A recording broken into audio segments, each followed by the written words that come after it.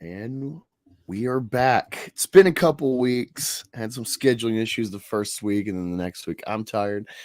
But it's gonna be back. I got some Coke and rum, some Roman Coke, as Rookie Yeah, Rookie calls it. it's instead of rum and coke, you call it Roman Coke. Why not? Oh, Yeah. I like that. So I'm hydrated, which is funny because it's like I was like, well, rum probably didn't come up until like colonialism, the pirates, you know. So Mhm. and also distillery. So unfortunately, any like liquor drinks, because I was like, oh, well, maybe like the rum. No, no. Yeah, I love how he thought like when I said that he was like, oh, he's like thinking about it, like in depth, and all it was when I had my first legal drink, I thought everybody was saying Roman Coke, but they're saying rum and Coke, and I heard Roman Coke every time people would say Roman Coke because they say it so quick. I'm like, yeah, Roman Coke, Roman Coke, like oh, the Roman Coke, and I they're like, actually what? like that name. I like that name better. Yeah, it sounds It's cool, kind of right? catchy. Like, Yeah. yeah, it's actually like a name for it. Yeah, I'm totally autistic in some ways with conversation. Maybe it's because I'm an only kid, and the things that have come with that. But yeah, especially with Rookie, because me and Rookie will have like 5-6 hour conversations sometimes. Maybe a movie spritzed in the middle or a show, but Hmm. like we'll plan to watch 3 or 4 episodes of Game of Thrones, and it's like actually we watch like 1.5 and then talk the whole time. Uh, Well, yesterday, or like we're watching. He's catching me up on Mandalorian stuff. I honestly don't like the show, but we're watching it, and I was like, they're like they're banthas, and I'm like, God, it'd be kind of funny if in history they replaced the horses with cows. Like I was just thinking about the visual would be funny, and he was like, well, you do know that cattle were used to do this and that, and horses are meant to. I'm just like, what are you talking about? Like, that's yeah, like or it's totally just funny. miss like I love being sarcastic, but I totally suck at like hearing it, perceiving it. And Yeah, so I'm just just like it'd like be I'm in funny. Like literal mode. And like so I'm just going like imagine a scene with a horse and like a cowboy, and it's like, oh, it's so cool. Replace the horse with a cow, and that's like it's just like eating grass and it's not really moving. I'm just thinking of a comedic visual. It's like, yeah, it was we were not in the vein at all for like funny necessarily. I'm waiting for like feedback on the show and like, oh, this is stupid or hey, that's cool. Like I'm listening in for that. I'm in Star Wars mode and he says that. And so there's not like even a chance of like haha thoughts. And so yeah, it's funny we'll have these or vice versa. Like he'll totally miss something I'm saying. I'm like, what? Like, and it's like, that's where the wires got crossed. we literally just had that a second ago. He said something about the village, and I was just like, I have no idea what Yeah, you're talking about. And I was like, what village? What? And he he's was like, joking about oh, the movie. a cocaine bear idea, but instead it's just like a guy in a suit. And I'm like, oh, the village. They've Oh already done this. It's the yeah. village. And he's like, what? And I'm thinking he's seen this. Like it seemed like one that I feel like we've talked about it, and it seemed like I had some knowledge that he had seen this. At least I thought so. And he's like, I've never seen it. I know about it, but I've never seen it. I'm like, I feel bad now. That was one of them that I already knew the ending when I was watching it, Yeah. so I get to appreciate it as much. But I did like to see all the people that were trying to point out, like in the movie theater, oh, look at those idiots. This is set back in like the 1800s, but there's an airplane going above, or there's It's an in the electrical 80s. wire. Exactly. So it was interesting. Well, it's funny because the whole movie is just based on a real event that happened, but it's just like coke, like this drug dealer or whatever, like dropped some or smuggler dropped cocaine in the forest and Oh, I thought jumping you were talking out, about and the then village for a minute. And I'm like, based on a true story. I'm like, no, what? There's a cult?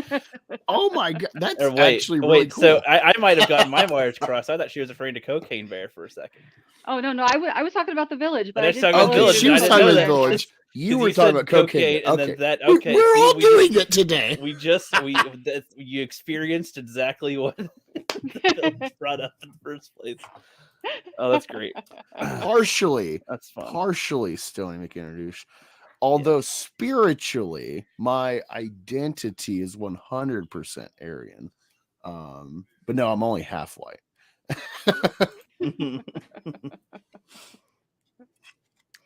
Sorry, Yes. I had to say hi to Stony McIntroduce. She's been around for a Hello, long time. Stoney. Appreciate the support, my buddy. It's always good to see you in the chat, and of Yeah, course, Wizard. Wizard is here.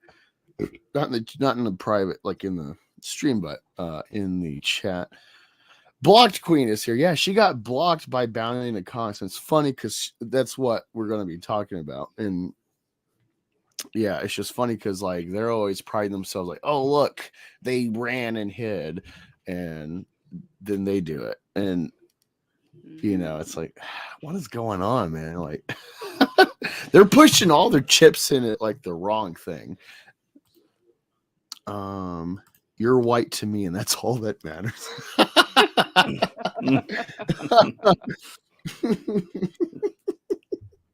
I can just imagine like Superman and Captain America in a like crossover film. It's Chris Evans and Cavill, and one of them is help picking the other one up, where it's like they're, you know, at their low point spiritually. It's like, that's all that matters to me. Like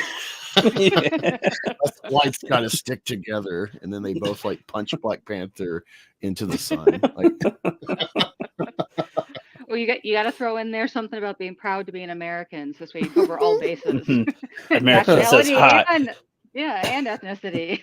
And then like Homelander's in the crowd, and everyone's just like clapping. Yeah. There you go. Oh man, but yeah, Tina. So I was wondering if you had a channel, and then I saw you subbed to me recently. I was just like, oh, cool, thanks. In the analytics or whatever it showed like recent, and I wasn't stalking you, but I did look at your page like a couple weeks ago, and I'm like, oh, like she's on the Rogue, so she must have like a channel. And then it's like, well, she does, I guess, but not really intensive purpose wise. So, what is your story?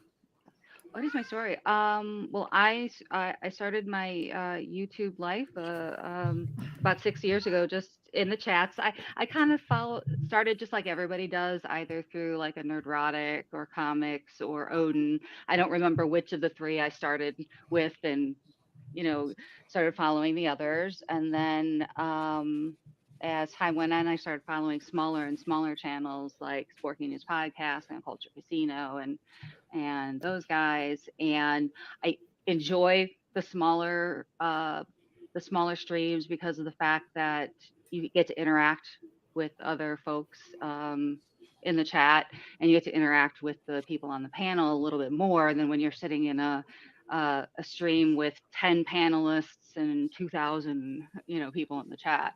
So that's where I spent most of my time. And then one day, somebody needed a backup for somebody, and it was either a Sporky News podcast or an author Stephen Walton stream, and I jumped on. And after that, I've just been having fun talking and sharing my nerdiness and being, the only one left on YouTube that actually enjoys the MCU. And so that's pretty much Nice. my gimmick. Oh wait, okay. So yeah, we had this appearance by you on here delayed for Ant-Man. Just so no one hears that, like, what a bitch. She like canceled Angus for Ant-Man. Her husband got it for her as a surprise. So Yeah. that's good. That's a good excuse to me. No, I love going to Thursday premieres. But yeah, what were your thoughts on that movie? I really enjoyed it. I mean, and I don't know if I gave it like a 7.5 out of 10, which is much higher than what most people did. I don't know if I would have been as impressed with it if I wasn't expecting it to be crap. Everybody was bitching about it. Everybody, quality of the CGI, and Ant-Man can't carry a show, and all this other baloney. And so I'm figuring, okay, it's gonna be maybe like Eternals level, Captain Marvel, where I could say, okay, So I didn't you really lowered enjoy your expectations. Yes, definitely lowered the expectations. Okay. So then when I thought it was decent, and I didn't mind the CGI. I mean, all of the stuff's in a made-up microverse. I mean, so how can you argue the quality of this jellyfish thing floating through the sky? I mean, what's it really supposed to look like? I don't know. It's made up.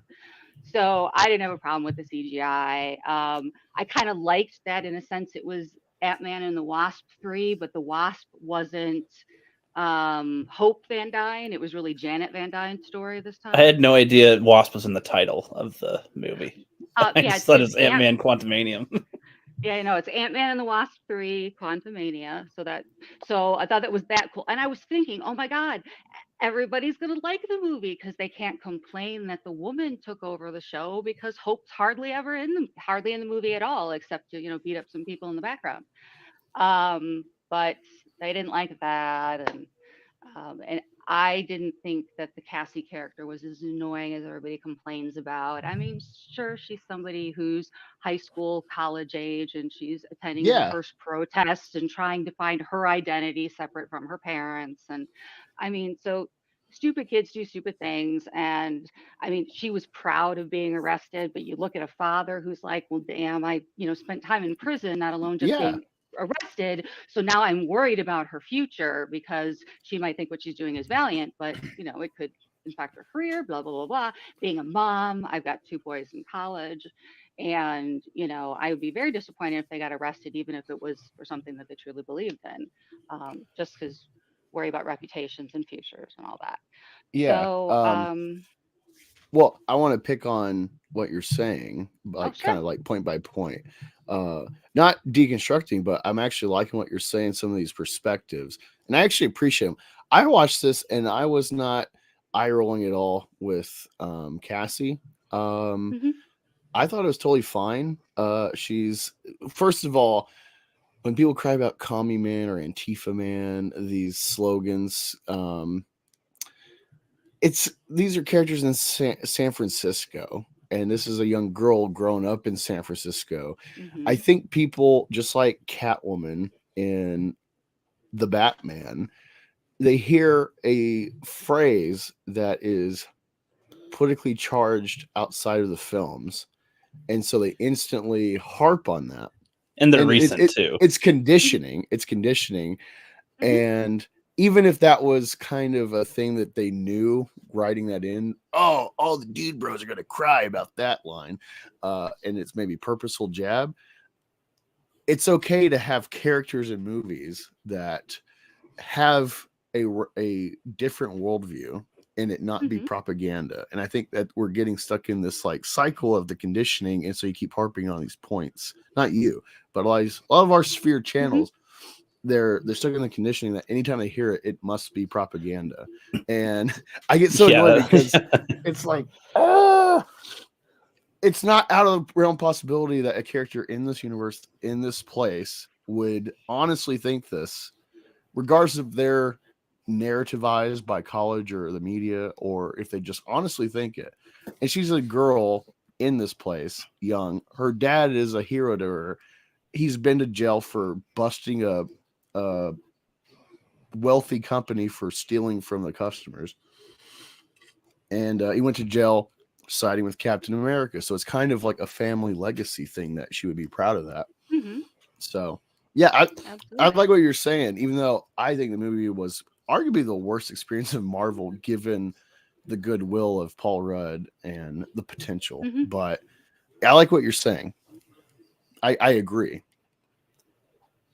Yeah, I feel like people were maybe saying like the effects with like the grow and shrieking effects. Like I think from what I heard from some people, they thought that like the way they did the effects in Ant-Man 1 looked less jarring than in this one in some of the shots. But I Oh. don't know. I don't know specifically. I feel like when the effects don't look as great. I mean, I imagine it's maybe there's too much on screen sometimes. Like I think of a Transformers film where it's like, God, my eyes are like, Yeah. what the hell is going on? I don't have to focus on because the colors and the everything's moving, and it's like I can see what's going on, but I'm not processing it in a like comfortable way or something. Yeah. But And I the actually didn't see size, the movie, so I don't know specifically in yeah, this the one. size changing in this movie is similar to the second one, in the fact where the first movie they were showing everybody how cool it is they could get this big and this small, but where the second movie most of that was being used in a combative manner, and that's the same thing in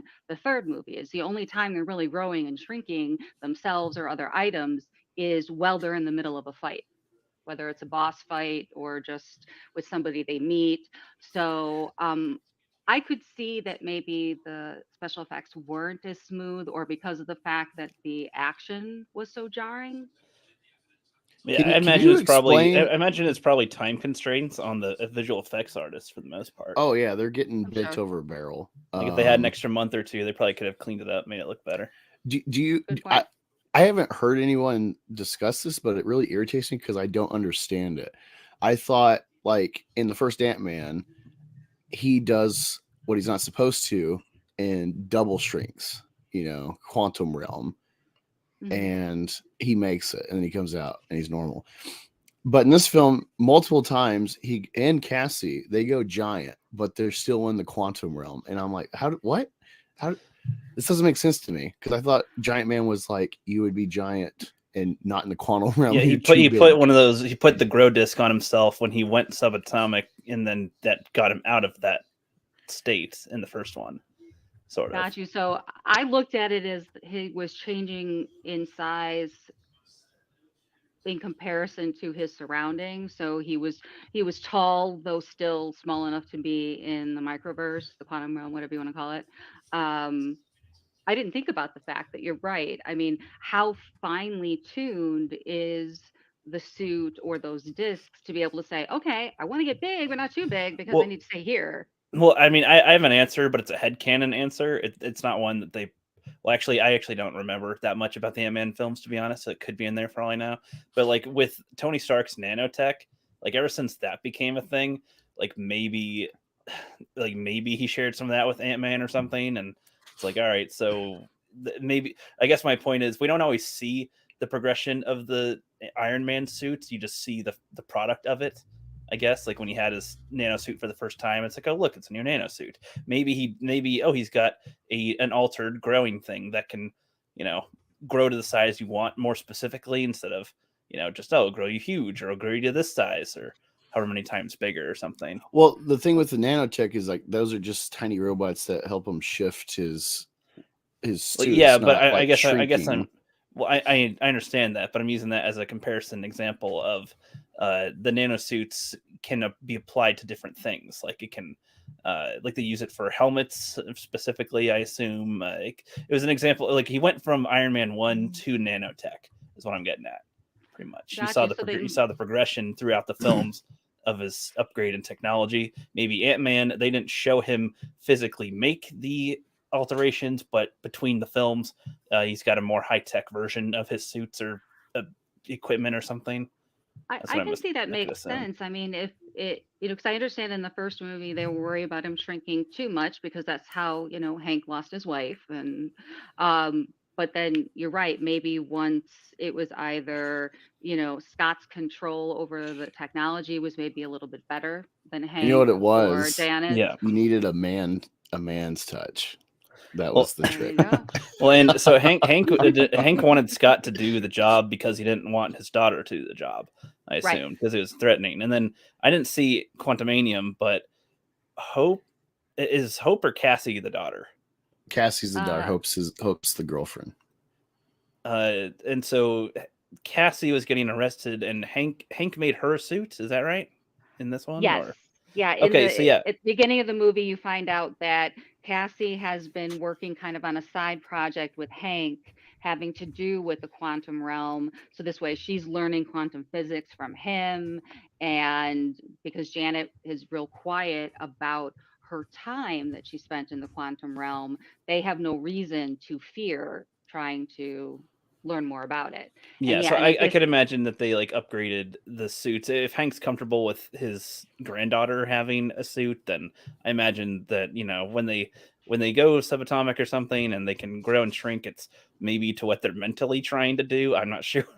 I don't know. One thing I don't like is how they just brush over like, oh yeah, we just made like this computer satellite thing to shoot messages or signals into the quantum. The way people talk about it is like she's Riri Williams, and it's like, but she did this based on the crap she's doing with Hank Pym, the lead scientist and inventor of the Pym particle. So it's not the same, although the way it's glossed over, it's like Ray.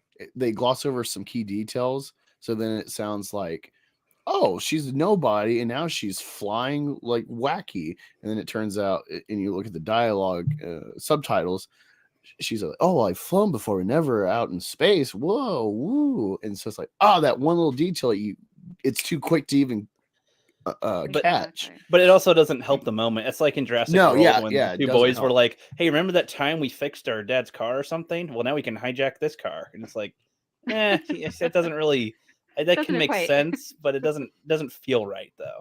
And I mean, I guess, see, like I not seeing the film, just in general, the Marvel stuff kind of annoys me with how little the world has progressed really. Like they do, like the effects of the blip and, being snapped out and then returning, like it's just catastrophic on its own with all the deaths and suicides and whatever that would happen with all those events. And then it's like all this technology, not just from Stark, but from, Hank and all these other people and aliens and whatever. But the world's like the same as it is here, just with slight differences. And it's like, I think we have an entirely different society by now. Yeah, you have like, the guardianship the world is so alone. Different.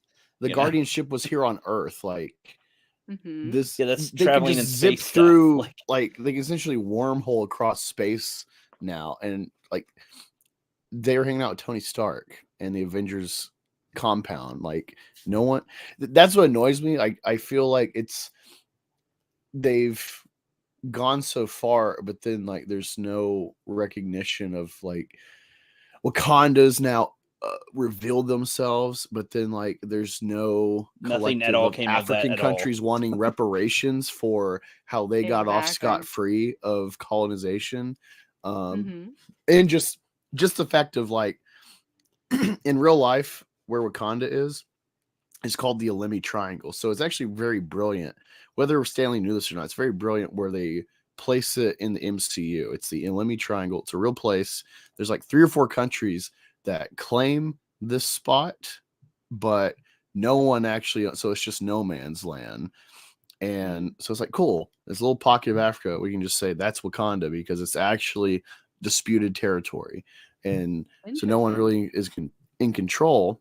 All right, fine. But now you've opened up your borders. Vibranium is known. You've had this huge battle against Thanos. They went to other planets in Infinity War and stuff. And it's like, oh, there's nothing and the Guardians new to do here. Star-Lord is around. Like they invented time travel. They have spacefaring tech. Captain Marvel comes back for a little bit. It's like, okay, but we're all like, oh, we're driving our normal car to our normal school where we learn. Like, I don't know. It's just like, this world. The blip was just like a thing. So my issues people now. Yeah, it was. Oh, it was a little thing. It's like a 9/11 sort of, but even less impactful than that. Essentially, how little it actually changes anything, other than there might be a little too much people. There should be so many things screwed up after being snapped and then blip like coming back. Like that's. Oh my God, those alone, Angus and I talk about that all the time. Like that's a whole series worth of movies and TV shows you could do. Let me contextualize it for her specifically. So you think about the Yahtzees of old, the German Third Reich. We still talk about that. We're still learning things. Like it might be known if you really search, but like to the mass, we're still mass public knowledge. We're still learning all sorts of things about the regime.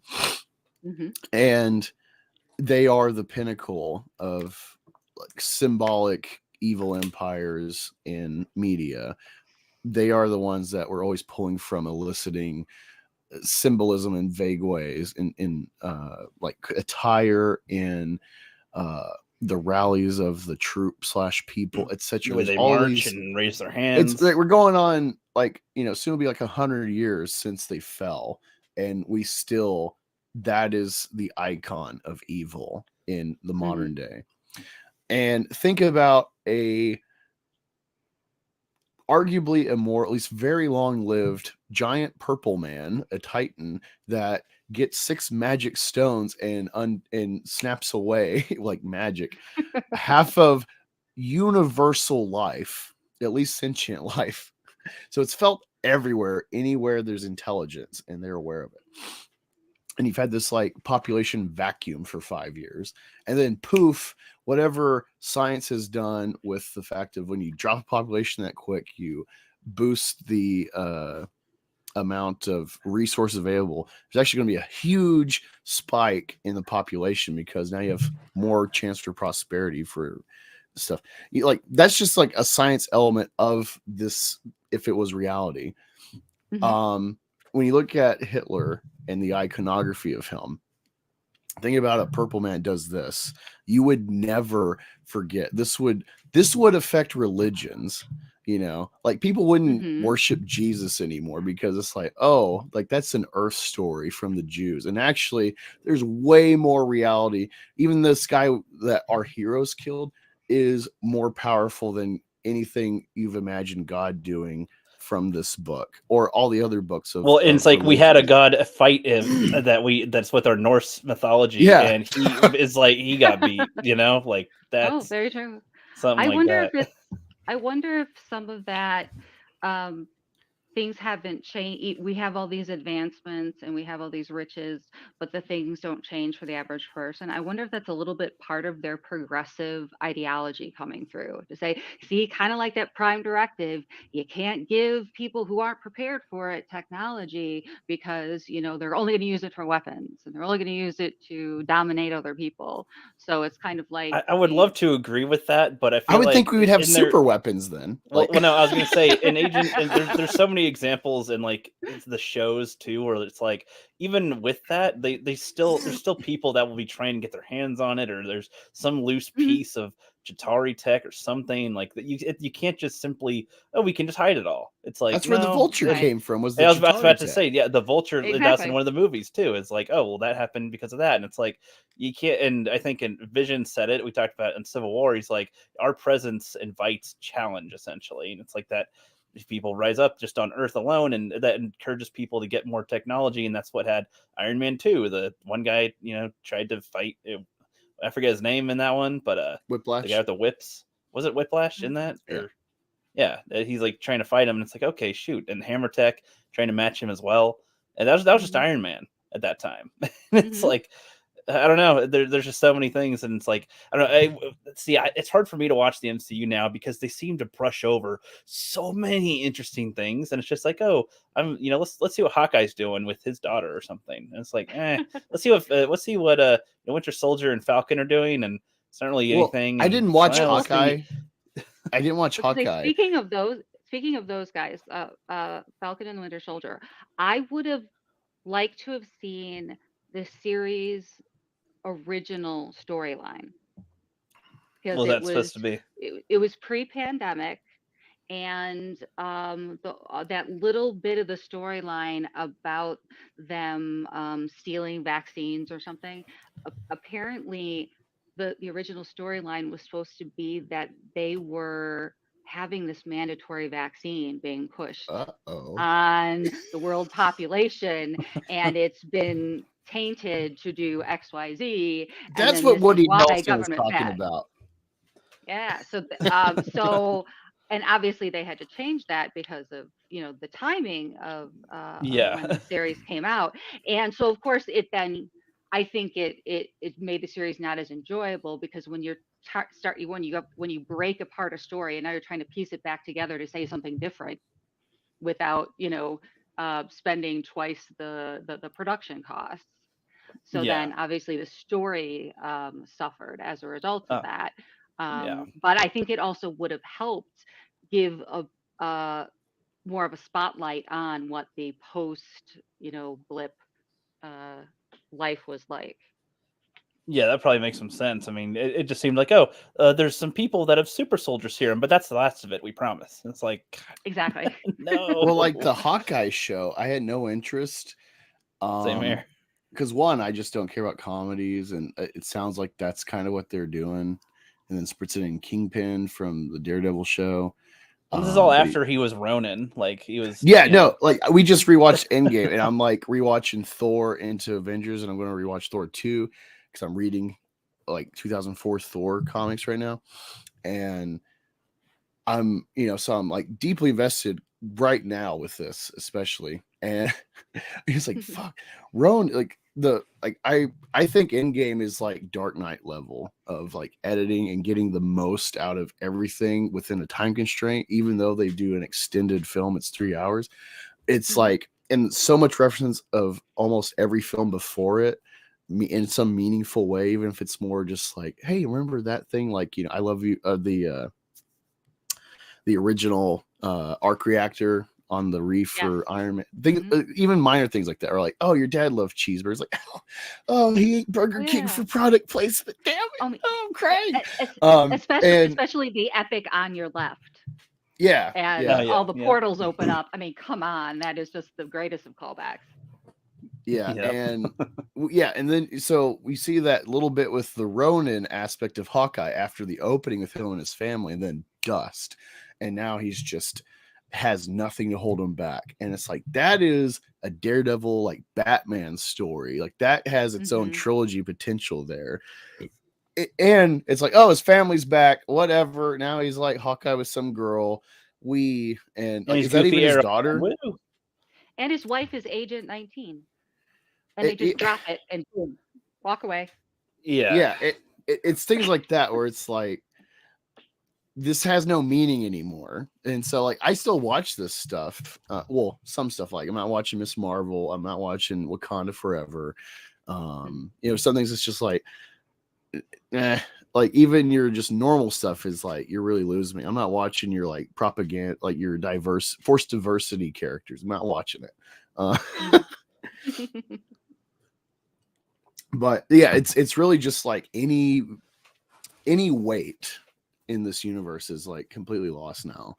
And so it's like, I'm only interested because the lingering ties, but it's really just like more and more of a trainer. And I'm not one that's like looking for that. I'm not looking for like, oh boy, it's gonna suck, And what's weird with Ant-Man, the biggest thing that's weird is like, they've had this system of like, let's take the cool comics, let's take like these cool threads, but let's dumb it down as much as possible for the normies. And that's worked for their success. And then they do Ant-Man and the Wasp, which is like 3 or 4 stories jumbled together through a grinder into one. And there's so much there. And it's like, where you go? Like, what is the direction? Like, there's some cool threads, but it's all over the place. Like, I actually really like the Janet stuff, but it doesn't add up at all with Ant-Man and the Wasp, where it's like, there's no awareness. Like, I thought this was like a water bear world, in between electrons or something. And now you're saying like Kang was there and you've dealt with him and you've been sleeping with other humans. Right, and there's multiple worlds. Yeah, it might as well have just been a microverse. Might as well have just been like an alternate universe or something instead of just it's a subatomic small one in our unit. It's like I don't know. And this is what bothers me a little. It's like I'm okay with there being huge plots and huge stuff going on, but like I feel like especially when you're starting a new phase of something, or you're like the Avengers ones, I feel should be the peak of there's a whole bunch of stuff happening. Holy crap. And then the ones in between should be a little more focused on specific stuff, character stuff, or something. Like Guardians 2 was like mainly Quill and his father, and like Raccoon and Rocket and his, blasphemy. My mom sent me a text that just said raccoon, and there's a raccoon on our porch, so it's like raccoon. But, those were about them mostly, I would say, and Iron Man with his connections, and like when I heard about this film for Ant-Man Quantumania, I thought it was going to be about him and his daughter mostly, like that being the main core of the story, and then maybe something goes on, and maybe they end up going to the subatomic thing at some point, and then he's got to do some type of deal. Sure, I could see it happening, but I thought it was going to mostly just be like, all the subatomic stuff was going to be a very small part of the story, but it could still be important, but we'd focus on the character parts for this kind of film. That's what I want to see. I just want to see like something that allows it to breathe a bit, and if they want to show some aspects of the world, like that's fine, or but you don't have to put everything into one film, and I'd prefer you not. So like if they wanted to address her protesting for the homeless people left out from the blip or something, or hunger, like address that. Don't just have that be a throwaway line. Like I liked No Way Home, but I still give it like a 5 out of 10 though, even though I liked it a lot. Like the whole first like 15 minutes is like just brushed over so quick, and I'm like, what the fuck? Like there's a whole movie in here for that little bit where he's getting accused of murder, and there's trial and all this stuff, and then now it's cool. I was like, no. This is a movie to deal with. Like that should be the thing itself, and the trial in court of dealing with it and Stark's company. Like that's a whole movie right there. But it's like, no, gotta brush over it. And it's like, oh.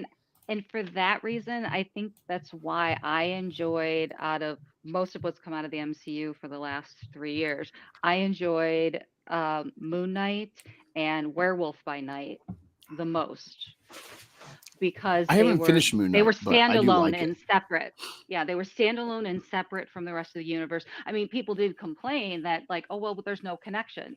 How do we know if he's really on, Earth 616, because there were no I'd other prefer it being superheroes. left ambiguous, kind of, where Exactly. it's like, you know what, maybe he is, maybe he isn't, and kind of like how DC kind of does these days. It's like, is Joker gonna fight Henry Cavill or something? I don't fucking care. I don't know.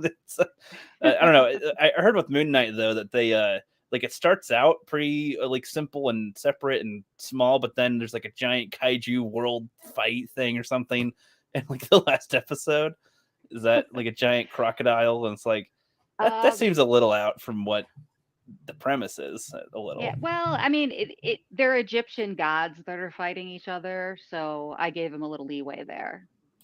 I still feel like I'm cool if there's gods fighting in like a smaller level show, but I feel like kaiju, it's like, I don't know if it was like smaller or like in a more contained location, I guess would be, instead of doing, I guess, the cliche grand epic, huge, oh, look at this big spectacle fight. I mean, I'm trying to imagine being a citizen in this freaking world of like, okay, what's going to kill me today? Or am I going to be resurrected this time? I don't know. Like, that'd be a funny thought. Imagine being a citizen in this world. I mean, I think they did that with the show called Powerless in like the DC world or something. I remember like Vanessa Hudgens was in that or something. And it's like, they have Bruce Wayne's cousin who owns a company that tries to make equipment for citizens that deal with like, oh no, there's debris falling from a building from a superpower battle. And it's like a super powerful umbrella that can hopefully not, stop some of the debris from killing you or something. And it's like, I don't know, that'd be kind of funny it'd be interesting to see a citizen just, I'm going to go to my coffee shop. Oh God, there's a giant crocodile fighting somebody today. Okay. Tomorrow, well, oh look, there's a giant person doing something. Oh look, another alien's here. Okay, what's going on today? They could actually sprinkle that into some of the movies, if for the ones that can afford some comic relief, because I think it would be interesting to see a commercial for the different types of homeowners or health insurance that you can get, or accidental injury insurance that you could get. Yes. Going, have you had a spacecraft land on your home? Have you been? Did a giant tentacle monster, destroy your car today? And did a wizard splice your car in half with a magic spell or something? it's like, okay, here's what you can do here. Or like if they used like some kind of miniature shield tech or something, like Stark tech. It's like, oh, I know in one of the shows, I don't know if they did in one of the episodes, I think they did in like Agents of S.H.I.E.L.D., they had like a little Stark tech wrist Captain America shield thing that you can kind of put over real quick. So it's like technically a hologram, but it can protect against something physical pretty strong. Not like a huge thing, but it's some type of quick protection that's on your wrist essentially, and it blocked some bullets or something. It's like, okay, that could be a cool thing for citizens to have some self-defense. But then yeah, who knows? Yeah, absolutely. I mean, they could take it even this far. I mean, like I said, if they want to give the glimpse into the world, I mean, they could have scenes about, a talk show or a news panel arguing, okay, does Iron Man really have eminent domain when he picks up your car and throws it through a building? Like, who has to pay for that? Right. I assume they think that, oh, well, he has infinite money, apparently. That's one thing I do wish they did as well with Iron Man. Like, they should have had an Iron Man movie where it's like, he's not trying to, there's no villain to fight. It's just, he's running Stark at this point. Like, or he's, or it's Pepper Potts or whoever's running Stark, and he's like running the company, and he's got to still, even though he's not like running the company, he's still got to do certain things on behalf of the company, because he's the head Avenger, and he's funding the Avengers. So you gotta have all that happen. That would have been hilarious. And it's like, oh, he's got to make an appearance over here sometimes still. It's like, but if there's an emergency, you can still bail. But it's like, you gotta try to show up or do FaceTime or something to be on the interview. And I think it could be really educational too, depending on how they do the approach, because you could have, an entire movie centered on the fact that Stark completely changed his his product. He's not manufacturing weapons anymore. He's doing something else. Well, what does that do to a business? You know, did he risk, bankruptcy because he didn't That'd have be a government great way. contracts He anymore? donated And tons of money to a college in Civil War, and it's like, God, how do you just have exactly. infinite? He paid for a whole building to destroy when he was fighting the Hulk, trying to protect him in a I don't know if that was Hmm. in Sokovia or a different place at the time, Are and you talking about South Avengers 2. Africa? Yeah, wherever he was fighting the Hulk, where Scarlet Witch did a thingy on the Hulk to make him go rage, and it's like you bought a building real quick to destroy it. And it's like, yeah, I want to see, how do you still have funding? You give away so much Right. money and you spend money, you utilize it, but it seems like Hmm. you just have infinite money. But do you still make actual money? Do you have investors? Like, how safe is that?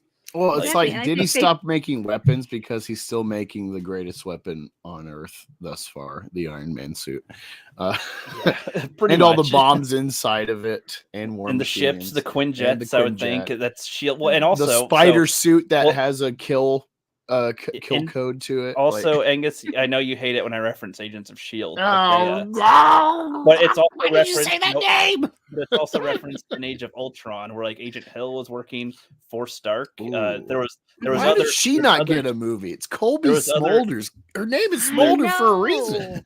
there was other Oh Shield. I God. There's know. a lot of Shield agents that after Shield fell from Winter Soldier went and worked for Stark, and then see Hmm.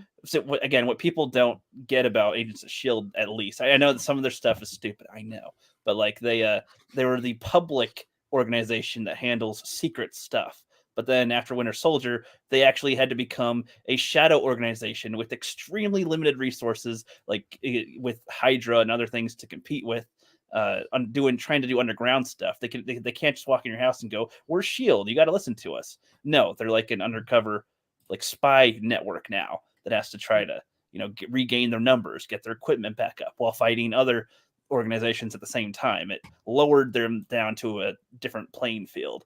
So it's like, okay, that's interesting in that way. But Absolutely. I mean, they could even, if they want to take something as what they're trying to push as popular as the Black Panther story and the Wakanda Forever. I mean, they could have a storyline about the fact that guess what? You can't just flip a switch and now all of your power is sourced from vibranium. There's some infrastructure to deal with. There's yeah, transition. There's the fact that is there enough vibranium in Wakanda to be able to power the entire world, or probably not. So who gets the vibranium and who doesn't? And yeah, and so when I it's mean, like if they decided to make a weapon with it, well, what do they care? I mean, they have What if vibranium weapons too, Africa? right? What if Black Africa as a whole, collective, made Wakanda pay reparations? hmm For not helping them, with Well, anything, yeah, or like it's funny exactly. because like especially when Kang is also in the story, the I can't remember the stupid name they have for him in like his Loki variant form. Oh, he Um, who remains. He Who Remains. Yeah. Uh, Ultimately, all the slavery, Kunta Kinte and whatnot, 12 years, that was all Kang. Kang thought that needed to Kang said it happen. needed to happen. Yeah, Hmm. Falcon not getting a loan, it wasn't a black thing. It was Kang, a black guy, thought you Stark shouldn't wanted get a to, but loan. they nipped that one. They nipped it where Stark was like, "I want to pay my Avengers." He's like, Kang's like, "No, that's not happening, bro." Wasn't in the plan. It's not in the timeline, buddy. No, that was a I had to clip that timeline. Yeah, that's a variant. Nope. Yeah, Nope, no. can't have that. Uh, like, Yeah, I yeah, mean, it's no, it's that I love the Loki show, but in context with the actual MCU, aside from like Loki's specific character and the I'm an atheist, well, sort of, because I've gotten into Hellenism, but it's still kind of an atheist perspective. But I grew up before that, like 10 plus years Catholic convert. So I actually went to the catechism. It wasn't a cradle thing. And so that's always where I go to if I'm investigating a Christian idea, because religion is so interesting. And so I'm watching this, and Loki invited this idea to me of like, wow, the brilliance of the show is sometimes continuity is not important. Like it definitely is, but like that's not the folks when I watch that show. Whatever mishaps with the storyline overall MCU, I totally ignore it. That's not like I'm like, wow, this show is arguing predestination versus free will, and in Christianity and even in Judaism, which is because that's the whole foundation, both buy into this. I didn't know this was a parallel thing because I just have always, the Calvinists and so on, they believe in some kind of weird form of predestination that, well, you're going to hell because God ordained it, which is like, that's fucked up. God's evil. Like, but yeah, apparently just like the Trinity or the virgin birth, like this is a religious mystery. It's kind of codified paradox that, oh yeah, like God is all knowing, so it is all predestined by this fact, but also you have free will. And it's like, and they're like, it's a mystery, and I'm like, I think you got to pick one or the other. I like to think that God maybe gave himself like Ambien or something after he made the earth, and he just is sitting back and lets it happen. He flicks the domino. Like, I don't know where this is going to fall. That's kind of how like the idea of God for it to work for me with all the red tape of his power sets that are defined in the Bible. I think he's like a domino flicker. But yeah, that's the brilliance of Loki. But then when you add it to everything that's happened, it's like, oh yeah, that needed to happen this way. It's like, man, that dilutes everything, And so it's a real tug of war for me, the actual Loki show, because it's brilliant, but then it makes everything stupid. I would agree. I mean, I think that I would like to have seen in the season 1 of Loki a little bit more of that conversation he had that they had with Kang, He Who Remains, at the end. Is that because he's kind of explaining, where he came from and why he monitors the timeline and why, which, what do you call it, branches he has to trim and all this other baloney, because he's basically seen every possible ending, kind of like Doctor Strange in was that was in Infinity War. Yeah. And so I can buy into all of that, but then I would have liked to have seen them try to explain a couple of the great tragedies of the world. We're like, okay, it was bad that Loki stole the I'm having screen brain. Thank you. The Tesseract. That was bad, but it was okay for, the Yazis to exist, and it was okay for other genocides to exist. But, the guy steals a weapon and all of a sudden it's, detrimental to all of time. Yeah, I feel like it honestly would have worked better if like there can't be variants unless there's time travel or something, so that it's not, oh, there's any alternate decision, we'll just snip it. Because it's like, I don't know, that concept sounds meaningless, because anything at all time ever will always happen. And it's like, you can't. It's not meaningless. It's just it all boils down to one guy's decision making. Well, and then they have a physical, but then they have a countable number of people working for him, and it's like, I just don't think that necessarily. I don't know. That seems, it just seems more monotonous, I guess, or pointless. It seems pointless to me in a way with it, for that to be a key point of the story. Is like, oh yeah, he just has to, and it's like, well, why? Well, because the multiverses want to fight each other. Well, why?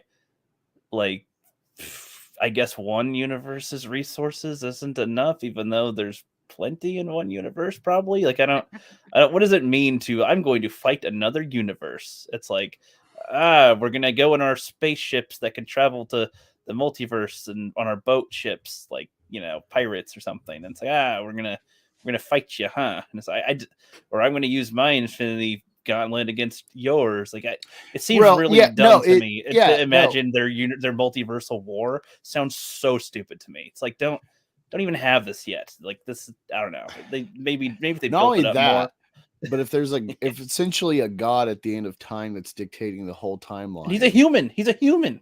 So it's like, that's even, I don't even know. He's a time human. Don't you get it? He's a slightly futuristic human that can do this. That's really dumb even more to me. I don't know. How did we end up with all of the different multiverses if the entire job of the TVA was to trim branches? I mean, Well, I understand that in apparently this. timeline's different than multiverse, I guess, is what See, it's that's the supposed to part. Yeah, be. that's the part that I Oh don't my understand because god. I know that some That's like World branches. Between Worlds, Star Wars. Like, well, it's not time travel. I'm like, what? Yeah, but no, that's what I'm saying too, is that I find it like, so they did the whole Thanos in the universe, okay, and we did a time travel. Okay. Now we need to slowly, if we're gonna go to other concepts, let's slowly get there. Throughout phase 4 should have been the slow build up to some type of multiversal thing.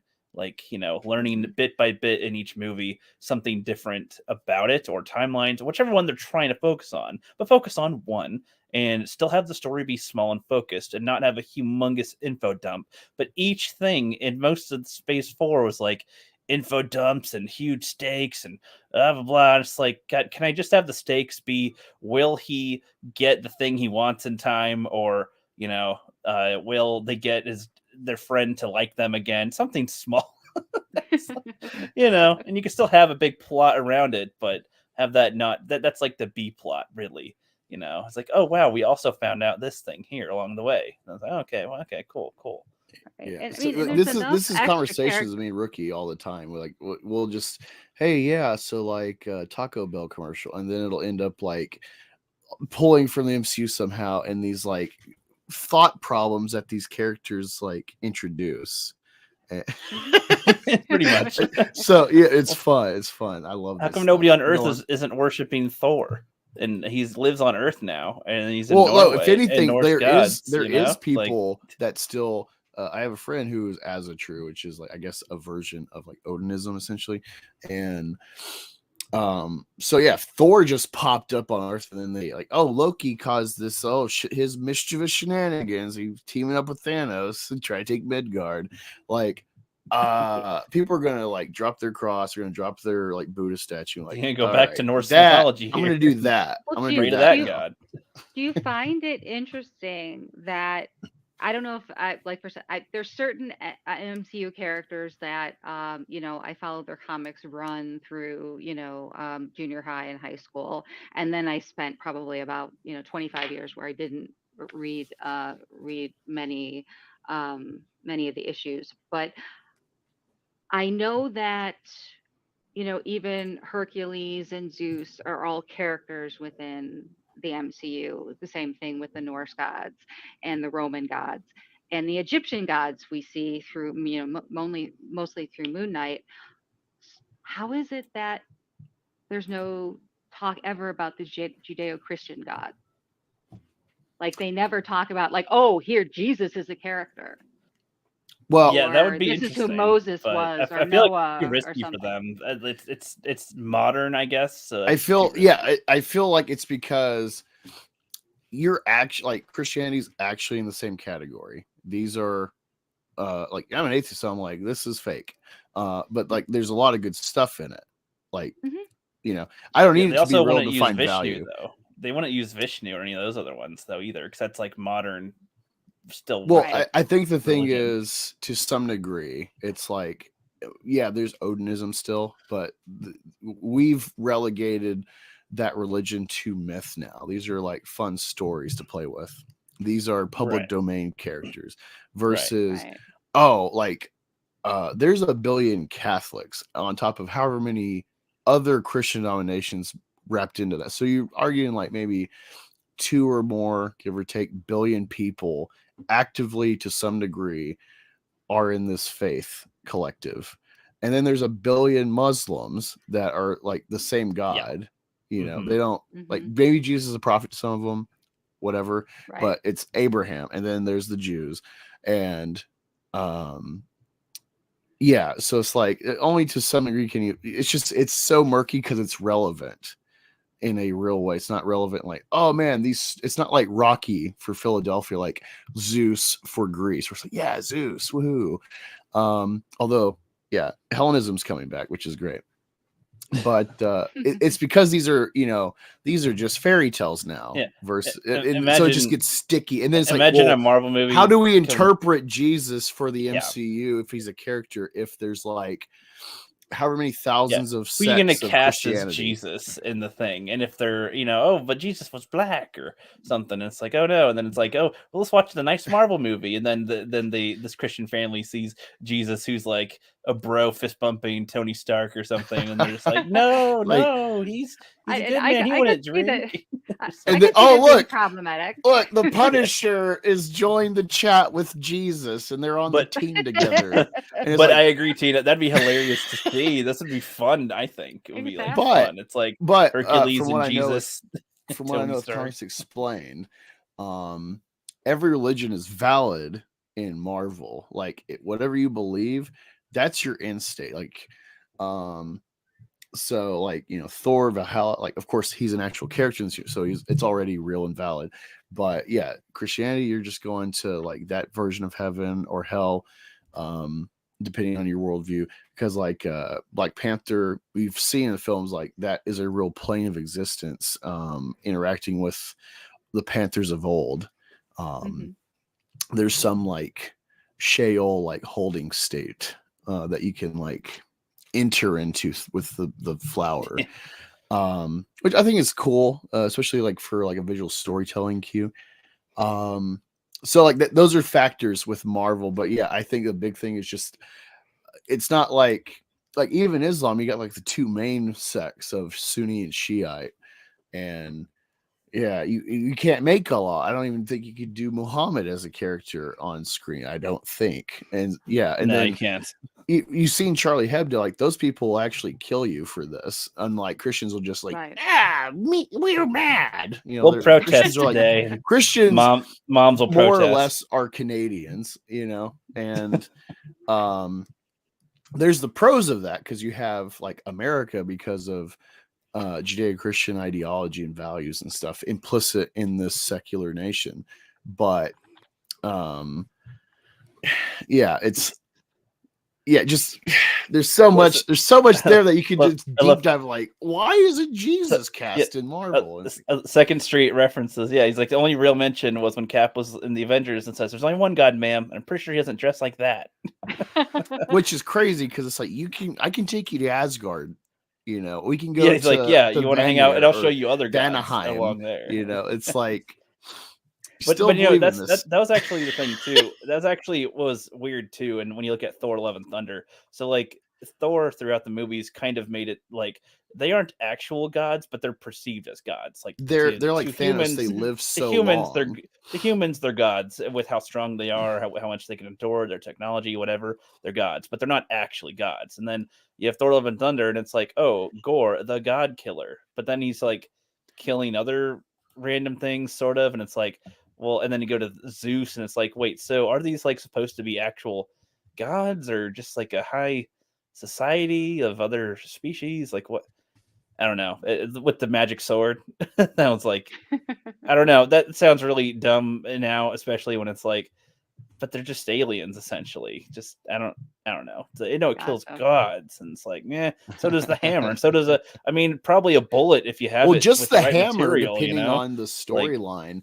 Is like it's a sentient thing. It's Uru metal that's like has something being like infused in it by Odin, and it's like the power level of Odin. Whoa, like he's supposed to be, but that's the thing too. They don't even show Odin to be that powerful. I was thinking about this watching Thor and starting to read these comics. Like, dude, I want because like apparently Ragnarok's supposed to be like a in Marvel comics.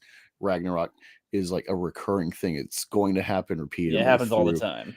Yeah, and so they rebuild, restart, I was just thinking about like, man, I would love to see, not with like today's state of Disney, maybe Iger can clean shop and get us back on board with like that great era Marvel Ragnarok, Avengers, the whole thing from Avengers to Endgame. Like, what a great run of films, and it's like anything. So it's like, all right, I'm interested.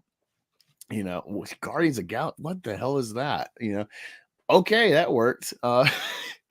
I would love a Odin prequel film. Like he has his own cool Viking mythology, space, Marvel stuff to do before he's even, the Allfather. And within Marvel comics, I'm not even talking about like the actual mythology, like just the mythology of Marvel with his character. could be an amazing prequel. De-age Anthony Hopkins for some scenes, and then cast a young guy. It could work.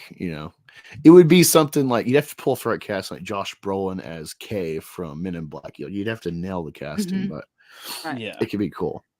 Now, wouldn't it be neat if Disney put the MCU phases, kind of put them in pause and said, okay, we're going to do a bunch of one-off origin stories of some of the characters, and maybe some characters like Silver Surfer, which are a fan favorite, Ooh. and we haven't seen the origin series. And rumor has it it's supposed to be a special presentation, kind of like Werewolf by Night and the Guardians of the Galaxy Christmas special, where it's going to be like an hour, 2 hour special. They're not going to do a full movie, but they're going to introduce Silver Surfer before we see the Fantastic Four together, and before we even before we even see Galactus. And I think that would be interesting, and they could use things like the Multiverse of Madness, Quantumania, Loki season 2, to honestly do that reset, going, okay, what we've done in phase 4, a lot of people didn't like. People are really not thrilled about what we've got planned for 5 and 6. So let's go ahead, put the whole whatever we thought our crazy idea was on hold, produce some of these origin stories while we get our shit together. And then come Kang back with, decides okay, to freeze the Marvel universe. exactly. Exactly. Frozen. Yeah. There Because then you you could still have your multiversal war, your battle world, whatever they decide to call it. And then once that's over, you have the reset to say, okay, this is the new MCU. Maybe, yeah. Like And then I go can see forward. something. I can see something like that. I mean, I like with what you're saying, especially Marvel had a lot of ideas thrown out in their first couple years, and they actually did Marvel one shots, which were like basically a scene worth of content, like 4 minutes or something. Oh, I love them. They're so funny. Yeah, you probably saw some of those, and I thought Agents of Shield and Jessica Jones and like the other, the TV shows to me should have been like they really should have been the in between stuff between movies, or like information for some characters that you can have explained in the middle, but still where if you saw the movie between the you panels. don't need like to where you don't need to see the show to understand what happens between episode 1 and 2 of a movie or something. But like it's information there that's extra for you if you've looked for it. Oh wow, there's this information here. Or wow, there's the origin in the TV show. You don't need to watch the TV show if you don't want that spoiled for you or something, but you can, choose to watch it if you want. It's there. Like that would be how I think they should do it. So they have their theater releases for their main stuff they're trying to do, and the origins or extra in between stories like on the side, or even if they were like 5 minutes or something here and there. But like that'd be interesting if they had that.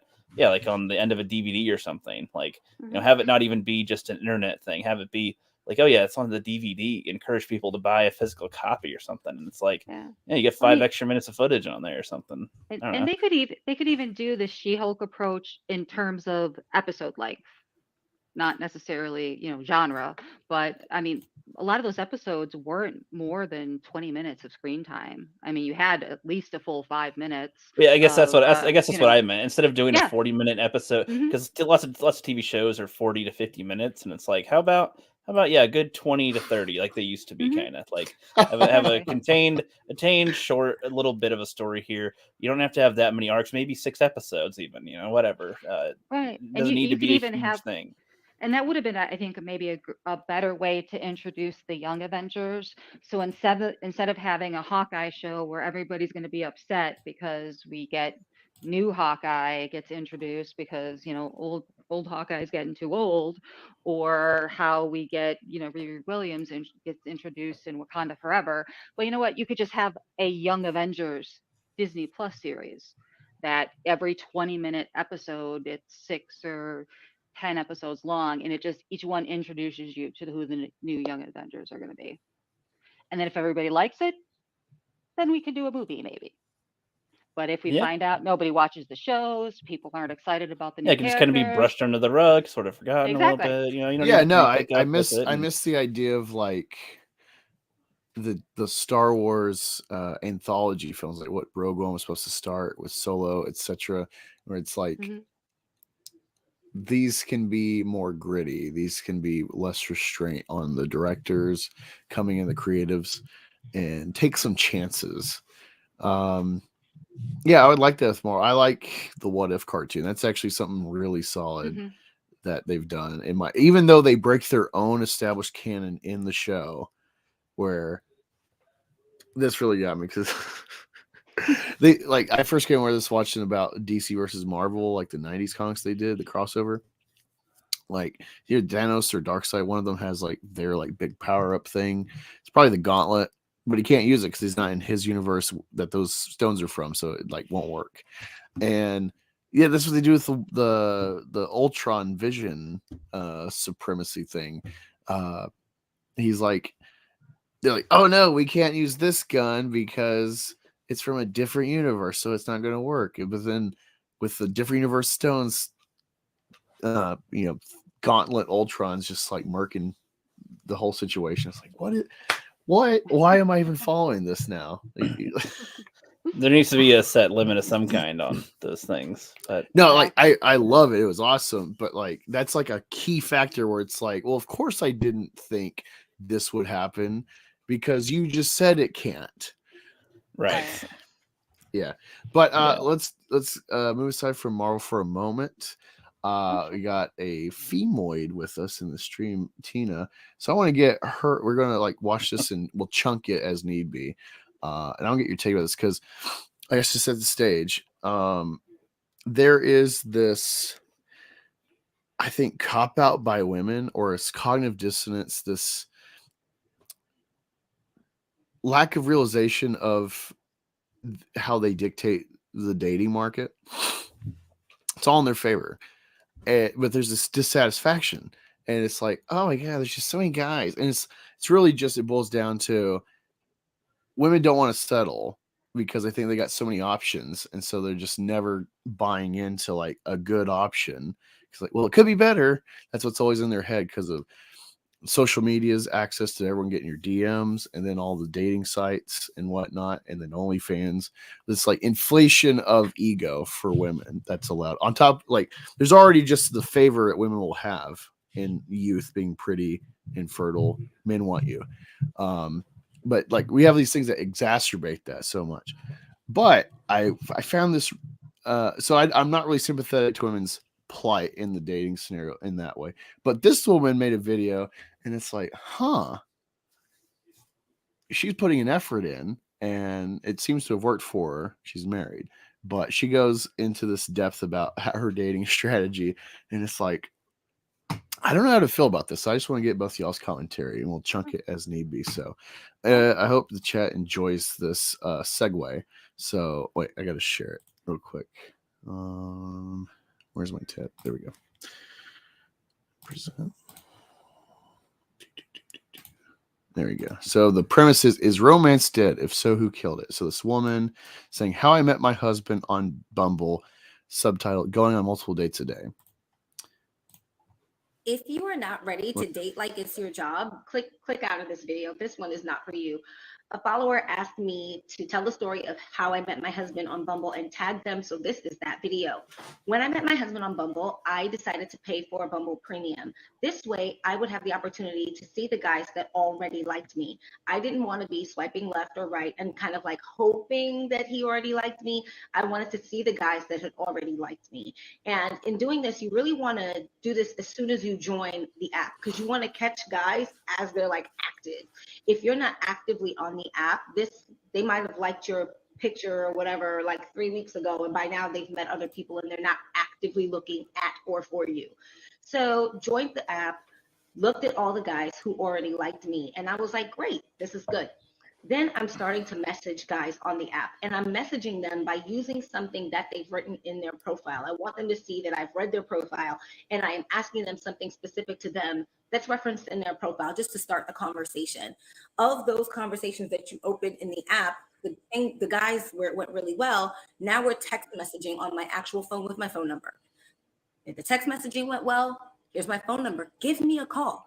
And this is where my age really started to show, because I'm old school. You know, at the time I was 37, I'm 41 now, and I'm asking men to call me, and a lot of them wouldn't call. Like, they want to set up dates and do everything via text message. And I'm okay with text messaging, but you know, we're trying to check vibes here. Can you call me?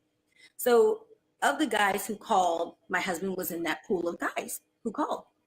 And I kind of explained to guys as I was doing this, like, hey, I'm on an app. I'm talking to a bunch of different guys, just weeding through the process. And my process kind of is, if the messaging goes good and the text messaging goes good and the phone call goes good, let's do a meetup. And a meetup was like coffee or drinks. It's really good. I think it's low investment for the man, because how much could coffee, and drinks really cost? And for the woman, it was also low investment, because you're not getting ready to go to a dinner, which takes a lot of time and effort. And also, you won't be trapped in a dinner where you feel like, my goodness, I got to get out of here and I can't get out. So I scheduled 3 meetups in a day. This is what I would do. Like, hey, if I'm off, I'm going to meet you for coffee at this time, that time, that time. My husband was meetup number 2 on a day of 3. I even had to leave my husband hey, sorry, I gotta go, because remember my next meetup. And my husband was so cool about it, because I had car trouble that day. I had bought a new car, but the battery was bad. And he was like, you need help to get to your next date. I'll help you get there. And he did. So after a good meetup, then I would schedule a dinner, or the gentleman would ask me to dinner. And then if things progressed from there, they did. And my husband is now my husband. But you really have to commit to this process and do it like it's your job. And if you're willing to put in the work, I'm telling you, dating on apps can be such a blessing. You have to try it. So she hired her husband, went through job interviews. I guess. They had to apply for the job, because she didn't just go and do cold calling. She didn't go look on LinkedIn to see who might be looking for a job. She wanted to see only the people that applied to like her.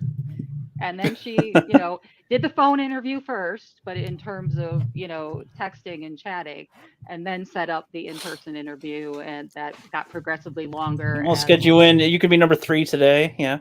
Exactly. Wow. I am old, because that, wow. Now, granted, I have 2 sons. They are 21 and 23, both still in college, and I'm terrified for them. The whole life, I've been bringing them up, ever since they were 13 or 14, going, okay, listen, don't ever be in the room alone with a girl. Don't, if you guys you're teaching the Mike Pence, Keanu Reeves angle. Okay. Exactly. Well, just saying, hey, if there's a bunch of friends, you guys go to the mall, go to the movies, whatever. Unless this is a serious girlfriend, the parents, known her hopefully as a friend for a while before dating. I don't want you even alone in the car with her. Just, drop off the girls first, then drop the guys off, whatever the story is, because you can't trust women, and the whole believe all women thing is bullshit. And you heard it from a woman. Yes. And this is the best part. I give my husband the credit for the phraseology, but he basically says, you have to decide when you want to lose your virginity. But in this world, having sex with a woman you don't know is just dangerous masturbation. It's not worth it. Yep. Gotta know before you stick it there, pretty much. Exactly. So, we've tried to stress to them that, the best relationships are people who are friends first. You can meet someone and only be friends with them for a couple of months and then start dating. I don't have to say that you have to know this person since you were in kindergarten, but that you need to find something that's in common with a person, instead of this whole, I went to a bar, I bought some chick a drink, and now we're dating. It might work for some people. I just don't think in today's world, because of Me Too's and false accusations. Well, people don't commit to things either, so it's very people are ready to be one and done every time. Exactly. And I'm probably the worst feminist in the world. I don't consider myself a feminist at all, but women fight psychologically and emotionally, where men tend to fight more physically. So, for example, you and a friend could get into a fist fight during recess, but you guys are best friends by lunch. Women will group together and single out people and basically destroy their lives. That's what I call women are communists. Like that is kind of the essence of like capitalism, of Westernism versus like Easternism and like communism and stuff. It's male and female ultimately. Yeah, but yeah, you're right there on that. Like I would say from my own experience, like, I've told these stories many times with dating online, even like there's girls usually I just want to meet and hang out, get to know them before doing anything. And it's like, there's this one that I wasn't gelling with very well, but I was like, okay, we can hang out, watch a movie or something. And she was like trying to make moves, and everything she did, I didn't really like. And and it was a weird position where, okay, I'm just gonna say no to the sex part. I'm just like, nah, it's not happening, and didn't do it. And friends like, oh, bro, you should have hit that. Totally Turns gonna out score. She texts me the next day after she like left and everything. She hung out all night. I didn't tell her to leave, which I learned to be more upfront about that kind of thing. But nothing happened, and it was like she was like, I was like, we're just kind of friends, right? Like I figured I should say something after she didn't get the picture the whole night that nothing happened, And then she's like, oh my god, I can't believe you wasted my time. I only have 1 year before I can never get pregnant again. I'm getting a surgery thing, and so I'm trying to find somebody I can love and raise a kid. I'm just like, what the fuck? She was trying to trap me with the pregnancy. She wanted me to get her pregnant, and I denied the sex. I mean, I didn't even know that. I was just like, that was just like one of the first online dates that I had where it went that far, and it's like, there's too many crazies. I got to be really careful with women. Like I'm a take your timer with this stuff. Like I don't want to do anything super sexual with a woman that might be insane or something. It's Exactly. I mean, it's kind of funny where they, when I was growing up, I mean, I had I had a typical, my father, there were 3 girls in a row, boom, boom, boom. And then my brother was born. There was maybe a 4-year age gap between the youngest daughter and my brother. So all the while growing up, we had the typical, be home by this type of curfew where by the time my brother was dating or hanging out with his friends, he could come home 3 days later and nobody's surprised, but damn if the girls weren't home by midnight kind of thing. And I used to tease my dad all the time. Like, why do you have the different rules? I mean, I can understand maybe because there's a 7-year difference between my brother and I that, your parenting styles might change over time. You might be a little bit more lenient with a younger child than you are with an older child. I said, but it's crazy the fact that, you can trust him out there. And he's like, well, I don't have to worry about him. I had to worry about my girls because if you come home pregnant, it's my problem where he can't come home pregnant. And if he gets someone pregnant, well, it's these days. these days. That's true. That's true. And I said, he says, well, if he gets someone pregnant, it's the girl's family's problem. And I said, well, Dad, I'm very, very disappointed in you. And I think you've just cursed yourself because lo and behold, 3 years later, my 17-year-old brother got his girlfriend pregnant, and they were already broken up by the time she found out she was pregnant. So it was the whole, she really thought she was going to be able to entrapment into marriage, and he didn't really want anything to do with her. So there was all the drama along that comes with all of that, and having a child together and not really being old enough to and prepared for that. But that also opened like the dam for other pregnancy accusations to come through, where not 6 months after my brother's oldest child was born, all of a sudden now there's a story about this other girl who says, you got me pregnant. Ugh. And they had to go through the whole, DNA testing to prove that he wasn't the father of this other girl because, well, one of the girls entrapped him. So Did he go on Maury? Is that what you're telling us? no, he didn't go on Maury, but This is the plot of many a show, though. For exactly. Exactly. But it was quite sad. I mean, to figure. Yeah. I mean, I applaud the fortitude of the kid to not fall for the shotgun wedding trap, because that just, it can work historically, like, previous generations made it work, but there's probably a lot of resentment there. A lot of, the classic. This is the whole argument for abortion that I don't have an argument against, like, the sentiment, at least, of like, I definitely understand this can ruin your life potential.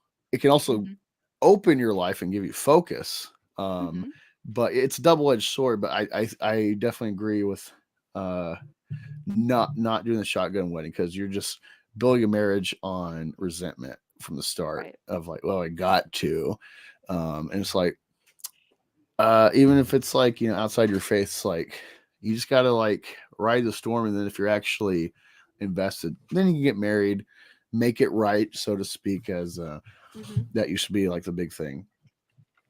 But yeah, I don't know, it's sticky. And yeah, no, I definitely agree with that perspective, though, of like, not necessarily that, well, like, it'll be her family's problem versus my son. It's like, well, no, that's your, once you see you have a grandkid, well, it's your problem, grandpa. If you're engaged in your kids' lives and whatnot. But I don't buy into that perspective, but I definitely buy into this perspective of like, well, it's, I think it's an encoded thing regardless of religion or anything. It's just like embedded in humanity. Like, you guard your girls because they're stuck with the pregnancy. And if your boy gets someone pregnant, like, he better man up whether he's married or not. And that's his problem. Men lead the way, essentially. We're in a patriarchal system. It always goes this way. If you just look at science, like our cousins, the chimps, the orangutans, the gorillas, like, it's patriarchal. It's embedded in our like family tree of the tree of life. It's self-evident. Men lead the way. We go out, hunt, provide, whatever the case is. So yeah, it's on the man. If in the future my son has this, is like, yeah, like, love the grandkid, but like, you're going to build a home. Like, this is your problem to solve. I'll guide you, but this is your responsibility. Yeah, I feel like that's the thing that sucks with the people these days, is that the responsibility aspect isn't instilled enough for the most part with a lot of people. Is like if you're going to have sex, essentially, it's like, well, you're risking pregnancy at some point. You're risking having a kid. And so it's like, are you ready to do that at all? Like, or, oh, I'll just get an abortion or something, or just, not ready to raise a kid. It's treated like it's just whatever thing these days. Like, oh, I forgot to, take my pills. Oh, I'm going to go get an abortion or something. Ah, damn, I forgot to put the trash out this week. Like, right. It's so trivial. It's treated so nonchalantly. And it's like, I think it should be a little more of like this is kind of important. This is a human being you could potentially create by having a night of fun. Yeah. When I got married. So yeah, like, I had something like this sort of a scare, if you will. And I wasn't like really loose, promiscuous, what have you. But I was in the Army. I was a young private. And after the point, we had like big shindig in Louisville on like the main strip. And played wingman for this runt private that was underage, but everyone let him drink. And he was going for this girl. She wasn't having it, but I was playing wingman and I actually liked the other girl. So that worked out, scored. And then she like ghosted me. It's like, damn it, I actually liked her. But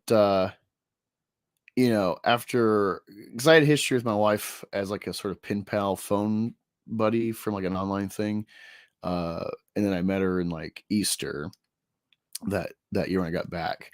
And we ended up getting married and whatnot. And I totally forgot about the girl. And then like I saw she friended me when I sent a request back like years ago, or not years, but like months ago. And then of course I had my life happen. Totally forgot about it. And I'm like, oh, you friended me? I'm like, what's up? She's like, oh, you're married? And I'm like, yeah, I was talking to her before, but we hadn't met or anything. So it was still like, wasn't like I was cheating on her. But it fell through that way. And then I was like, why'd you ghost me and this and that? And then she said like, well, I got pregnant. And she was saying it was mine. And I don't know, never like interacted with her afterward, but she said it was mine and that she miscarried. And me being used to be Catholic, and I'm still like, there's values that I still retain despite leaving. And that really weighed on me. And me being a dumb fuck, not knowing my wife was pregnant, we didn't know she was pregnant yet, but we were like fighting a lot for no reason. It's like, God, she's so like emotional and just all over the place. I thought in my 22-year-old wisdom, like, oh, we're having problems. Like, and I learned about this. It's like, I need to like, share this with her and be open and honest and not like hide something. Oh my God. That blew up. And it was like, she knew me. And it's like, would you have married me if you had this kid? It's like, well, like, I don't know. Like, that would have weighed on me. And then it's like, oh, like possibly I've, miscarried a bastard, the irresponsibility of all it and the weight of a life that, didn't come supposedly. Mm-hmm. That was weighing on me a bit. And then like, not even a week later, if like not the next day, we found out she's pregnant. And it's like, what a roller coaster couple days that was. Oh, exactly. But yeah, I can relate my own experiences sort of with this scenario. Mm-hmm. So that was a funny ordeal. Funny sequence. I grew up, I also, baptized, grew up Roman Catholic. I actually have 20 years of Catholic education between kindergarten to one of my master's degrees was all in Catholic institutions. So I've definitely seen like the good and the bad side of the Roman Catholic Church at all levels. And I remember growing up I was born in the early 70s. So I was a teenager and then a college student through the 80s and into the early 90s. And back then, that's when the AIDS scare was really high. Oh, okay. We went to grade school thinking we were going to die in a nuclear war with Russia, only to become old enough to go to high school and then think you were going to die of AIDS if you kissed a boy, kind of scenario. But the funny thing is my mother always said, to us, kind of to go with my father's kind of, overbearing, make sure you're home by this time because we don't want anything to happen to you. My mother would always say, listen, don't be stupid, because if you come home pregnant, I'm taking you to the abortion clinic the next day. And I was actually more afraid of being forced to have an abortion than I was about getting AIDS or, any other sexually transmitted disease. So I thought it was kind of interesting that much of that Catholic kind of in your brain, that it almost seemed to be one of the worst sins that you could, possibly do. Oh, yeah. Even though I don't argue. I mean, people should have the right, and, for all the exception reasons, as well as, I don't buy into all the, I believe that abortion is birth control, but I also think that I also understand that it's sometimes necessary. It's just not for me. Yeah, no, I'm weird, and with that, because that's one of those big things I feel I retain. Like I don't need God to like, I can just look at a secular argument of like, look at China, and now they're trying to dig themselves out of the hole that Mao started with the one-child policy, and they can't even shape the culture to incentivize 2 children in the home anymore, because it's so ingrained. Like, ew, more than one child. What are you, selfish? Like, Mm-hmm. are you a Rockefeller? Like, that's the perception the people have about more than one kid. And you see the detriment. Like, over time, their culture is going to get ransacked by essentially cultural invaders. Like, it'll be somewhat similar because it's like Vietnamese, Thai, whatever, but they're having to import lesser Asian wives because they have such an overabundance of men. So anyone that has money, they're getting Vietnamese, Korean, whatever wives. And we all think just Asian, but very different. Like Kelly Marie Tran, you're trying to sell Star Wars to China. You have a black main character. You can't have him get with the main white girl. So then they give him an Asian and you think, oh, it checks the box. But like, she's Vietnamese. So she's like trash to the Chinese, you know, like, and just to give you that perspective. And so, like, yeah, on top of like this weird stance with Russia and American China relations, they're in for a world of hurt, and they're trying to institute stuff. But yeah, like, I use that whole cultural landslide they're going to have soon as an example. Like, this is why abortion just anytime and anytime is a horrible policy. And yeah, sanctity of life kind of stuff, you know, you don't get to choose your conception, and targeting a class of people to be expendable potentially if you don't like how they've been like conceived.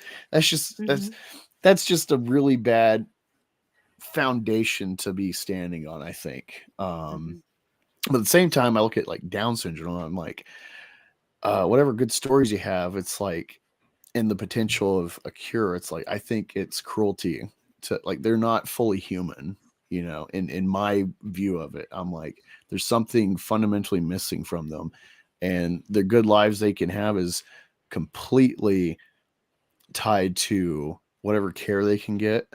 Like, they'll never be a full functioning adult. It's not like, oh, I was in a war and got my legs blown off and now I need a wheelchair. It's like, there's a complete life dependency from birth you have on your caretakers, whoever the government gives you, if that is the case. There's so many factors. It's like, I think that's something that, even me with like, I'm kind of like, like, abortion, it's horrible. Then I'm like, well, these kind of things, I'm like, should you be allowed to have a kid when it's like at birth deficient in like a cognitive way? It's like they're kind of in an animal state, you know, they're like a pet or something and not a person. That's where it gets weird for me, like an ethics argument. I can definitely understand that, because I know the decision I would make for myself, but I can't force that decision on someone else. So that's the hard part for me is, you know, I've seen success stories, and I've seen tragedies when it comes to either people who've had abortions or were denied abortions for whatever reason, you know. But I've also seen the tragedy of people who they got pregnant, and when they were in high school gave birth and put the baby up for adoption, but then if they don't have the emotional and psychological support to get through that, I mean, imagine being a teenager and then also being forced to have a child, but then not to get to keep the child, being forced to give it away by, you know, overbearing parents or whatever. Then, I mean, that can have huge, huge repercussions on somebody's life. Yeah, imagine that affect them as a parent in general. If like they're telling their second kid, "Oh yeah, you know, this is what we did with our first kid." You got lucky, I guess, and didn't. We decided to keep you this time. Exactly. I mean, maybe I'm saying that too harshly, but it's like, no, you know, it's you're like stating you the know, reality. Your grandparents didn't, you know, think that I should raise you. I went through hell I'm trying to do a math test, and I got a baby, and it's like, you know, I don't know. The emotional thing is probably tough, and then there's like the public reception at that young age as a kid, where as apes, it's a primate thing where it's like we're social. And so the opinion of the public is highly valued, essentially, when you're young. Right. It's like, you know, I don't want to be ostracized. And if, you know, especially, I imagine when girls are pregnant and they're in high school, it's like, well, you get a big old belly, right? Slut. You know, like you instantly get that. Girls will get the cattiness and their belly's bigger and different clothes, I imagine, because can't fit in the ones they have. And oh my God, I can't imagine being a teen girl. And they got to worry about it. You got to worry about school as well while they're pregnant the Mean Girls and dealing plot. with it. Like, my God. Think about Mean Girls, like if Lindsay Lohan in that movie, it's the same movie, but now she's pregnant from the start. Oh no! Going to a Catholic high school, and it was an all-girls school. You know, there were, I'd say, I graduated with, I think it was like 120 girls, and I'd say probably 10 to 12 of them were pregnant before graduation. You know, some of them just made it under the gun, where like, at the school you could be pregnant while you were and attend school, except the minute you were showing, you had to homeschool. They would not let a visibly Really? pregnant girl come to school. Once Wow. again, Catholic school, so different rules. And so I thought that was really interesting. So there were some people who were lucky that their due date was well after graduation in May, so they were able to graduate with other people. And then there were other girls that they got pregnant over the summer before senior year, so they were too pregnant to to stay maybe past Wait, Thanksgiving so this was break in or your Christmas Catholic break. school? This Yes, was in your in my Catholic school? Catholic school. Yeah. So we know the girls that, whisper, the pregnant, and then and then all of a sudden they disappear one day because they're not there anymore. And it was like this weird kind of like sci-fi show They got that are taken like, out. What a shit Exactly. show. Like, oh my God, this sounds like, oh, it was worse though in my parents' generation, because my mom, same thing. She went to, Catholic all girls school, but now we're talking about, she's this is in the mid to late 1960s. And the strangest thing about it is you could, same thing, if you were visibly pregnant, you couldn't be at school, so you could be homeschooled while you were pregnant. And the funny thing is, if you got married to, the father, you couldn't come back to school because you couldn't be married but attend this Catholic school. However, if you left school for a couple of months, gave birth to the child, didn't marry the father, you could come back to school after you've given What? birth. A wow. Like, Catholic school wants you to not be married once you live in sin in with order to your come back. bastard, You'd so you almost can think come back they'd to encourage school. them But if to- you receive the sacrament of marriage, you can't come to school. And also, let's ostracize you for not aborting your child. I know, it was insane. Like, So my wow. mother had that's a going to friend. sell Catholicism real well. Like, Exactly. And one of my mom's friends, her, her senior year, she got pregnant, and the girl, the mother and father got married. She had the child, but each of the mother and father lived at home with their parents. So you were married to the father of your child, but he didn't live in the same house as you. He lived with his parents at his house, and she lived at her parents with her house and with herself and the baby.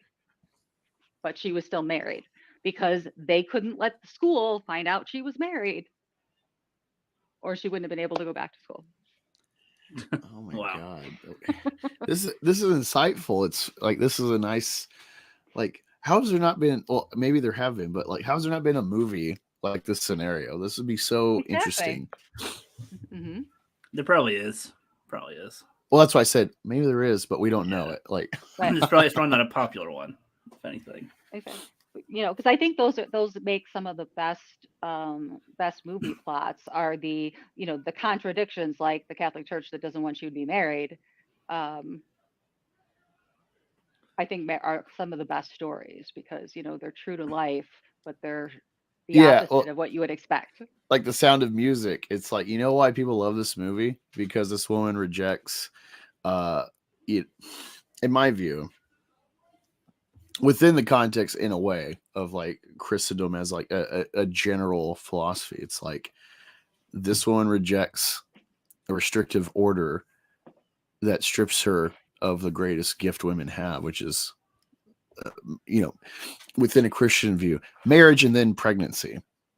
Being a mother, it's the fulfillment of womanhood. She rejects that and becomes a wife and mother. Like that's why it's like, like on a intrinsic, like subconscious level, even if you never picked up on, like, that is the through line. That's why it's like, oh, it worked out for Julie Andrews, like, yippee, joy. Yeah. It's like, yeah. And it's like, I don't know if that was written of like a rejection of faith, kind of, a propaganda film that we never realized was I don't know. I would love to dig into that because, yeah, especially Hollywood, you had a lot of like commies that would have to like ghost write and give the movie to someone else. Like the Bryan Cranston did a movie about a guy like that. He was a full-fledged commie, and he was like kind of chased out because of McCarthyism.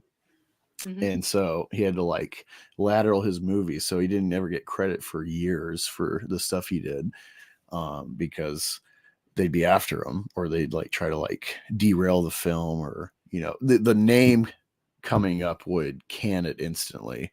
And so that's what we're seeing now with someone like Gina Carano, like that kind of thing of like there's a bunch of people that are interstate, but they're being quiet about like they see all their peers, they can tout their beliefs or at least go off the narrative and not feel bad about it. They're fine with it. Because they're on the right side, and it's like this is just the inverse, where it's like was like republicanism, conservatism, whatever, like that this pocket was in control and limiting art potential for narrative, and now it's complete opposite, narrative in control. So it's it's the pendulum, and at some point, unless we just get like a dictatorship switch from republic to empire, which I feel we're kind of in. We're in this growing phase of, all right, we've been an empire since World War II, but we've been pussyfooting around. We want to be Jar Jar Binks and elect executive powers to somebody to make a decision. People like to think about Caesar as like, well, that's like the Republicans, and then Augustine becomes the first true emperor. But it's like actually watching some history of it, it's like some historians think like the empire became a republic like 200 years before that. So I think we're in that phase where we're not really cognizant that we've already been an empire. The weight we throw around, this is empire games, not republic games. But Gene Carano thing is stuff. We'll talk a little about Star Wars. That's in the title with the Luke Skywalker. I skimmed this. I don't quite get it. I don't want to jump to conclusions, so we can dig through this article. Let me share my screen. I was about to say, are we going to skip this topic again? We skip like half the topics in our. No, I'm actually being fairly on point this time, while also organically chatting with you.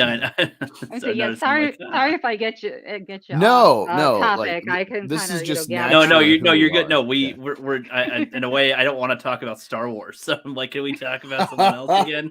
Let's do another. It's weird. Like before, I'm like, woo, like I feel like Mando and Boba Fett, like even though Boba Fett ended up sucking, I did like the Tusken Raider stuff. I know a lot of people just hated it thoroughly throughout.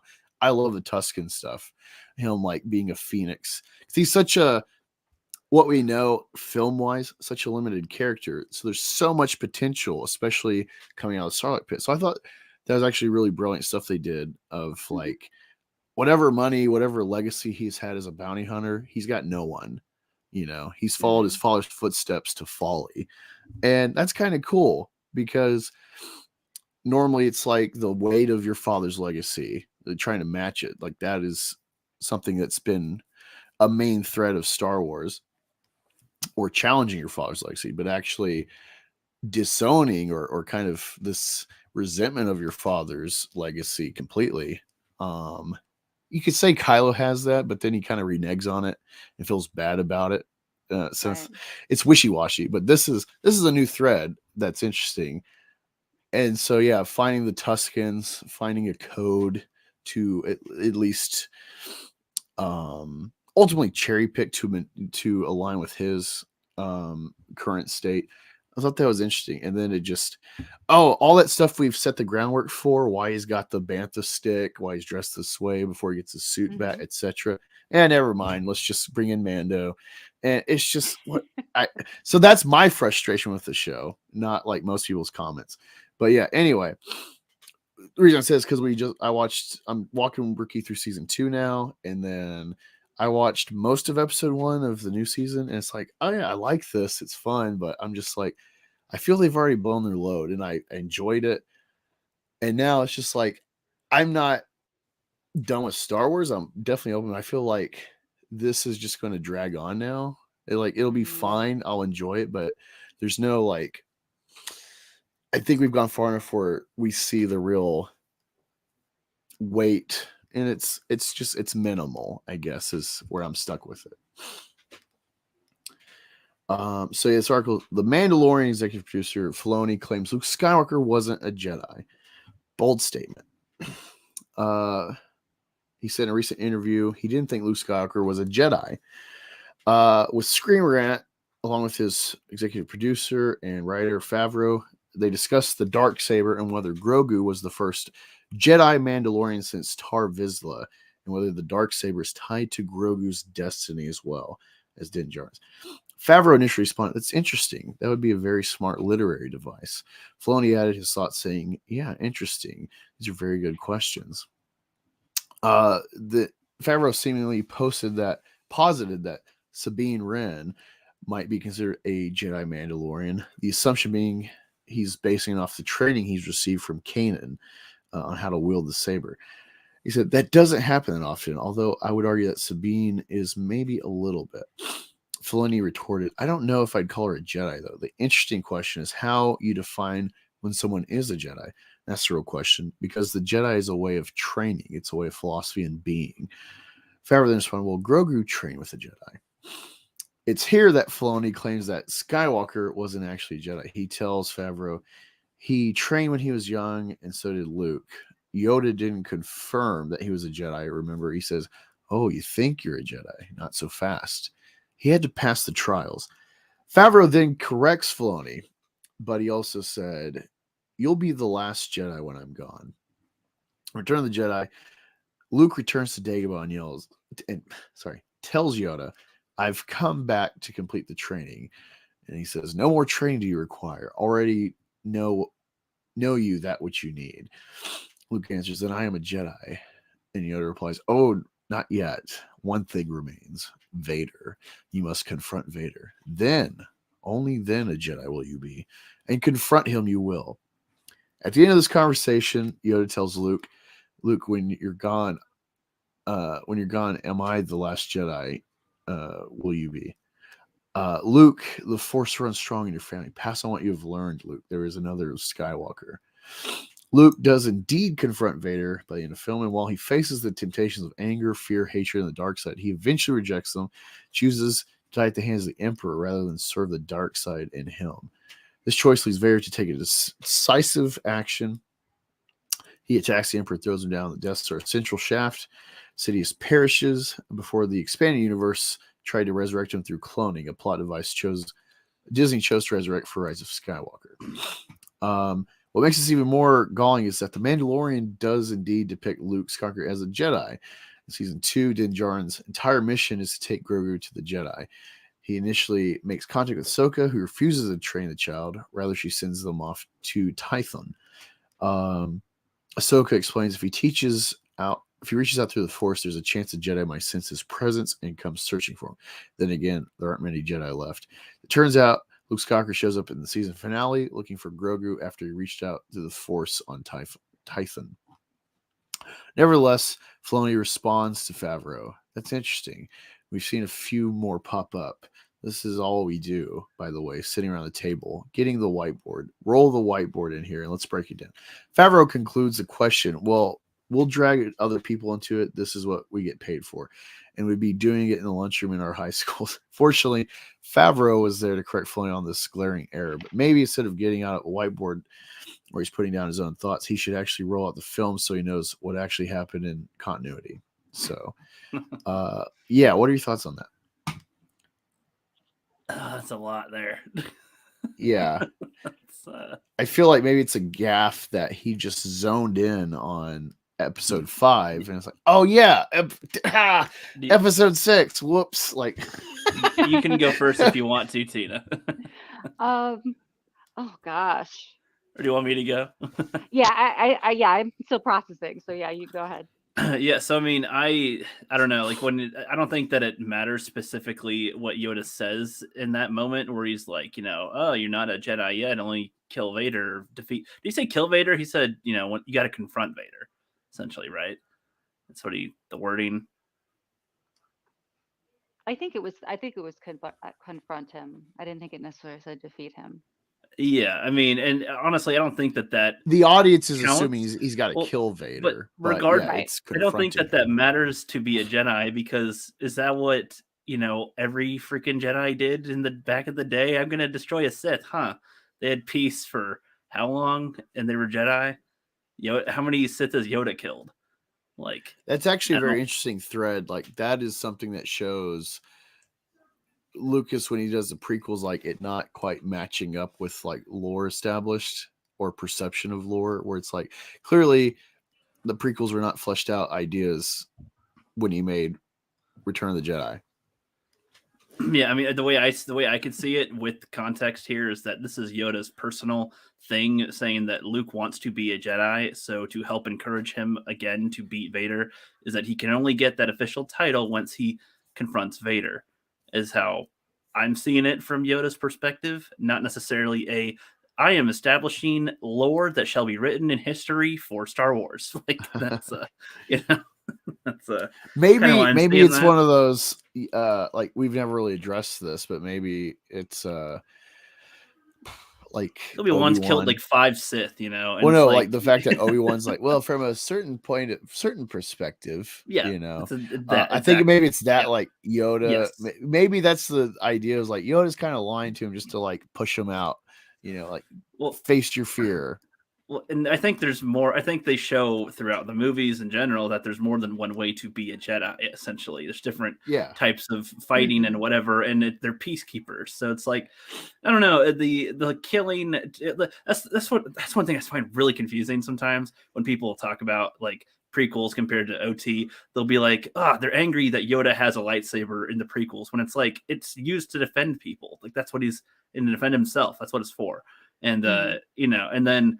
They'll like say that he didn't it's just a stupid weapon, but then he also says pretty much he's implying you've got to kill Vader to be a Jedi, and it's like Luke says no, fuck that, and it's like, but they're not taking Yoda's word as stone and gospel then, but they'll take his word as gospel for other stuff. They'll pick and choose to be the lore established, and I see it as these are characters telling you things from their perspective, not necessarily like when he says, when they're describing the Force, that's how they're describing the Force. The way Qui-Gon did it was more pragmatic. Like I don't know. That's how I'm taking the whole, when you have the 6 episodes, I feel like that's a better way to interpret events, because if you go based on what one character says, and that's what the whole thing must be held on, it's going to contradict itself. But if you take it from different characters' perspectives, it makes more sense that they're not stating a matter of fact specifically. So. I kind of like that. Yoda says, when he's like, I can't kill my father, and he's like, then failed you already have, something like that, where it's like, so I must be a killer. Obi-Wan's like, the Emperor's already won then. Like, or is Yoda saying that? Is he saying that, you've already failed if you think the only way to defeat Vader is to kill him? Yeah, see, that's another shade right there. I mean, like he said specifically, I don't want to kill my father. Right. So maybe Yoda's trying to say, okay, well, you're already defeated if you think that's the only way to approach this. You're looking at, I need to kill my opponent is the only way to solve the problem. So he's already been defeated. I'm not sure, because I guess in the scene it's phrased like Luke is trying to find an alternative to killing okay. in that, but maybe. Yeah, I guess I can see what you mean there too with that. Or is that Obi-Wan that says, then the Emperor has already won? That's a Ben Kenobi line, I think. Well, they both say things in regards to like, I can't kill my dad, and it's like, well, then you already lost. Like, well, it's like they also say there is another, but it's like, okay, does that mean Rey Skywalker? Well, I mean, if they're referring to Leia, let's pretend it's Leia.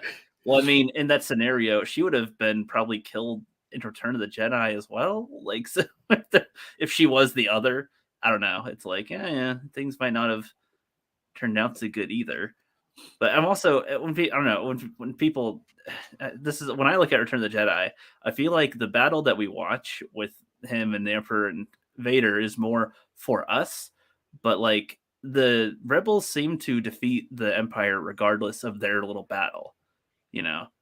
Like the Death Star still gets blown up whether or not Luke beats Vader, but I guess that keeps Vader in one spot, so he's not on the ground. other thing? Well, okay, like, see, this is why I say Star Wars always, like, the whole point of like why it's engaging. Like when you watch Lord of the Rings, it's like, okay, we could just watch a Hobbit movie, like, oh, whatever. We could just watch a Rangers movie, but it only matters.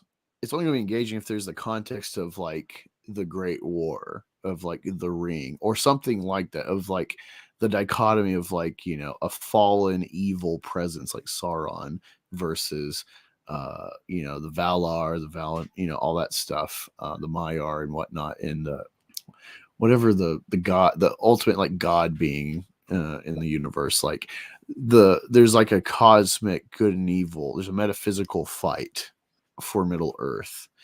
That, you know, so like if that's not like the overarching presence and effect of the world, it's only like half cocked. And that's what Star Wars is. As cool as Mando is, if it never ties into like the big fight of like Empire or First Order and the New Rebellion or Republic, and ultimately Light and Dark dictating or being the big factor of the win or loss, it, you know, it's not full nourishment. And with Vader's fight with Luke, like they could all get blown up on the ship with the rebels winning, but then you have this big power vacuum for both sides. And then just Star Wars wouldn't be interesting because either maybe those are the last real Force users, and then it's just like, oh, well, now you're just stuck with but like you wouldn't care about Star Wars so much if it's just well no, with the modern writers of Disney, it's like, no, there's like 85 Jedi that still live from the Order that are right. They around, keep pulling it out so of their whatever, and it's just like, wow, all right. No, I agree, but yeah, it's like the fight between Vader and Luke and the Emperor, his stake in it, like that's the real thing, because that's why the Empire and Rebellion are even a fight, is because the Emperor is at the top Jedi and the dictating Sith. it. No, you're right. I'm just saying, like in terms of just physically what happens, it's like technically, I don't know if their battle had. Well, yeah, because if you took out the Force element, then it would just be Star Trek. Well, I guess like, that's fine, but that's not Star Wars. It's like if they're on a different location, I feel like their battle would be different, because it's like they're on the freaking, you know, ship that's going to be blown up, you know. So they're like him beating Vader or the Emperor beating him. Like, I don't know if that would matter because the ship blows up anyway. I'm trying to imagine the Emperor running to his pod or something like, oh, I got to get to my spaceship. And it's like, does he have guards carry him or something? Like, we'll carry you, Emperor. Don't worry. So, toss him in a backpack like 3 CP. Like, yeah, exactly. No, I definitely agree. When you think about it, it's like, wait, this actually could have been a plot hole with the timing. You know, if like, oh, actually the rebels figured it all out like 20 minutes earlier. So like, yeah, Lando, go in there, pow. Well, but like, yeah, they do. I don't know. Yeah, they could have staged the fight different. My counter to myself is that if Luke wasn't there, then Vader would have been either on the ground or one of the ships attacking the rebels in the, you know, in the orbit or something. They brought Luke, and he's a good pilot, and he's a freaking Sith. They don't exactly have a counter for that. So if they weren't fighting up there, then they'd have to deal with Vader, and he could just wipe the floor with either in space or there. So Luke takes him off the board for their battle, essentially, is how we could see that as a way to counter myself with with my thing. But no, I honestly don't get how Filoni is such a smart guy, a guy that, you know, with the behind the scenes stuff, gave us this great insight that me loving the prequels, loving Lucas, I had no idea this insight about the Phantom Menace and the purpose of the fight, aside from like the just cinematic wow factor, was, you know, Duel of Fates. It's all tied to Anakin and Qui-Gon, whether he lives or dies, because that's like his father, and without his father, he will fall down this path that we know. And it's like, oh, and so like him carrying on this insight from Lucas, but then he's like, oh, Luke wasn't a Jedi. And it's like, wait, what? Like, well, to me, also, I see it as, it doesn't matter what any of the creators say post Lucas selling it to me. It's like, no, Luke was actually a fairy monster that can grow wings. I don't know. They could say whatever the hell they want. It doesn't He's matter. actually the creature from he's the Stephen King. chupacabra, Like, yeah. you know. Yeah, it's like I don't care. I don't care what they say. Oh, he's a Jedi or not. Well, I care because because what it means now. where he'll take the stories and how it will tie into the established lore. So it's like I have this duality of like being a Lucasfilm purist, where it's like, all right, there's the 6 films, that's the canon, and then Disney's just like extra. But then I also watch Disney stuff, and I'm like, okay, this is a continuation. It's changed hands from guy who cares about it to franchise, IP owners. And this is what they're adding. And so with the context of the first 6 films, here's where the story's at. Here's, so like I watch it in both, like one eye's doing that, one eye's doing that. So yeah, definitely half of me is, I guess with Rookie, where it's like, who cares? Whatever, it's already made. It has its meaning, even if they want to add changes. But then the other side, it's like, oh no, like this perspective could really have huge ramifications with the things he makes for the future of Star Wars. So I'm like, to me, if it was all good, like if it was better material, then I'd be more invested or interested in how well it's done. But since like 99% of what they put out has been dog crap, it's like I'm not going to worry about it. It's just like, this is a thing that I don't really have this much investment in anymore, even though the world is awesome and there's so many things that could be done well. It's just that's just the creators aren't really there for that. So yeah, my interest in investment is minimal. I mean, it kind of makes sense. I mean, if you're not entertained by what they've created and what they've created doesn't follow canon, then is there anything else really to argue about? Yeah, well, I guess for me, it'd be more just of consistency of like if they contradict themselves all the time, then it's like, God, what? Yeah, why would I care? It's like if we had if we watched an episode 1 of a show and you have a protagonist and their crew, and then in episode 2, protagonist isn't in it. They're following like somebody's lunch, and in the first episode, it's like, oh, there's spy stuff and there's gonna be bombs. Then it's like just nothing goes on, and then in the third episode, you have a whole new cast of characters or something. I'd be like, why am I watching this? Like, what's the thread of what's going on? I'm not following anything here. Like, that's what I feel about Star Wars nowadays, sort of. It's like, it's just whatever, whenever. It doesn't matter. I feel that way with Marvel, too. It's just like, it's all... sometimes they'll reference things, but I don't care. I'd rather they never reference things again, as long as it means they can tell a better story. That's why... I mean, I watched like 1 or 2 episodes of Andor, and I mean, I'm more interested in that because it's not so heavily Star Wars in your face. It's very chill, and you could pretend it's a different story, and then there's a Star Wars thing in there. Wow, okay, so that's in that world. Okay, a TIE fighter, the Empire, a stormtrooper. Okay, but that's not the focus. And I don't know. Go ahead. I think I know, granted, I didn't go past the first 2 episodes of Andor just because, timing and there was just too much in competition with it for my time when it was being aired. But I think that I enjoyed, even though it was slow moving, those 2 episodes of Andor more than some of the other series. I mean, like I liked Mandalorian and I like, Boba Fett for what they were, but I didn't get into them as much as I did the first 2 episodes of Andor because I didn't have the benefit of the extended universe. I didn't watch the animated series like, my husband had with the kids. So I didn't maybe it was just that I didn't care with the characters, or I didn't understand the backstory of what's going on, and what the heck is a black saber and who cares, and who's Sabine, I have no idea, and so I didn't have any investment there, and funnily enough, I didn't see the movie that Andor Rogue One, yeah. Right, yeah, I haven't seen Rogue One, so it made Andor even more interesting because I don't know the end. Yeah, so I was able to enjoy it as like this new IP, kind of almost separate, like you said, from Star Wars. because I didn't feel like there was all this required reading in advance to preparation I needed to do in order to, enjoy the storyline. Yeah, that makes sense. And I mean, you're right too, where it's like I don't like Baby Yoda. Like I don't care about him. So it's like it doesn't matter to me. I don't know about Mandalore. I don't what he's doing. I think could be interesting, but it just comes off as mundane to me in a non-interesting way. As to where events going on in Andor, I'm more invested in what's happening because such a small type of events are building to bigger stuff organically, very organically. They're not being so blatant about what they're doing. You kind of have to read a subtext in Andor to get a double meaning or something. It's like just as simple as just the way he interacts with a friend, and they might take a second thinking about it and then they respond.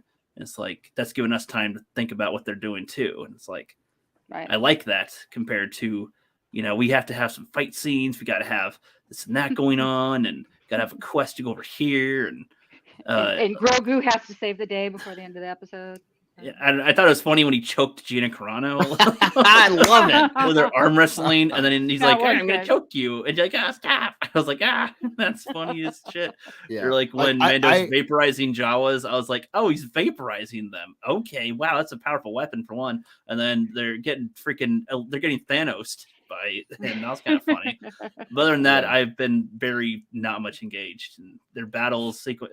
There's a conversation with two stormtroopers when they shoot at the can. It was kind of dumb, but prior to that, it was hilarious. He's like, "What's in the bag?" He's like, "Yeah, it's a thing. I don't know." He's like trying to poke at the bag, and they're like, Grogu bites him and he punches Grogu. Yeah, I really love details like that because as much as I love Baby Yoda, he's so cute. I got a couple of like the, I guess, life-size figures of him. Whatever, like he's awesome. What a great design. And it's funny, I watched the Doug Chang thing about how hard it was trying to figure out how to design this thing, but I like seeing characters like that where it's not just they're cute and we protect them for, like, in Avatar 2, is it Kiri? The little one? Like, she's stuck on the ship. She's getting tied up twice, being captured as bait for Jake Sully to like come on the ship and get killed. Like, and it's like it's not like the Grogu like punching the kid, but it's nice to see kids or these cutie characters and whatnot get just a free pass the whole time. It's nice to see them in peril, where it's like, okay, it's not just a cheap cop out. You're actually going to have them have some stakes with their lives potentially, even if you don't pull the full punch and like get them like maimed like Luke Skywalker or something. Like that's a nice little wrinkle for what could just be a completely straight safe character. There's something you were saying though, Ricky, that I totally lost what I was going to do with that.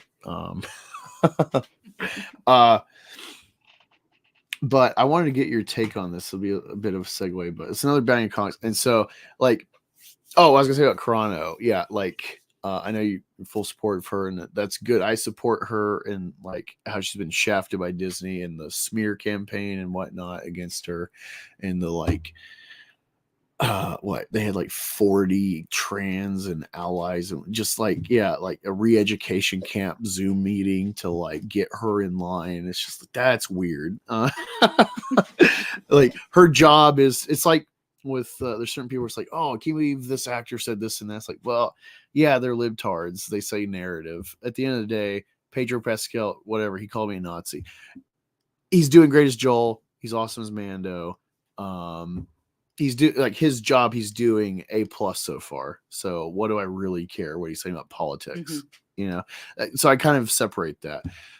With Gina Carano, it's like I'm in full support, but I really hate how people shill for her with Mando. It's like she's okay. She is very much like fits like a game NPC, like that you need them on this. Like they're your companion for a quest or something. And it's like that's her role in Mando. She never had a chance to like see what her range was, if she's actually good or not. So it's like she's fine in the role, but this like acting like she's the God's gift to acting or something. Like she was great for Disney. It's like she's lucky to have gotten a job from Disney with like her acting ability. It's not refined yet, And so I get really annoyed when people like shill for Cara Dune. It's like, of all characters to be like, all your chips are in. I don't get it. And Do you think maybe that came from people wanting to see an original character? I think it's a politics thing, honestly. okay. I think a lot of the fandom is just like politics shilling, where it's like you are not you, Mhm. Tina, but like generally, I think there's this like inflate. It's like Johnny Depp. Johnny Depp, you know, oh, Hollywood's full of pedos, but then Johnny Depp, oh, Amber Heard, we gotta support Johnny Depp, and it's like he's successful in pedowood for years, since like Nightmare on Elm Street. So like, Or J.K. Rowling, yeah, she said, you know, she's going to women are donate to women. trans causes. You know, she's just fighting like you know, kind of like Distinction of men and about women. trans and men and Yeah. women, and not being like kowtowing to reality or the Mhm. lack of reality from the movement.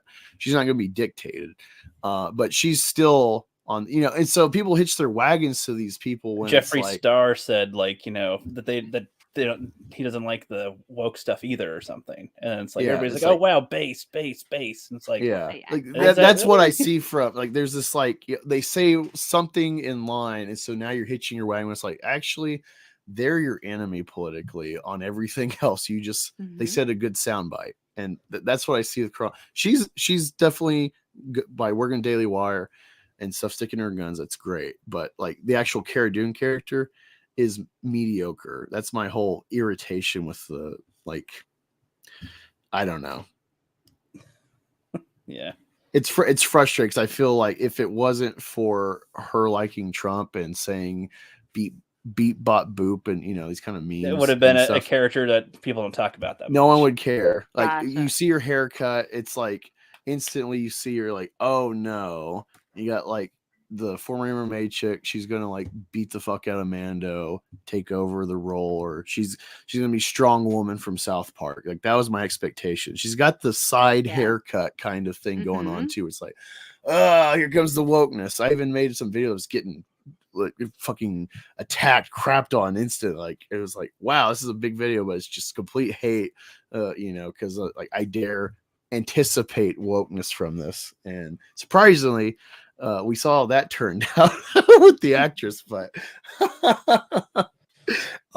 yeah, it's, I don't know. I can see that. I mean, you see it a lot too with the you know, the mad love for Elon Musk. I mean, Yeah, he talks a good game. Maybe, you know, Twitter is better than it was, you know, a year ago. I can't say for sure, but people don't realize that just because he's fighting some of the enemies you have in common, his political views are absolutely as progressive as everybody else you hate. So why is everyone so excited and, you know, cheering for Elon Musk? yeah, it's Yeah, like I I feel- love I Bill feel like in Maher, our- I feel like in our but he's sphere- on the left. yeah, I feel like in our sphere, people have an addiction to wagon hitching. Like it's Mhm. pretty much, I've seen this for the longest time, really. Like even just like the beginning of Fandom Menace attaching to channels specifically as well, like to YouTubers, and it's like people just attach wagons to everything. And it's just like, I don't know. I'm from a like, you know, hey, I'll like this or that, and I don't go like, oh yeah, everything they say, oh hell yeah, it's base as hell, and it's like, no, it's, I don't know. And then as soon as they say something pretty bad, like right now, even like Shadiversity is having a huge AI art stuff on Twitter. A lot of people are really not liking that. There's a lot of people getting into that, going, it's soulless, it's stealing, it's theft, whatever. And it's like some people like, this man is going insane. He's falling off the wagon or something. And it's just like, why are you so attached to it in the first place? I mean, I don't like everything he says. He thinks that The Last of Us is like Mhm. mega propaganda show, and I'm like, God, it's the opposite of that, dude. The But you only know, I reason still I like his thought of but I still like his propaganda- content. I'm not going like, oh fuck Shad now. It's like, that's the thing too. We drop wagons as quick as we attach to them. That's what I Mhm. find is so weird. It's like, I don't even know Yeah. why are there wagons here? We're in the future. Let's stop doing wagon hitching. Is this rawhide? This isn't working. Put all these wagons here. You hitch the wagon, you ditch the wagon, make up your mind. What are you doing? I've been binging Yellowstone for like the last Ooh. week, so I'm totally right into the whole wagon thing. I didn't even think twice. You know what's about funny it. with Yellowstone? A lot of people are probably like, yeah, Kevin Costner. It's like, yeah, he's like put a lot of money into the DNC and candidates and stuff. He's however, like maybe older school Democrat he is, he's still a Democrat, and he's still going to like support Biden or whoever they prop up if he dies or gets Alzheimer's tomorrow or whatever. Like, he's an enemy politically, and it's like ultimately he made Dance with the Wolves. So like Kevin Costner's awesome, and he's John Dutton. So it's like his job, he's acing his, you know, whatever, you know, and then when you find out, oh, that guy supports but dumps money here, it's like, but I thought we're in America, and you know, like there's this whole like, well, I can't like you if you're not on my side, and it's like, but what does that matter? Like, you're never going to meet this guy. The only influence he has is if he makes a good show, and if he doesn't, like, you don't know his Wyatt Earp film because his Wyatt Earp film sucked and Tombstone came out, you know, but he's done great other things, and that's why you should really. And so yeah, like, as much as I will be like, yeah, I like that thing or that soundbite, I'm not banking, and I think that kind of shows however much like get what go broke happens with like these attempts at forced diversity in various ways. They're in control and they're stable in the sense of like there's a consistency. They have the numbers, and it's not like a Sparta Persia thing. It's like they're like, with their influence and control, they're like Spartan Persians, if that makes sense. Like, they have the numbers and they're better. We are like scrambling on our side out of desperation. It's like, fuck. Support Crowder. We got to get a Daily Wire subscription. Oh wait, no, yeah, Daily Wire instead, or Crowder, or Tim Pool, or which Eric one? July, Geeks and Gamers, you know, like, which one? And it's like, God, like we're always scrambling for stuff. DeSantis, Trump, which one? Fuck. It's just like, it's like you should be able to log in the morning and like download. Okay, here's the list of people I'm supposed to like today and not like today. Angus and I have kind of thrown around, at least when we talk, is like, God, our area is kind of sounding like NPCs too. It's like, you know, which group should we listen to today, or which one should we follow today? And it's like, why is this the type of topic here? What is going on? Like, it's like, oh, here's a great example. So have you ever watched The Rock from the Sun, Tina? Oh gosh, yes. I love that show. That was and really cute show. Specifically, there's this episode where Dick and Mary, or who is it? Mary Albright? Yeah, Mary Albright. They're out to dinner, and Mary puts a tip on the table, and they're like about to leave, and then Dick like he pockets the money. She's like, "What are you doing?" And he's like, "Oh, I'm just taking the little money you leave behind every time we go out to eat." She's like, "No wonder we get bad service everywhere." And he's like, "What are you talking about?" She's like, "You took the tip." And he's like, "The tip?" And so she has to explain, like, yeah, when you go to eat, you leave a tip for. And it's like, but why? Like, they're doing their job, and I paid them for the job. It's like, well, yeah, but you're supposed to leave like a courtesy. And he's like, oh, so I have to pay extra.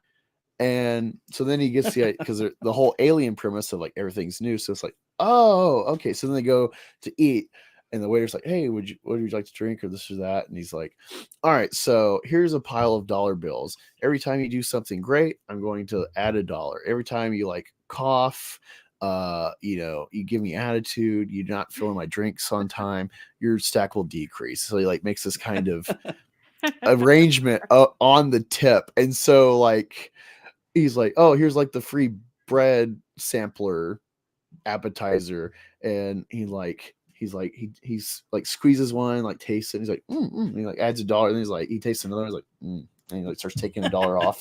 So like every interaction, this guy's like sweating that he's gonna get any money. And that's how it feels with like any Johnny Depp. But then Johnny Depp's gonna do something woke. And then everyone's going to like taking $1 off the stack. That's where we're at. And it's like, this is not a winning strategy. It's been happening in cycles for the last 5 years at least. I mean, as far as I've been paying attention to stuff, that's it might have been happening even before that. But as far as our internet sphere and YouTube sphere, things in pop culture. Like it just happens all the time. It's almost like, oh, what's the reset today? What are we gonna? We're gonna put our money onto this. Avatar was what great. Are we gonna take back? All these channels are like, it's woke environmentalist propaganda. They're gonna do this, and then the movie comes out, and it's actually like, even if it was like a woke intent, James Cameron's. He's like, yeah, with feminism, what if we really went down that wormhole? And what did he make? He made this tribal society that's like of the earth. They're patriarchal. They're family based. It's a family, like literally the point of the film is family. And so you're talking about like, you know, kind of reflecting, even though it's extended and tribal, it's like nuclear units, instability, and the hierarchy of the water people is pregnant, and she gets her spear, and so she's going to war as like, you know, fully pregnant. And it's, you know, he's like, this is like womanhood, and it's like, oh no, how have the trans not like tried to tear this movie down for that? Because he's saying like femininity, womanhood is full, like the full encompassing like display is motherhood. And it's like, that's sticky today. Like, right, that's it's all pretty based, very charged word. And yeah, and so everyone's like, yeah, Cameron, what a base film. But then he's like, oh, Thanos kind of had it right, and it's like progressive radical James Cameron. It's like you could seriously just say one thing and then say something else. People are like, yay, fuck you, yeah, you're woke. It's like, what?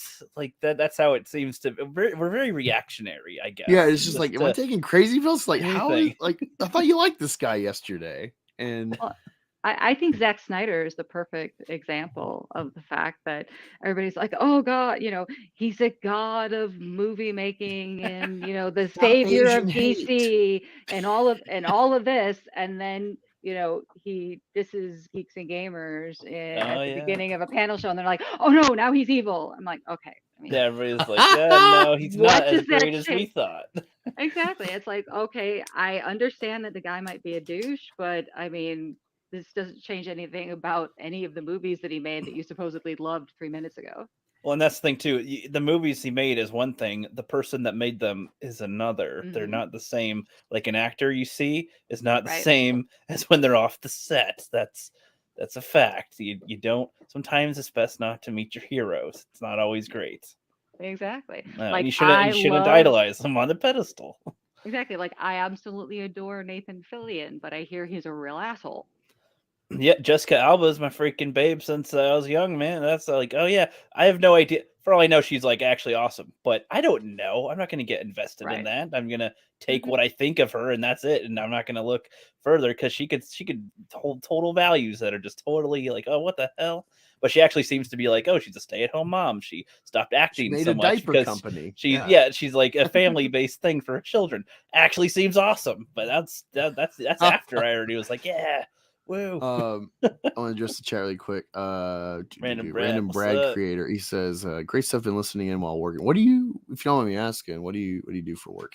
What are you working on? You're working on a Quantumania accelerator portal or something?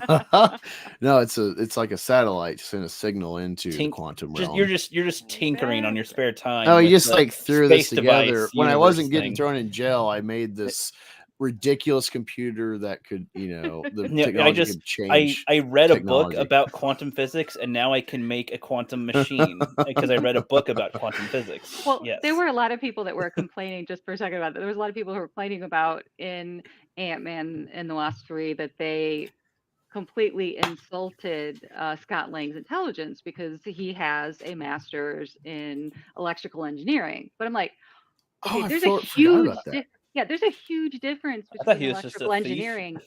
Right. But there's a huge difference between electrical engineering and quantum physics. Yes, exactly. And there's a humongous difference. That's why there's teams of people that work on stuff.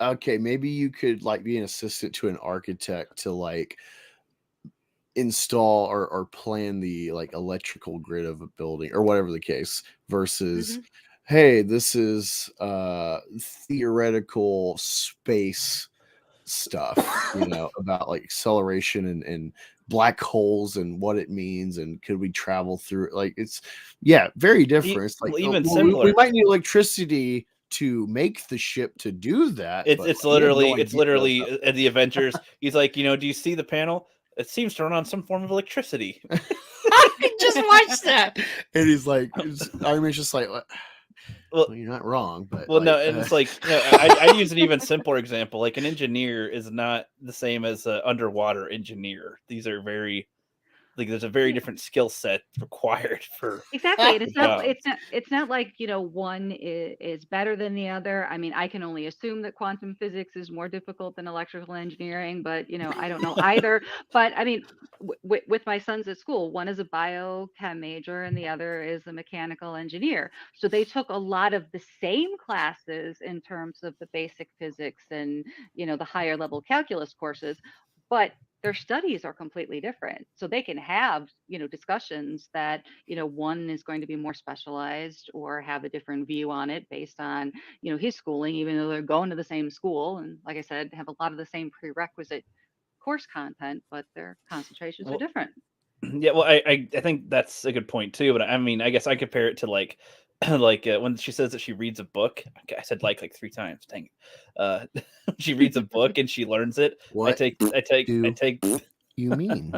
I take that as when people like I'm going to read a book on kung fu, or I'm going to watch people fight on TV and I'm going to copy the moves and now I'm a black belt. It's like, that's not how that works. You don't just I saw them do it or I read it and then therefore now I can do it. It's very different to apply what you're reading or doing there, and probably a lot of missteps and whatever, even though you think you're probably doing it right, it could be wrong. Different to apply it officially. I don't know. There's a lot of things. There's a lot of like headcanon that's not clear that you have to add to justify it. It's not just, oh yeah, she's just awesome, because it's like, well, they did talk about how she's like been tinkering or whatever with Mr. Pym about this, and he's like made the Pym particle. So it's like, okay, I guess like that is enough connective tissue to like, sure, this isn't just like, oh, she's just a miracle child. I feel like that makes more sense than Riri Williams making a vibranium detector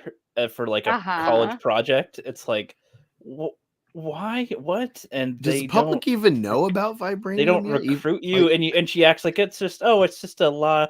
Oh, I made a volcano and whatever. It's like, oh, I made a little Wakanda detector thing, and it's like, do you have samples to determine the thing? Like make a metal detector and then just swap like it with vibranium shavings, like what?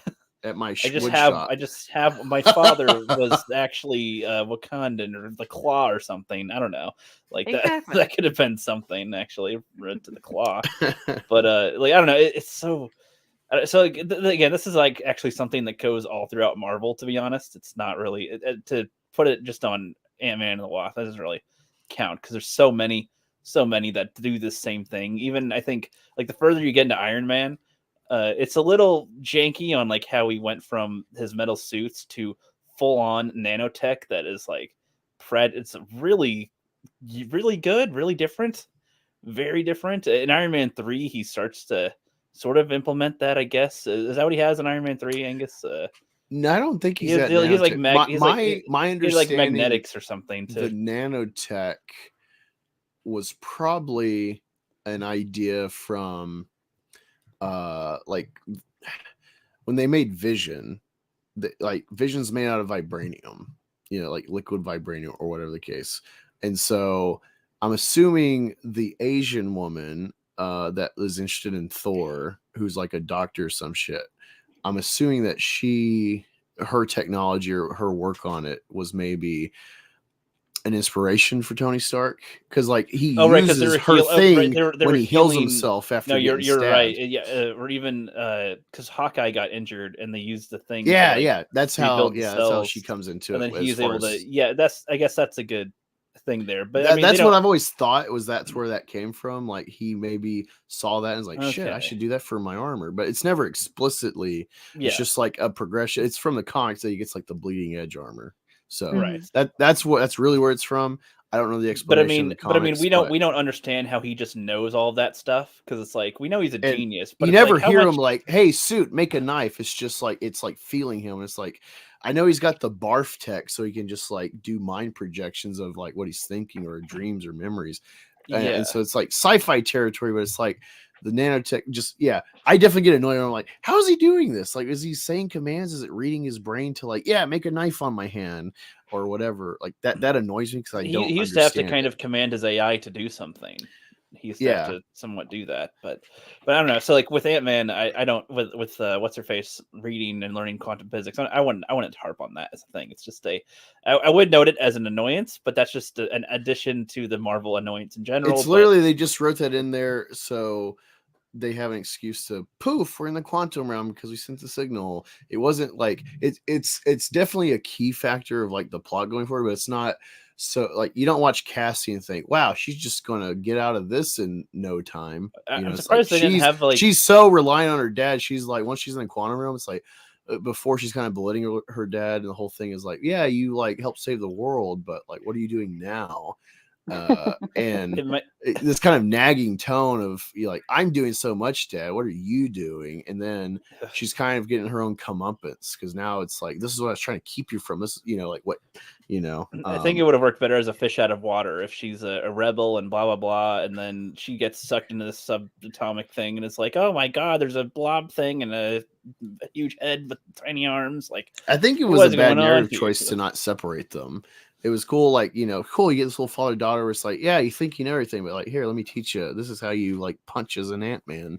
And I'm still shocked. She like picks up on it. And so there's enough like father-daughter stuff where it's not like it's not a woke character. I don't know why people like they take the littlest things and blow it up because they make money off these videos. So that's the irritation where it's like, to me, it's very clear if you're following stuff that like, all right, this is not a mountain to complain about. This is at worst a molehill. And Antifa, man, because a different character, the old Ant-Man, said communism.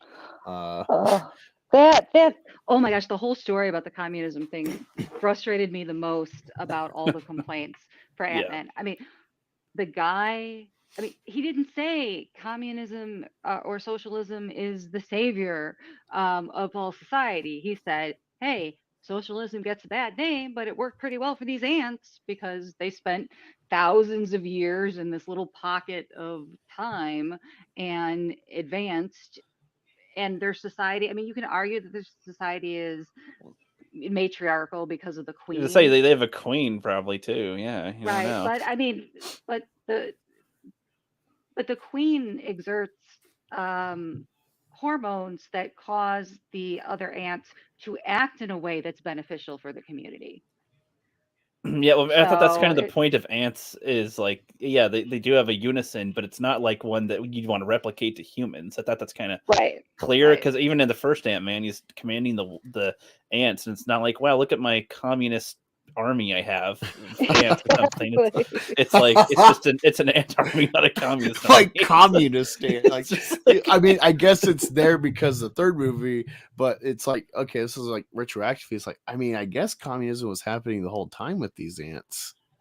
But it's in general. No, I see what you mean. It's not. I don't see that as an indoctrination or like a propaganda thing. I feel like propaganda is getting thrown out too much these days. Where it's like I never watched this and thought, wow, they're trying to manipulate me to vote Democrat. Well, did they have another? That's propaganda. Did they have a character go like, oh, shut up, or dad, or whatever, like a kind of, like that's not. It's just a throwaway line essentially. It was meant to be like. There's a similar. Like, we all know the fucking casualties that's caused. In The Last of Us, there's a similar thing where they're in post-apocalypse, and they go to this town where these people are like working together, sharing their stuff because it's a small town, and that's all it is pretty much. They're sharing resources, and he's like, we all work together and do this, and Joel's like, so you're communists, and his brother's like, what? Like I don't think I am. And his wife's like, we're a collective commune. We're communists. And he's like, she's like, we literally live in a commune. We're communists. And he's like, and like the brother that lives there is like realizing this, like, oh no. But the brother's like laughing. He's like, I'm just teasing you anyway. It doesn't, if it's like that, and people are like, oh, it's communist utopia. And it's like, no, it's just a town. And it's like, this isn't propaganda to the audience. This is for adults to watch this. They're not trying to manipulate children. This is aimed at adults. They had a lot of violence in the show, and Like, they had kid get shot in the head. Like, this isn't for kids anyway. This is fully adults with brains that are watching this Well, that it's they're funny not you trying mentioned to Last of Us, pursue. So I because don't know. this is like, as much as like there's a use for something like Bound into Comics for like a conservative angled entertainment media site of like, catch all like reviews and whatnot. They're really, in my view, going off the deep end with Last of Us. And it's like, it's frustrating because it feels worse than like all the stuff we've seen with media and like Star Wars alone. And oh, you don't like product, you're racist because we use diversity shields and you didn't like it, so racism. Like that's like that's the value of something like Bound in Comics, to counter that. Be like, look, you do this and it's forced diversity. You've crammed something in there just to check a box, and then it doesn't sell. And oh, look, your shit tank. You got a great rating, Rotten Tomatoes, for people that didn't, no one paid to see your thing. Like that. That's good stuff. But then you get reviews like this or commentary on someone's content. So this actress, she's in the newest episode. She's a love interest of and longtime friend. And it's a flashback episode. Yeah. So she's a love interest in episode 7, a flashback before the show starts. A love interest to our character of Ellie, who's like, I don't know, teenager. Yeah. Wait, did you watch all of The Last of Us like cutscenes yet, or are you in the process? Oh, I've seen it. I've seen all the cutscenes from the original game. Yeah. Okay. All right. So what? Okay. First of all, it's funny because you had the whole Naughty Dog leaks striking channels issue like a year or two ago with Last of Us 2. And yeah, that was they really crossed the line with that stuff. That's bad. But I'm not going to fault them for good things they do, or Right. hold on to that resentment when they're doing good things. And what's funny is, a lot of people are like, man, Last of Us is so great, and now they're ruining it with Last of Us 2, and we're getting all these leaks, and then they're striking us for commenting on the leaks, not even showing the leaks. Yeah, that was bad. But what's funny is articles like this and the commentary of like, oh, they're shoving gay down our throat. It's like the main character, Ellie, is gay. And so it's like not a question for her to have a love interest that's a woman. Or when she's teenage, like she's interested in girls. Yeah, and it's like I feel like because you're playing a zombie game, killing like fungus zombies, people really weren't taking in the story. They were just like, wow, what a great experience, like surviving and the end twist, but they didn't really pick up on the story. And now, like, because zombies aren't interesting for an actual show, you have characters. And I think it's like this kind of like resentful realization, like, oh no, I liked propaganda, like in their view, propaganda this whole time. And so they're lashing out at it.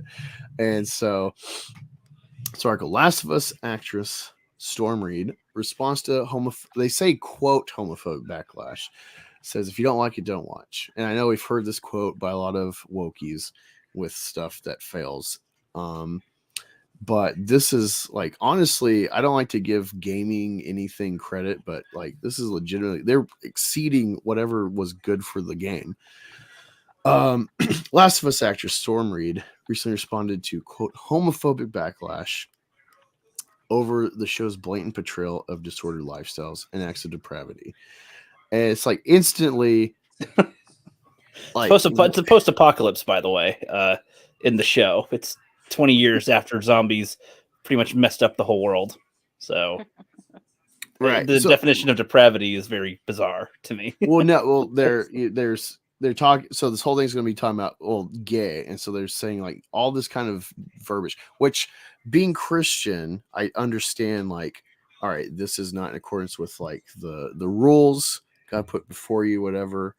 I understand that, but then there's the reality of like, well, you're in America, and so you're in a secular society. People can do what they want as long as it's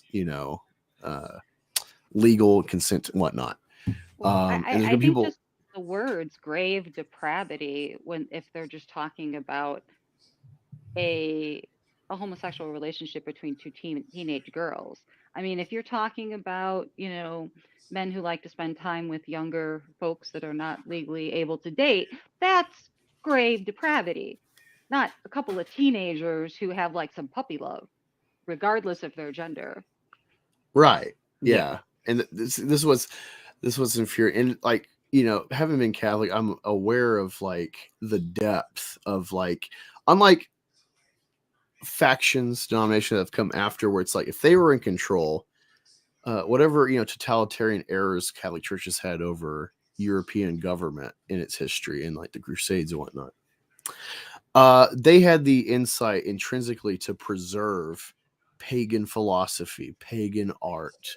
When what we see in like the Middle East, where they're destroying historical monuments because they were they're idols to them, like that would be the Calvinists or the Puritans. Like they would be doing that.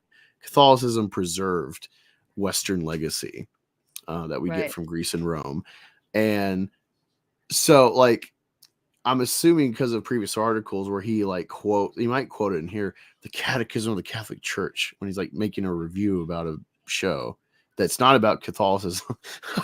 It's just like, why are you interjecting this? Like, yeah. Well, so you've seen the cutscenes for the first game, right? So you understand that like a lot of people in the world are like raiders. They are trying to kill you. There's fascist groups that are like, have town, like there's a lot of bad stuff in general in the world. So I don't know, to have this be like, this is bad. I don't know. This is like the least of your problems, if there's anything. Well, it's also weird because like on our side, there's like, I think an intrinsic kind of libertarian view of like a great example. I don't know if you know this, but Robert Meyer Burnett, the review guy that's on with like Campy all the time. There was that former cop, the black guy got killed in like Dallas or St. Louis. He got gunned down protecting his friends like pawn shops. He was like doing security work for him during the riots, and he got killed for like TVs essentially.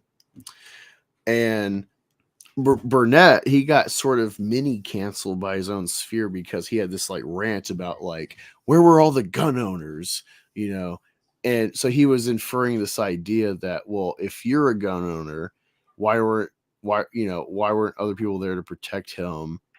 Or why is it like he was assuming like, well, if you own a gun because you're Second Amendment rights, then you're like a militia police force, when it's like, no, I buy a gun for me, you can buy a gun for you, I don't owe you protection. So like there's this intrinsic libertarian like, protect your own, do what you want as long as it's legal in the society, whatever, you're on your own and you don't owe society like protection or whatever, All right, so you take that idea, think about Last of Us, the same people that supposedly love this game that is a gay character, they try to and be like, oh, they're pandering to a minority that's maybe 5% of the population, and it's in an apocalypse.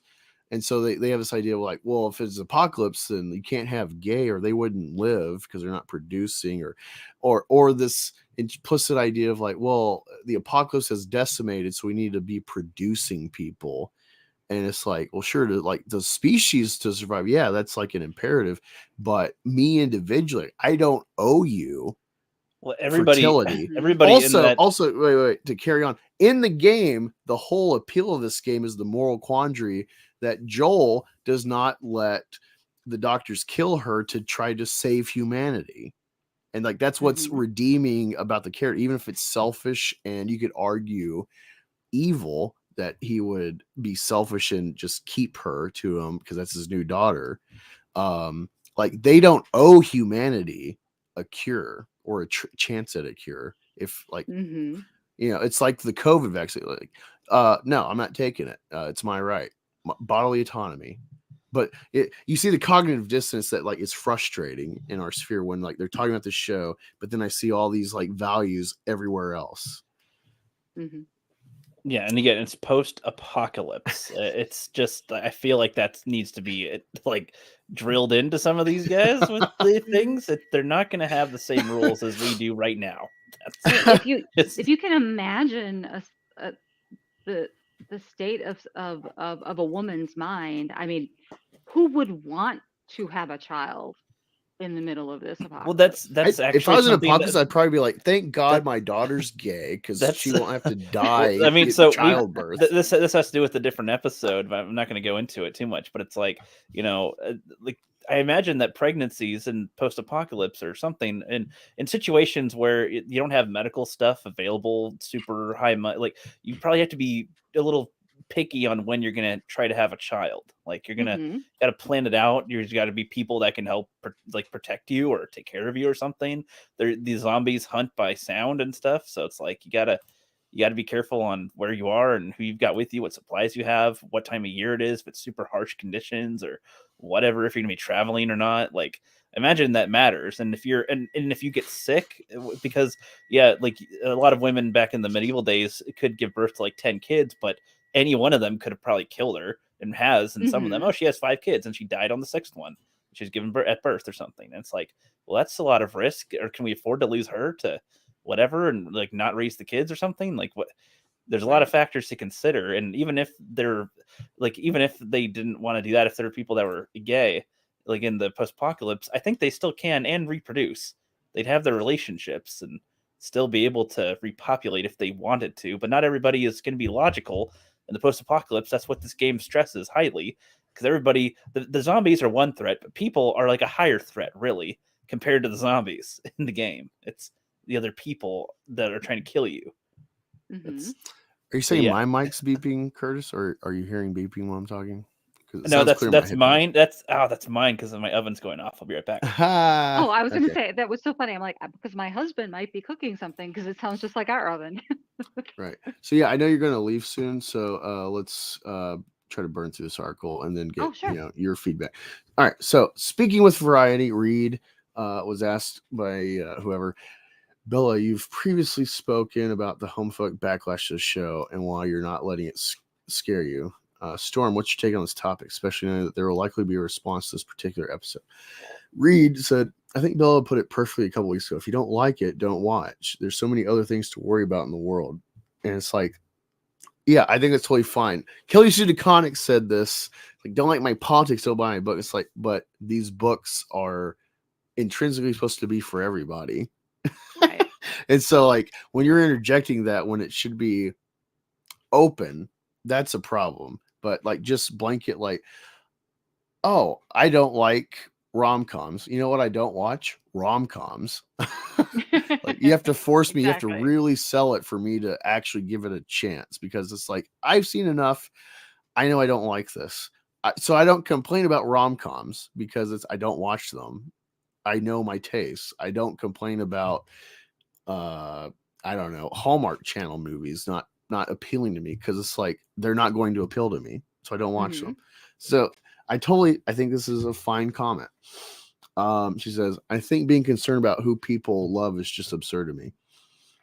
I will never understand it. I don't get it, she added. Reed continued, I think despite what people are going to say, if they don't like it, I think there are going to be a lot more people that appreciate it, a lot more people that feel represented and seen and heard. So that's what matters. That's where the work comes in, Reed said, and that's when it's appreciated and you prioritize looking at those tweets rather than the ones that aren't the best. And it's like, that's pretty tame. Instead of being like, oh, all of the bigots, and she could have said Trumpers or whatever.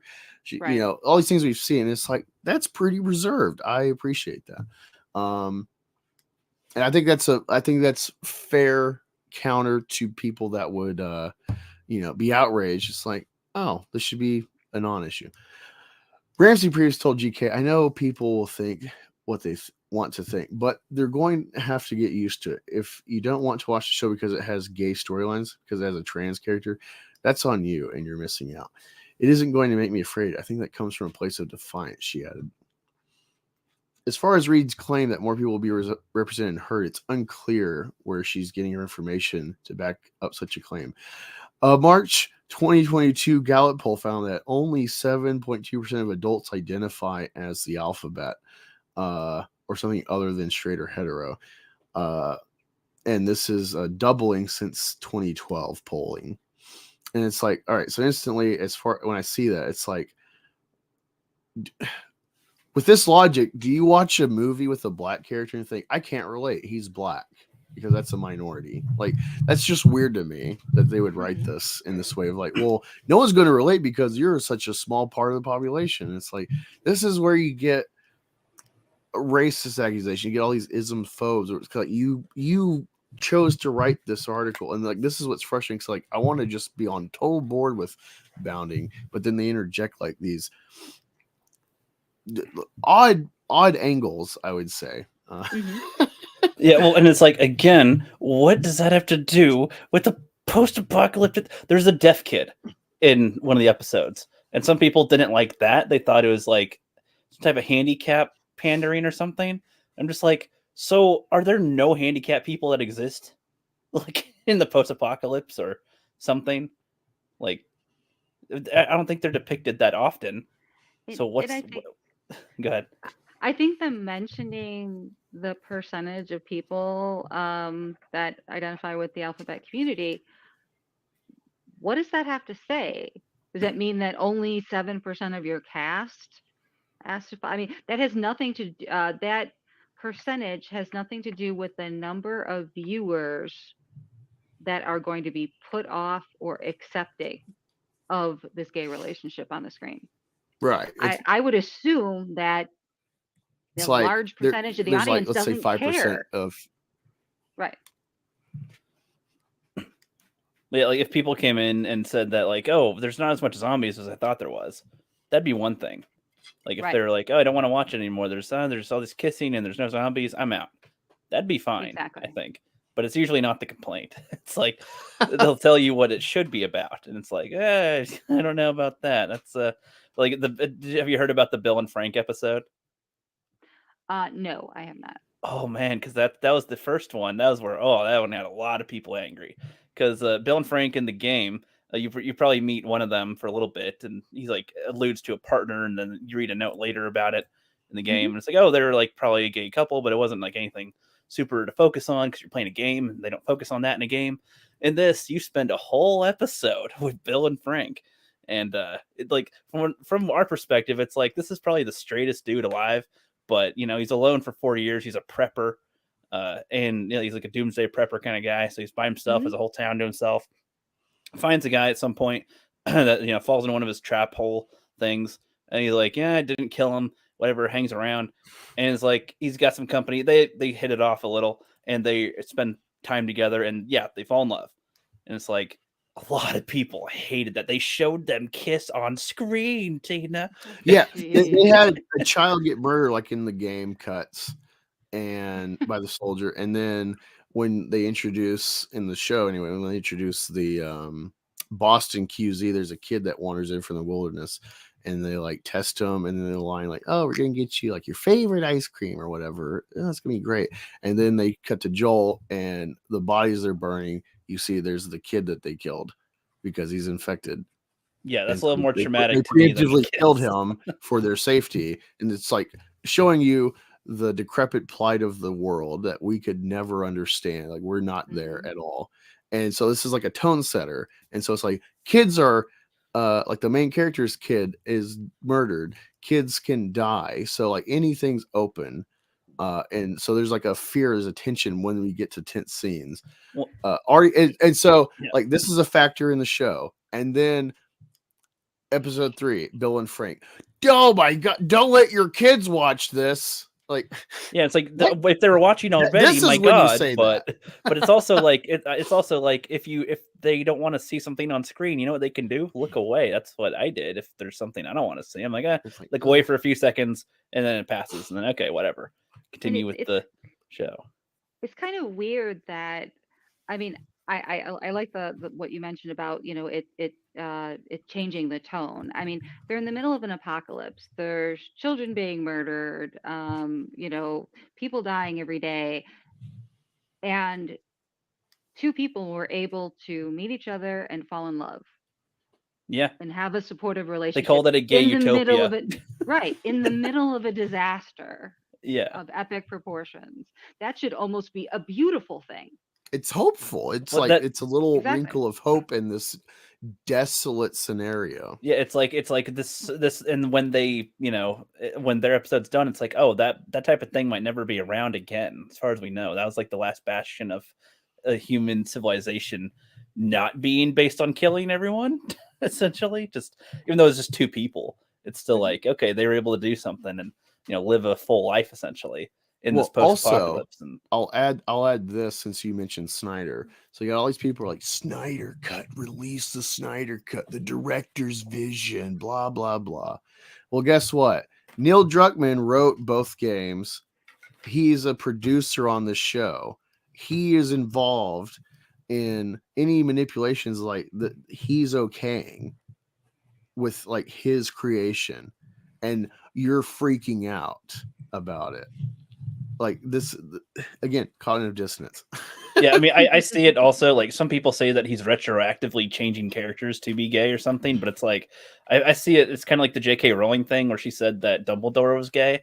It wasn't important that he stated to be gay or not in the movies or anything. I don't know about the books specifically, but it's like it's not a detail. But if you were to be asked about it later, or she made more books where that's the focus, it wouldn't be changing anything. It'd just be, well, now that's an area that could be mentioned. Also, Right. when she made Harry Potter, this was like the Bush era. So this was like the dying gas of like moral America, 9/11 era and stuff, where it's like, yeah, America and the Bible, and it's like, we're not really that, but we were trying to cling to that still. And so she's trying to sell a kid's book. She can't really like push, oh yeah, main character, he's gay and he works at a school.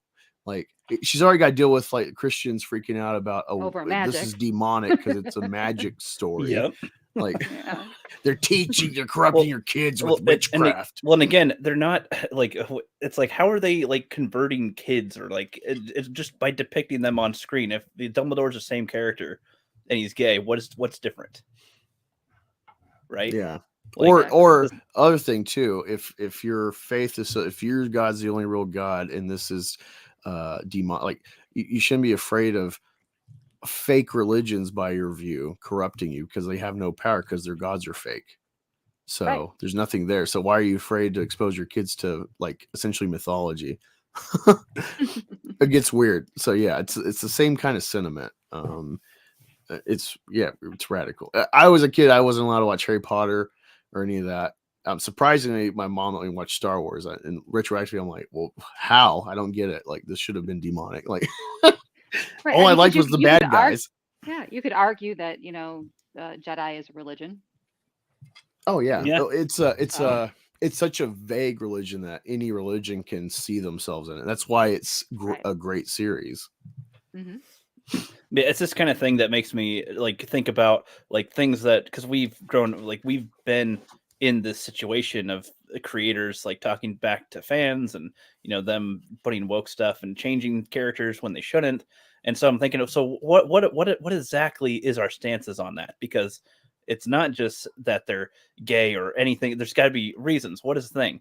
And it's like TLJ, we'd go, hey, this movie's not that great. Well, congratulations, you're sexist and a bigot and a racist and blah. And it's like, wait, what? That's the stuff we're fighting against, right? That kind Right. of thing. Not just, not just, oh, look, a character is gay in there, huh? Yeah, I always assume the idea of forced diversity when we say that in our sphere is, oh, look, they checked a box and this change or this element had nothing to do, but look, we have trans, we have gay, we have black. Or like the two lesbians kissing at the end of Rise of Token. Skywalker. Tokenism that you can edit out. And it's Right. like, well, that's disingenuous. And then it's like, oh, Bill and Frank, here's like all these red flags for like a Trumper. And then it's like, he's gay. And it's like, wow, that's nuanced.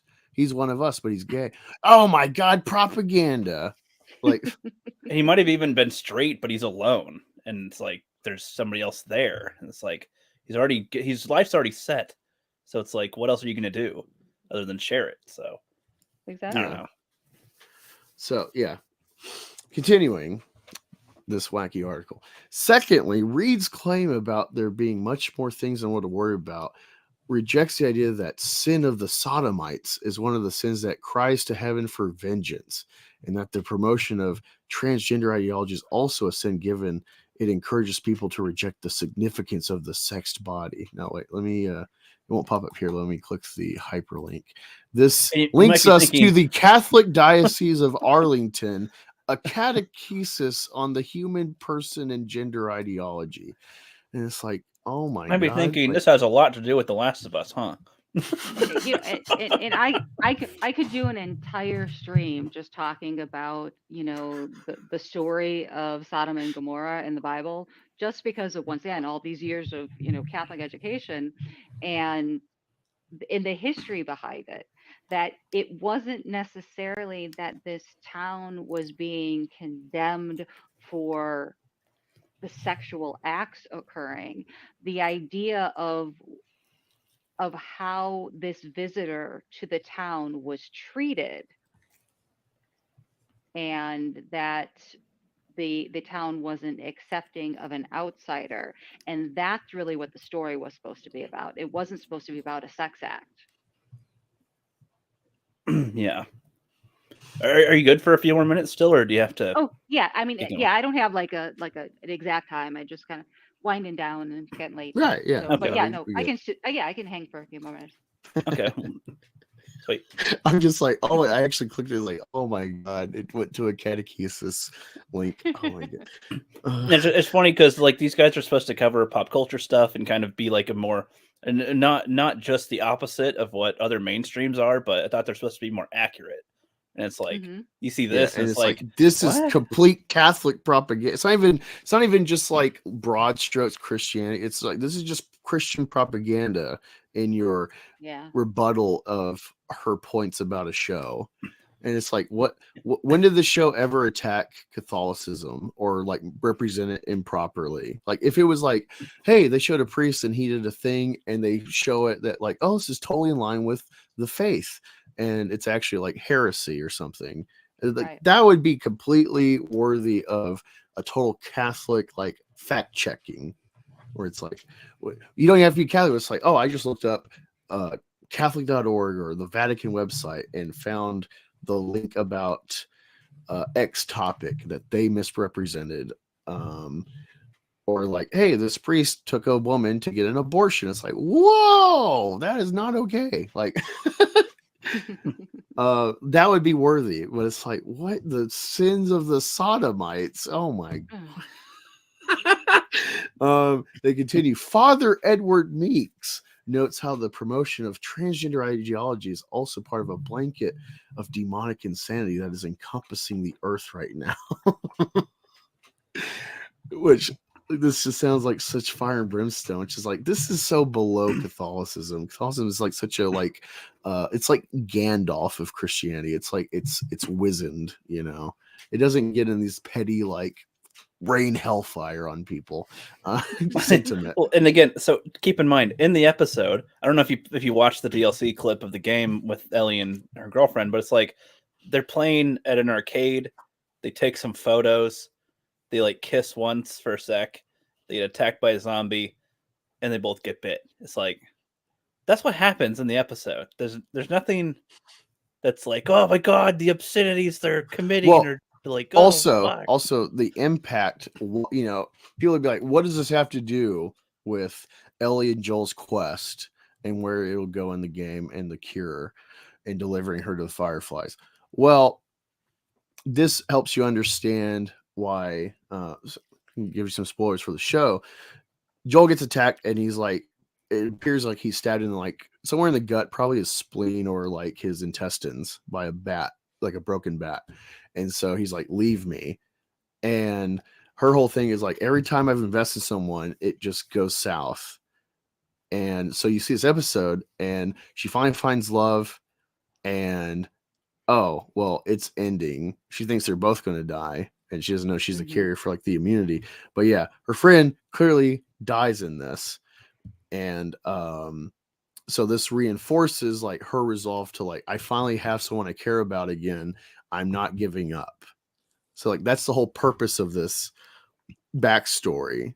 And like, it has a real effect to understand the character. And so it's not meaningless or a pandering or something. It's like, it's, you know, she's gay. She likes a girl. They hit it off. and it's already a tragic setting because it's like, actually, this is my last night with you. I'm going off to do blah, blah, blah. And so they're having a good old time, and they're kind of letting their emotions fly. And then this calamity happens where it's like everything's cut short and her life's wrecked now. She thinks she's going to die with her. Yeah. But yeah, continuing, he states signs are all around that the devil is doing just that today in our world. Allow me to elaborate. Anytime I see millions of otherwise rational people doing irrational things, I look for the demonic element in what's going on. A blanket of demonic insanity has fallen upon the earth, and you and I are witnessing it before our eyes. He continued, it is manifested in such things as the surgical mutilation and infliction of puberty-blocking drugs on prepubescent children in the name of transgender ideology. It is manifested in drag queen shows in public libraries targeting audiences of elementary school children.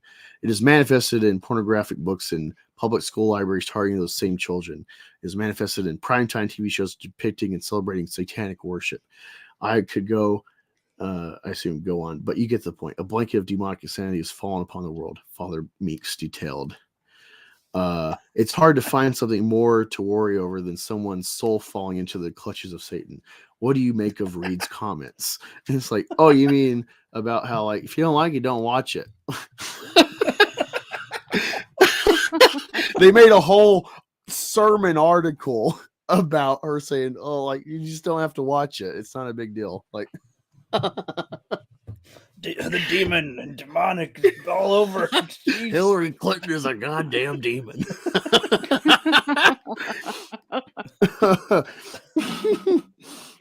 I've been seeing your comments. Sorry, I'm just getting the most time I can with Tina, my sketchbook. But he says Sodom and Gomorrah wasn't destroyed for sexual morality; it was for corruption, because Lot is made to pass out with wine and graped. And great. I was like, wait, what? Great by his daughters a few chapters after. The angels going down was as a test. Yeah. So, and that's also how I explain like Afghan culture, because they're very kind of like, this is like a region thing. This is biblical. So they're all about like how you treat your guests in the Afghan like Pashtuwali culture. It's more important to protect your guests than it is your own family. That's like the measure of a man in this culture. And so you see this in the story of Lot, where the angels come as men, and as the story in the Bible, it's like they all want to grape the angels. And he's like, take my daughters. And so if you're a feminist, you're like, this is rape culture. And it's like, well, this is like a cultural thing of like, I have to protect these men at all costs. Mm-hmm. And this whole city is corrupt. They're godless in every form and fashion. But of course, it gets summarized as the gay city got nuked by God. And so it's funny. This, like, regardless of the argument of it is, homosexuality, like depravity or not in God's order, regardless of that argument, I think you should harp more on the fact that 50% of marriages end in divorce. And there's probably a bigger percent that are just together because of the kids and they hate each other. And they're just waiting for the high school graduation to file for divorce.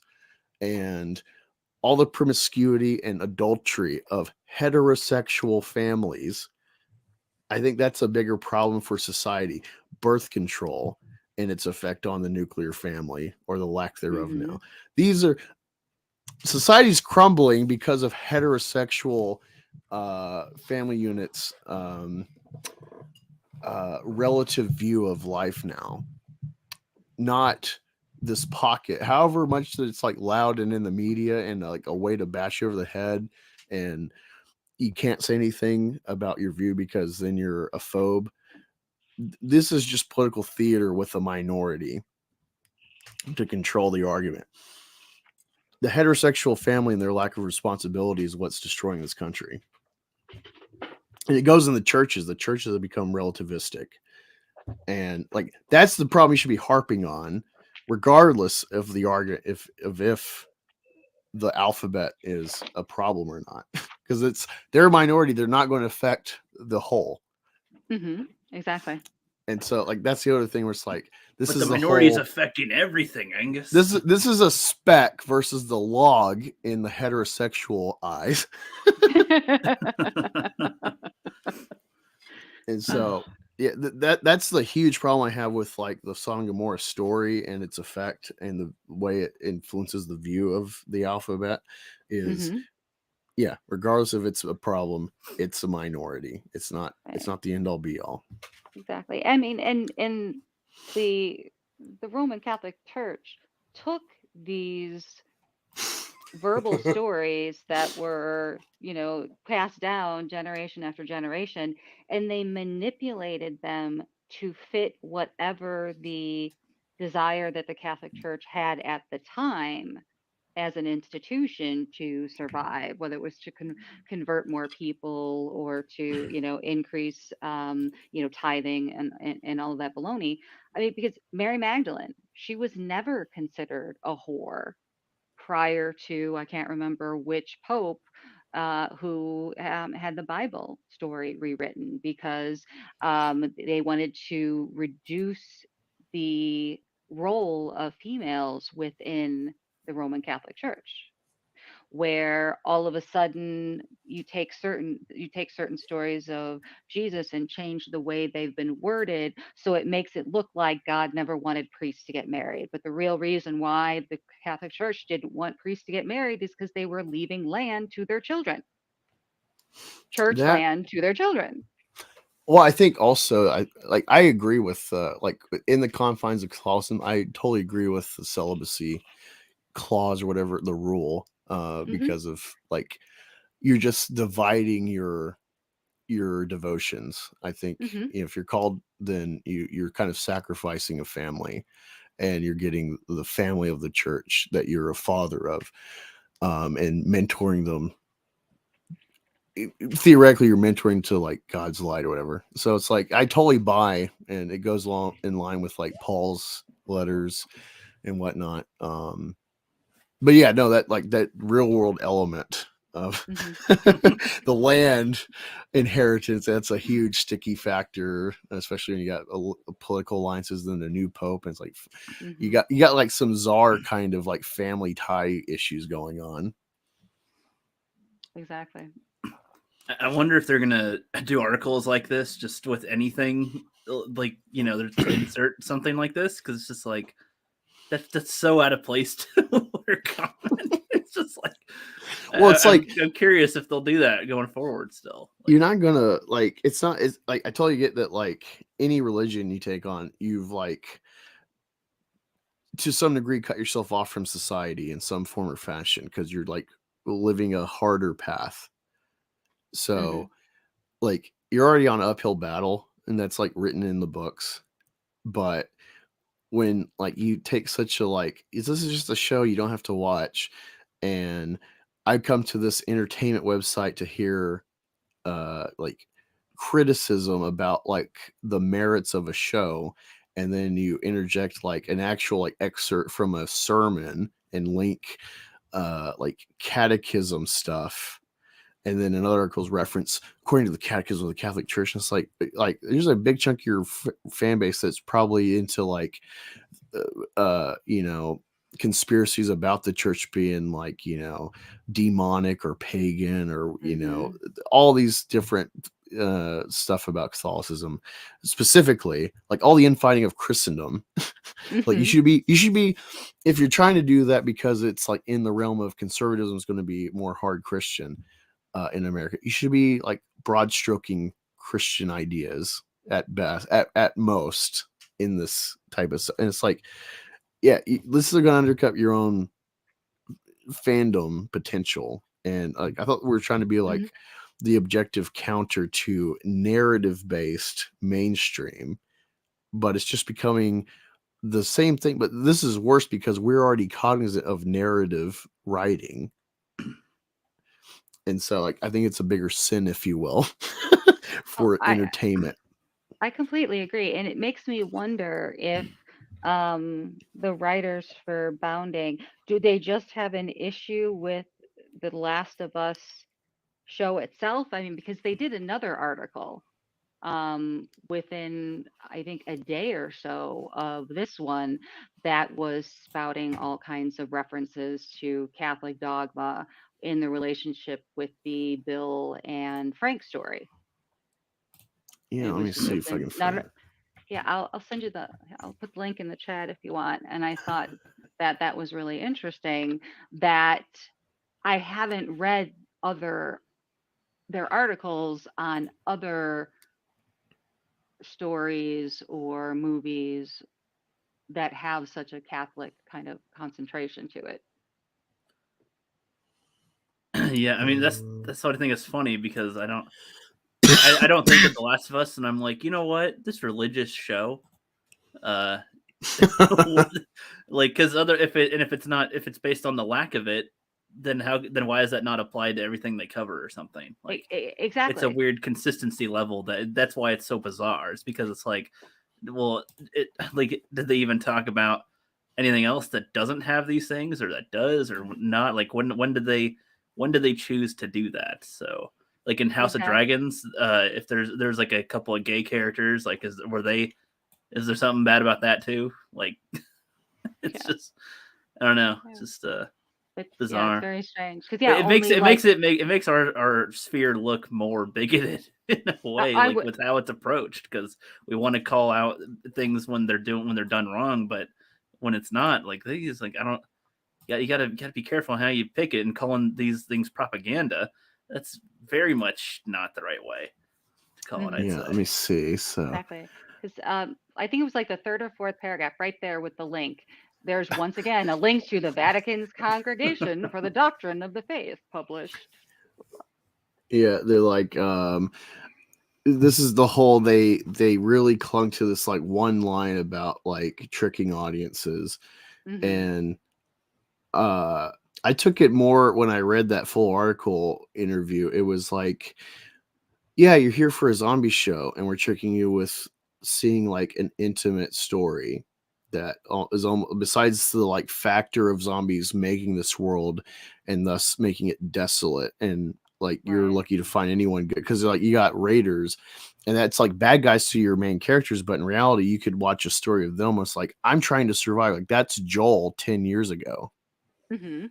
Like he's guilty of murdering He's people. Done that. He killed people. Well, yeah, like in episode 4 they are in Kansas City at a QZ, and they don't know that like there's been this like revolt against the established somewhat continental government of Fedra in these QZs. There's this revolt and they're coming into this, and this guy's like, help, and she's like, we're gonna help him. He's like, hell no, and he like floors it, and then they get attacked because their raiders trying to steal their car and whatever goods they find and kill them.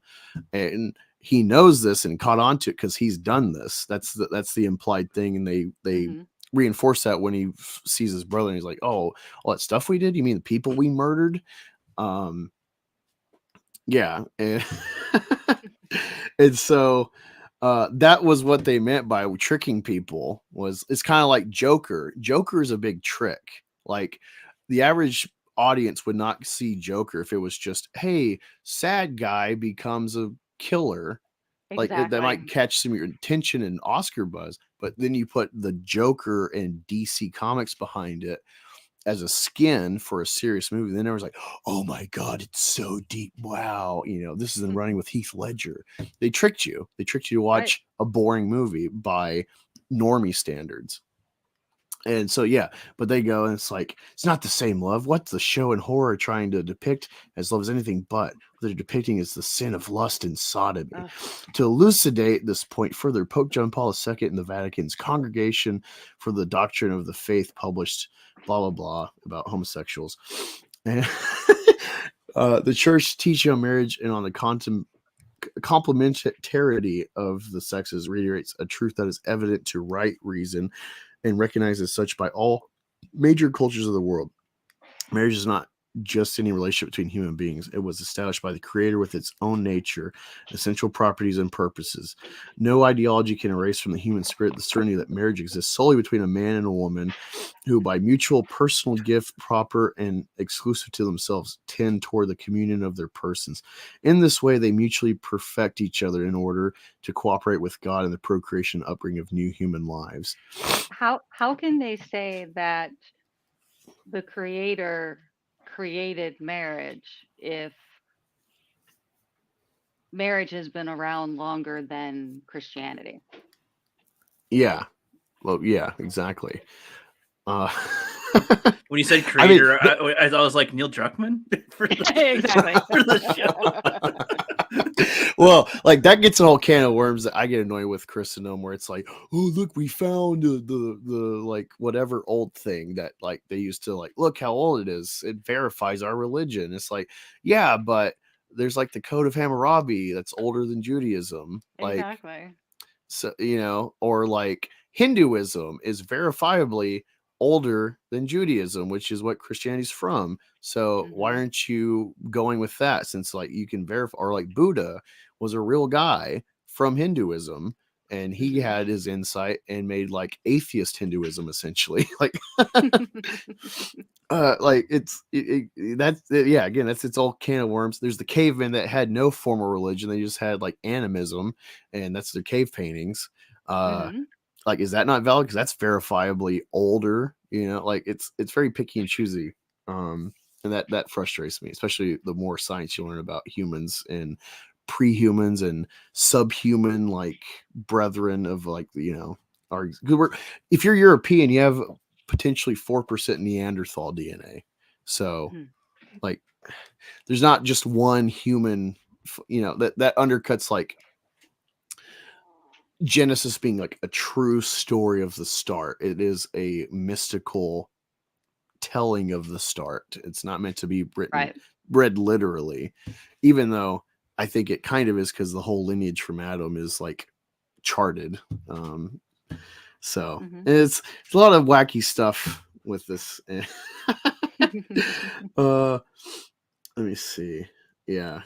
No, yeah. Again, when I'm like, oh, I'm totally open to like check their articles, but then it's like, according to the Catechism of the Catholic, and it's like,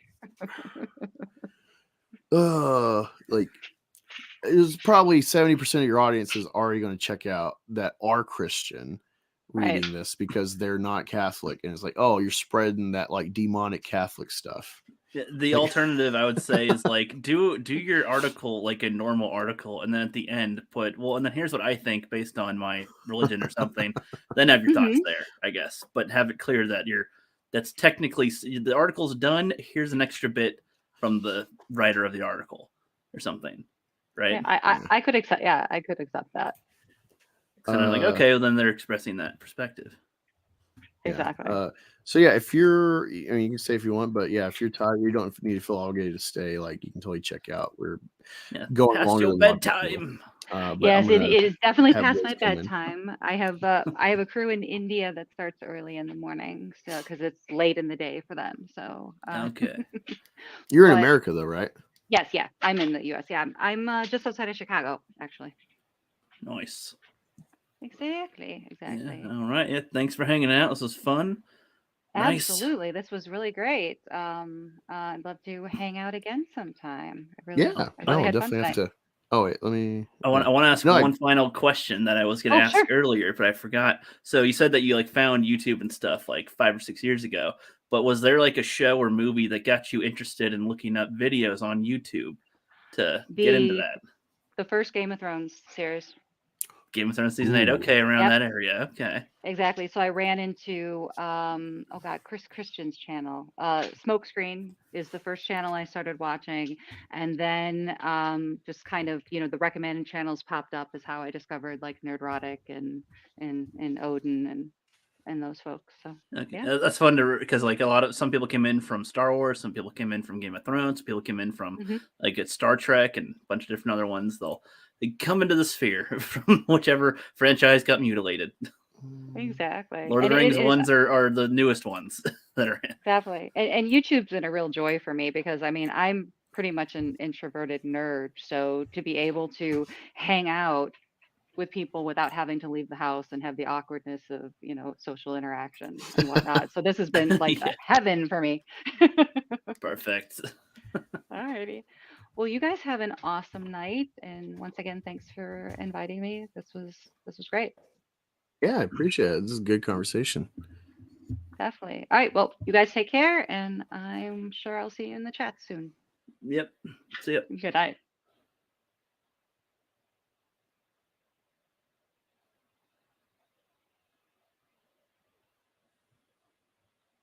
Are you frozen? Angus is so still, I can't tell if he's frozen, if he's glitching, or if he's just fucking with me. Because it could be either. Could be any one of these. I think he's trying to figure out how to get Wizard in here. But I'm not sure. I think I'm the only one now. Yeah. Did he freeze? Yep. Anguloid has frozen. Okay. Unless he's just standing still for a little bit, just fucking with me. That's what I think it is at first. But since he left the thing, he'll have to come right back in to hang out. But these have been some good conversations for sure. For sure. We went on a lot longer with Marvel stuff than I thought we would, but I enjoyed those conversations too with those. Yeah, if he's not frozen, that's some skills. Yeah, that's what I'm saying. But he would do that. He's the kind of one where you go like, "Hey, I can't hear very well," and he'll go like, "What? I can't hear very well. What?" Like you make you sound like you're deaf. But that's about it. But yes, these are good. We've been checking out the comments too while we're reading along here. What's up, my sketch and Curtis and everything. Tim was in for a little bit. Justin as well. I think that Angus is trying to get Wizard in here, but I think his internet's being stupid, so he'll either come back or tell me to end the stream or something. So we shall see if that commences tonight. How bad is Sad Man 3? I did not see Ant-Man 3. I assume that's what you're referencing. Angus did and Tina did. I did not. The last Marvel movie I saw was probably Thor: Love and Thunder, and that crushed my ability to really endure Marvel. After that, nope. So, and that was the first one I saw since like No Way Home, I think. So, like, I have been very, very much out of the loop when it comes to the Marvel stuff going around. Watch Deer Hunter. That is on my list, Curtis. That is on my list. I've been doing progress here. I watched RRR, which apparently stands for like Rise, Roar, and Revolt. I think that one was really good. I'm going to watch another indie film kind of like that as well, or Bollywood or whatever. Their singing is what I think is kind of weird with it, but there's some awesome shit in there. And then I saw Bullet Train recently. I saw American Psycho 2. I saw Dragged Across Concrete. I saw Tenet. I'm making my progress. Wolf of Wall Street. I don't know if you guys heard. I saw that a while back too, but I did not like it. Wolf of Wall Street was just, Anguloid is back. Can you hear me? Now I can, yes. Yeah, I don't know what happened. My internet's not showing up on my computer, so that's annoying. It's being weird. The way that you were frozen, I was like, are you fucking with me? Because sometimes you fuck with me. I thought you were doing one of your, I'm going to pretend to be frozen just to mess with Rook, and he'll think, oh, he's glitched or something, but no. So I wasn't sure. My sketchbook said you got some skills if you're faking it. No. Yeah, I don't know what happened there. But yeah, no, Wizard, you're cool to come in if you're still watching. And then you said you fell asleep. Yeah. Deer Hunter, I don't know if that'll be one anytime soon, to be honest, Curtis. That is on my list, though. I've got so many things I'm trying to watch. I'm watching like 15 TV shows. I'm watching movies and everything, trying to catch up with everything. What is up, Wiz? Hey, what's up? You don't sound like a high school, or you said in your chat you sound like a boy or something. I don't hear it. So. All right. You forgot to put on the deep voice or the Batman voice. Or I tried to put my avatar in, but I couldn't do it. Got panicked.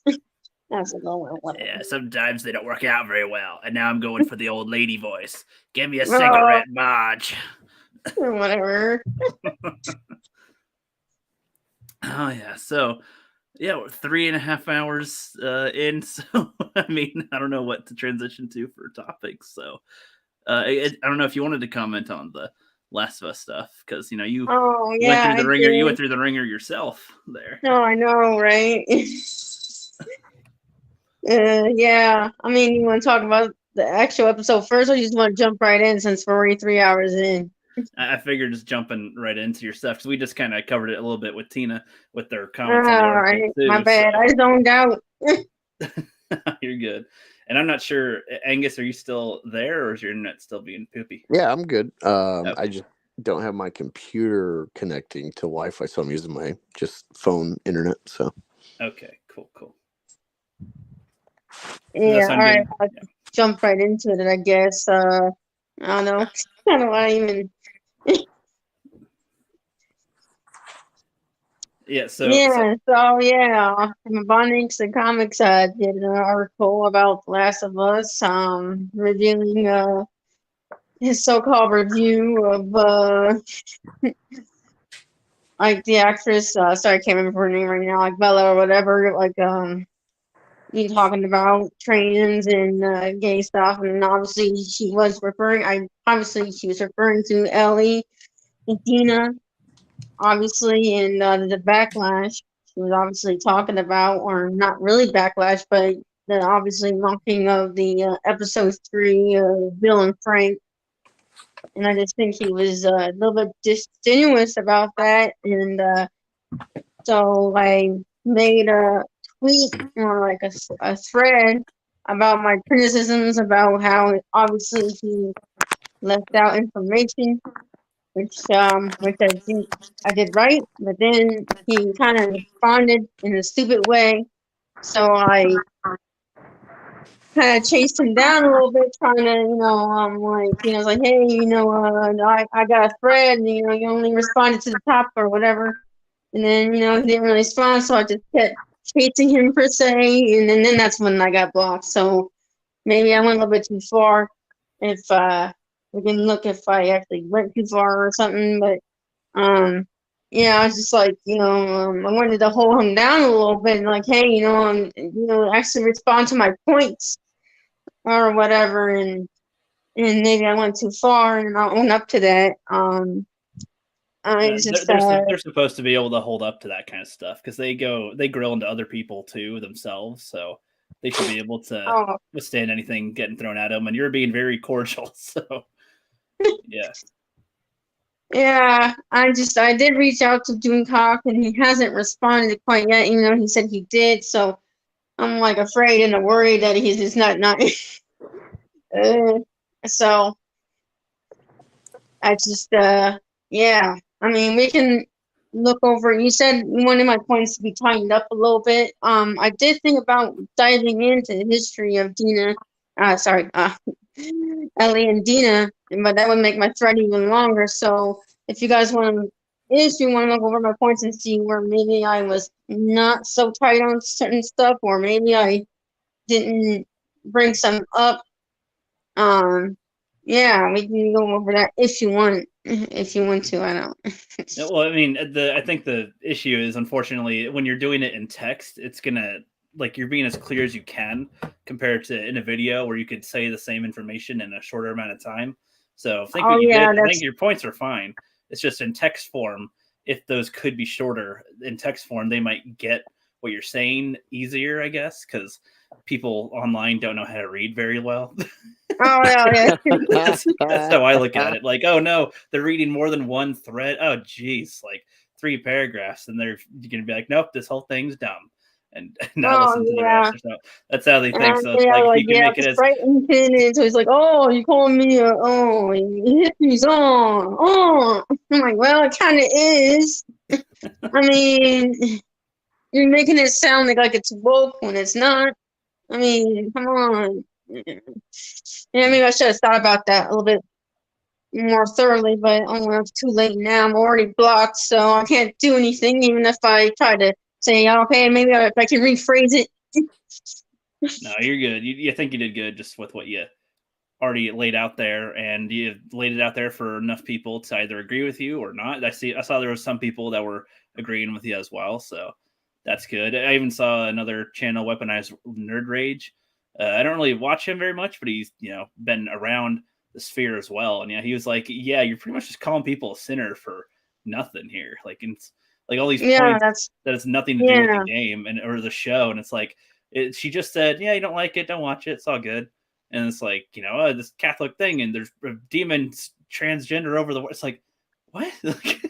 What does this have to do with your review or what you said? Yeah, that's what I was trying to hold him down to, because before he blocked me, his last he replies so weird, and I think it's deliberately. Like, he just quote tweets everybody and then replies.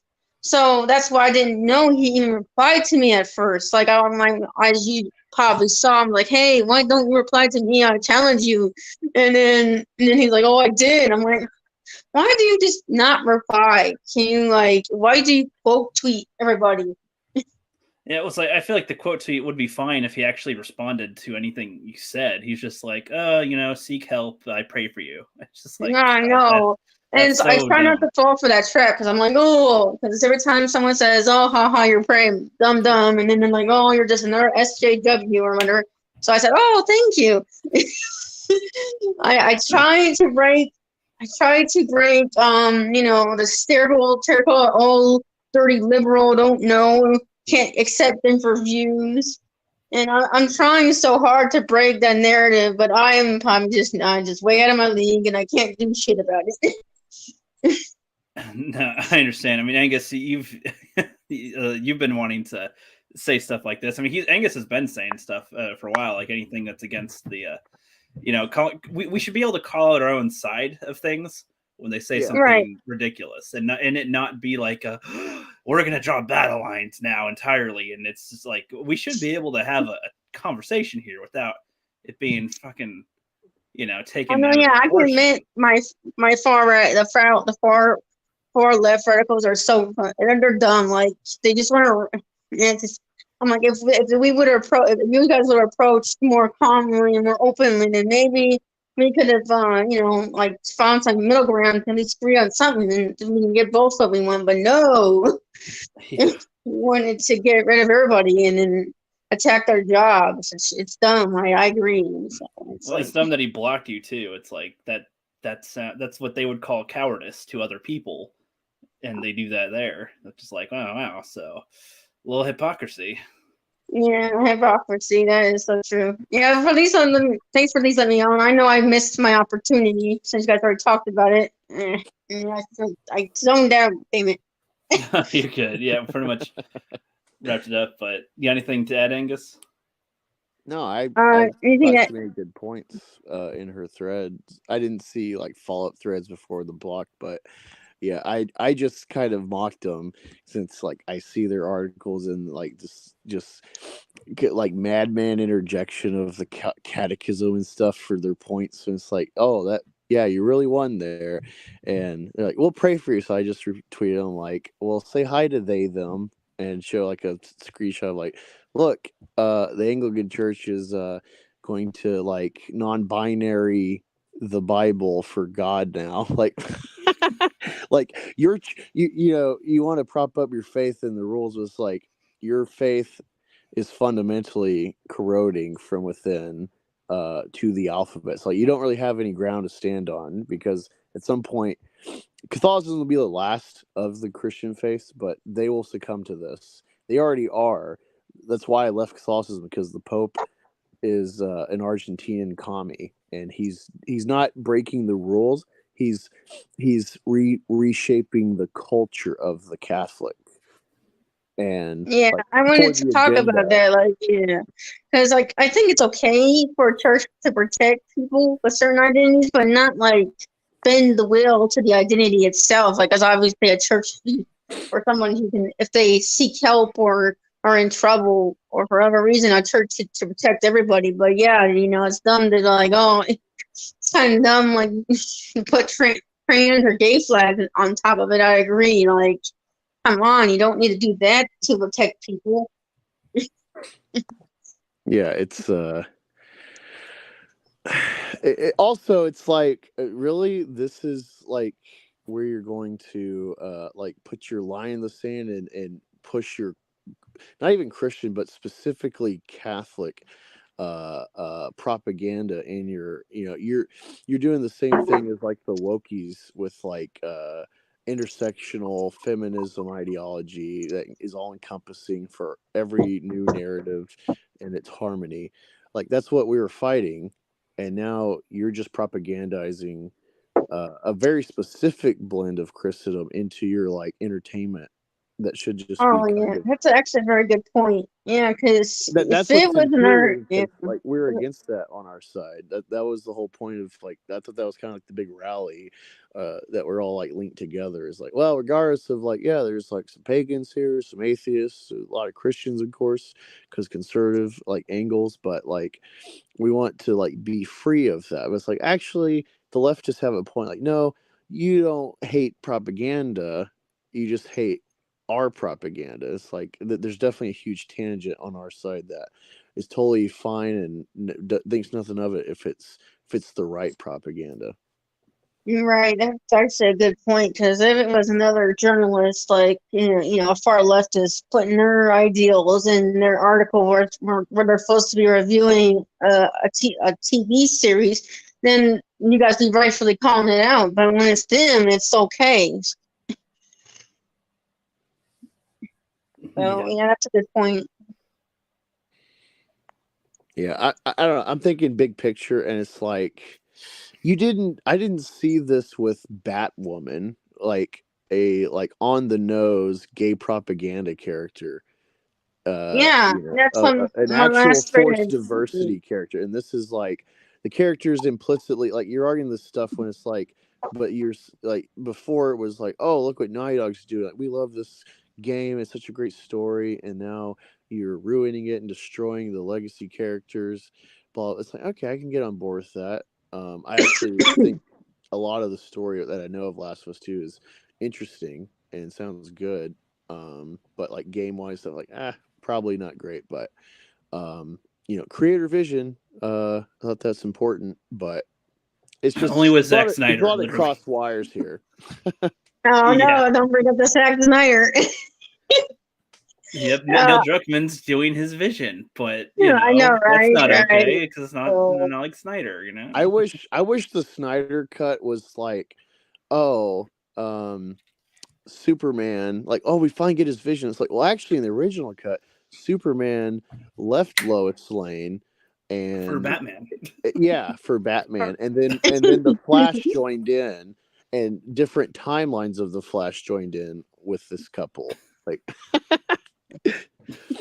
All right, I'll admit that Zack Snyder really fucked up on Superman. Like, I can admit, like, if he would have just done it a little bit differently with Clark's dad, particularly, then maybe he wouldn't have like some people wouldn't be so divided. At least with his dad. Yeah, especially the dad. It's like, maybe they should all die, huh? Oh God, no. Well, it's funny because it's like that's when people share like memes of Christian Bale from American Psycho or like Enemy, Jake Gyllenhaal, or Nightcrawler, like any of these kind of like Sigma male characters, like that's me. It's like that line, like maybe they should die. It's like that's me. Like, but that shouldn't influence Superman. Like, true. Oh yeah, that was I hate this character, and I'm like, wow, that's not right. Like, that definitely was wrong. Like I can debate this. Like the fight was odd because if you think about it, like he never fought to someone in that level and to that extent before, but. Like I guess it's like, he didn't even try. I'm like, I mean, obviously, I think he kind of did, but what else can he do? Yeah, well, I mean, when they show him throw Zod into a building, like when he deliberately puts them into civilian areas, that's kind of on Superman. Yeah, that's true. Okay, all right, man. I forget a few scenes. I was like, Yeah, but I like that they address it in the second one, but then I hate how they also go, and that building's abandoned, and so is that island, and whatever. It's like hey, audience, we know we messed up. Please like us. I'd just rather it be, okay, you killed all these people, but acknowledge it in the universe. That it's like, oh, wow, you saved the day, but also like 40,000 people are dead. And it's like, oof. I remember reading about this. He killed more people than you're saving. Yeah, I remember reading about this. This is before I ever got into like YouTube or anything, but somehow I remember reading about like this and like I guess the kind of course correction or like the argument about, and I wasn't into any like nerd sphere. It was just my own interest. And yeah, somewhere it's like apparently Snyder was trying to go for like Greek tragedy or something with like they're trying to say, oh yeah, well, all the death's purposeful, but then the next one was like, hey audience, no one's here, so there's no collateral damage. Like when it's funny because before that movie came out, you watch the Avengers, which of course was probably starting to be written in like 2009, and then it comes out 2012, and in the film, as soon as the thing's happening, they're like, hey, cordon this area all the way out to like this road in New York. And so like the cops leave people under the streets, get them out of the buildings, let's try to draw their fire to other places where there's less people. Yeah. Also in the beginning of the film, when Loki attacks and he gets away with Hawkeye and what do you call it? Nick Fury crashes the chopper and he happens to jump out from like the side door.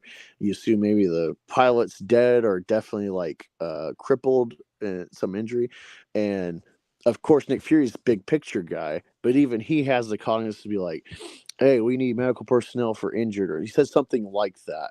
And it's like, wow, I would expect this like cold-blooded guy that like people are expendable for the greater cause to not even mention it, but he does. And this wasn't even an argument, at least in the films, and they write it in where it's like it's so seamless. Tony Stark fighting the Hulk that's under the Scarlet Witch braintism thing. He's fighting him in a city. He's trying to get him away from the people, and he scans for an empty building, purchases the building, and then destroys the building by throwing the Hulk at it.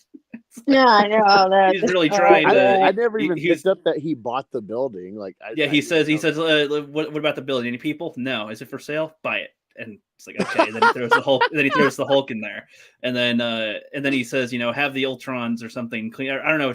No, he doesn't say that, but he's like he was going to use like an elevator to hit the Hulk with, but there are people in it, so he like lowers it for them to get out, and then he hits them with the thing after they're out. So he's like really making sure he's not hurting people. So yeah, I mean, if Zack Snyder would have tried, like, hey, like maybe like did a little something like that, then maybe he would have would not have such a split fan base. But despite everything else, I do look Rebel Moon does look pretty good. I mean, maybe he should just stick to his own style and his own type of story, and not I mean.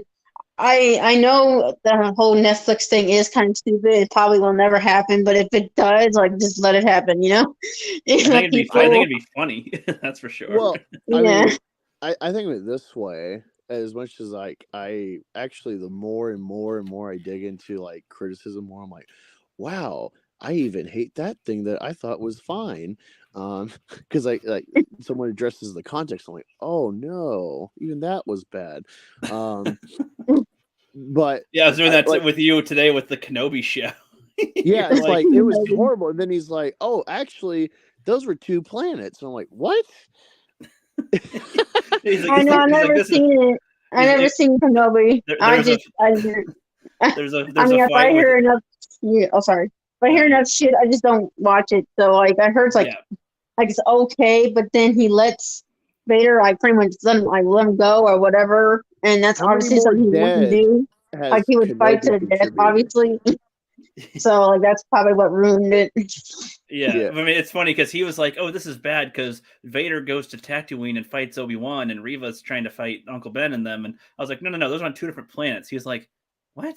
And I'm like, "No. They had a chance to chase them down, and then Obi-Wan goes away, and then they all just focus on him instead of the rebels." And he's just like, "That's even more stupid than what I thought it was." Also, what's funny about that is, for no reason, like Vader could just do this by himself. Like you've seen it with him and the Emperor. It's like, I'll handle this. Oh yeah. He said he brings all of his forces with him to planet to get Obi-Wan. He lets the rebellion, including Leia, get away.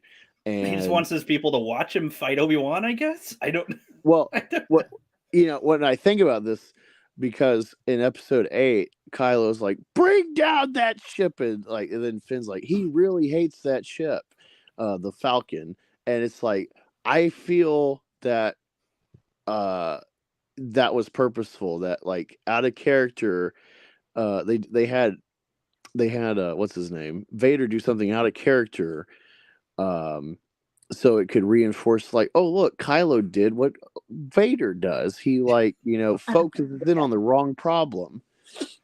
Yeah, I mean, yeah, that's like, yeah, because I watched Star Wars like only like a few years ago, so I'm not like I wasn't like deep into Star Wars like some of you guys are, but I even I know like, hey, I mean, Vader's supposed to be like OP, not freaking Rey or whatever.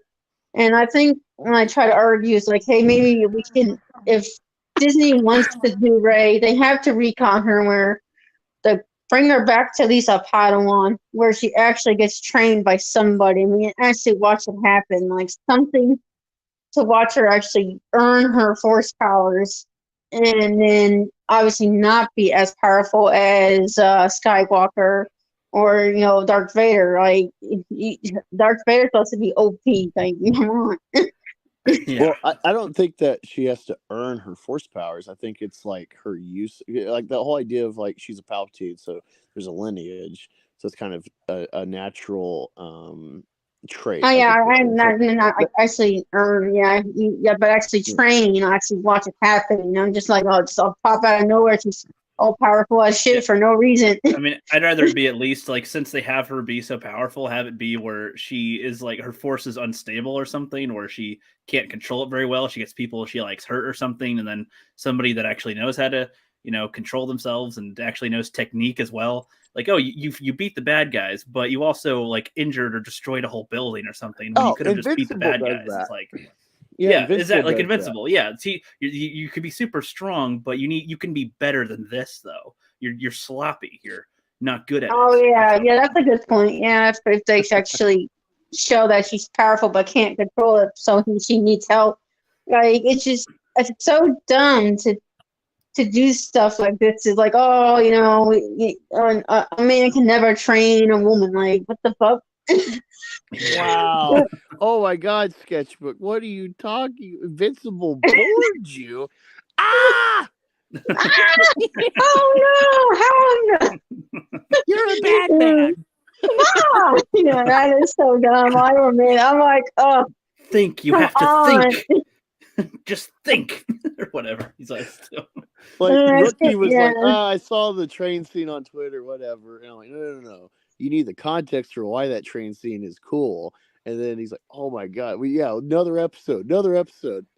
Yeah, I liked Invincible, and I really liked the conflict with him and his dad, and how the government's like trying to just slow down Omni-Man, and it's just like practically hopeless. It's just like, God, he already took out the Justice League, basically. It's like, gee, okay. What can you do? What can you do? Oh, okay.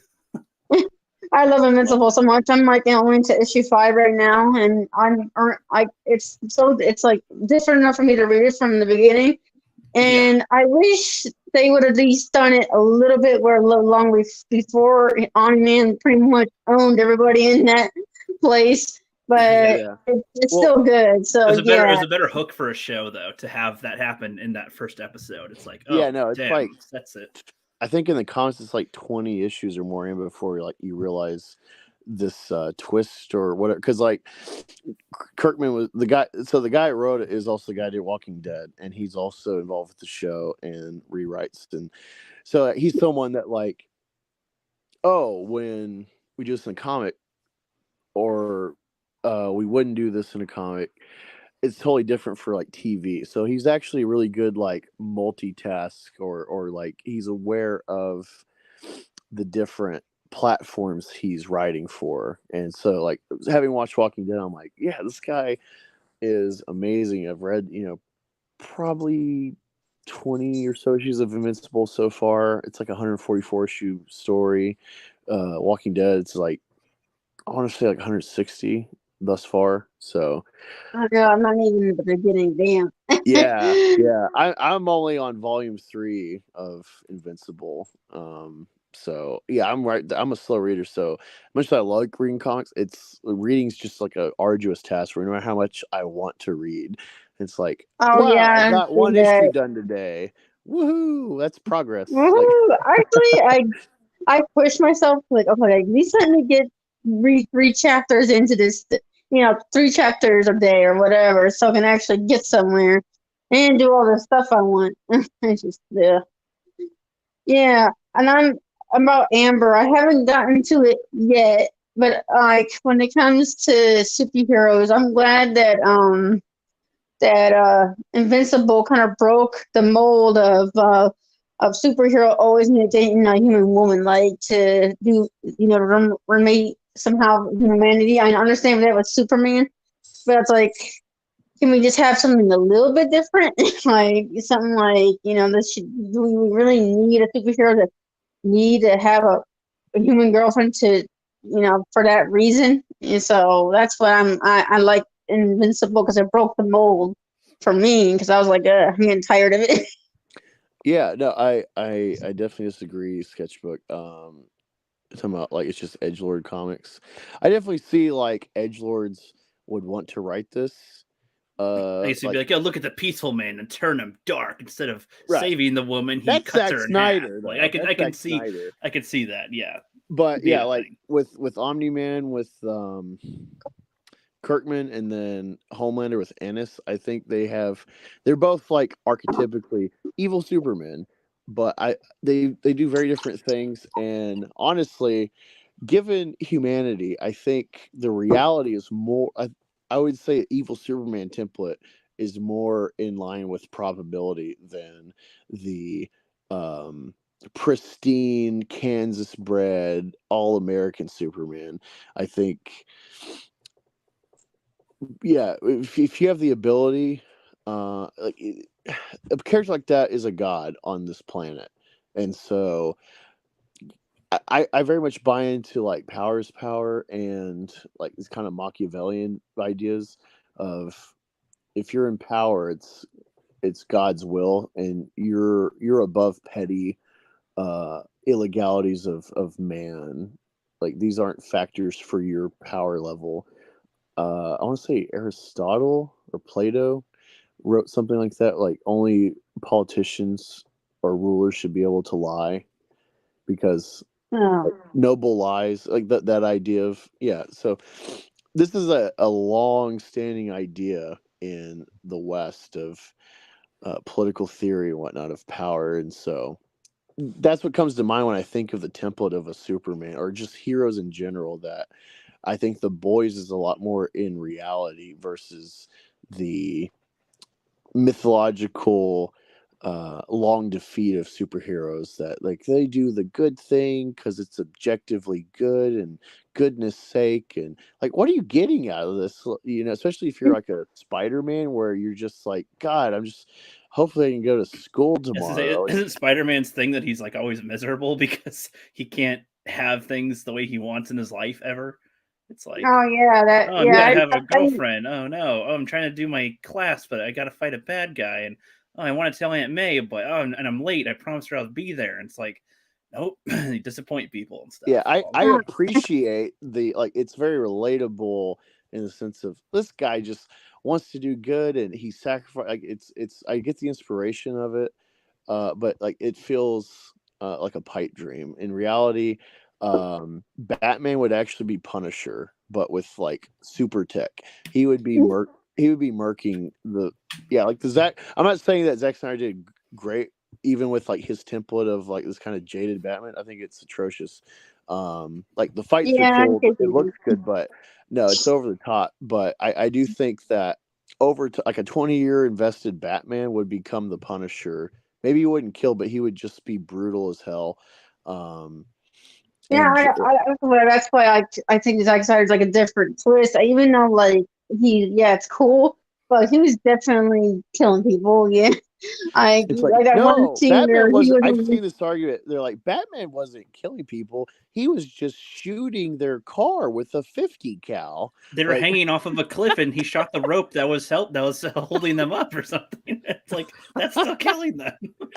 yeah, that's definitely like a Batman. He's like, you know what? Fuck this shit. I'm just gonna kill these motherfuckers.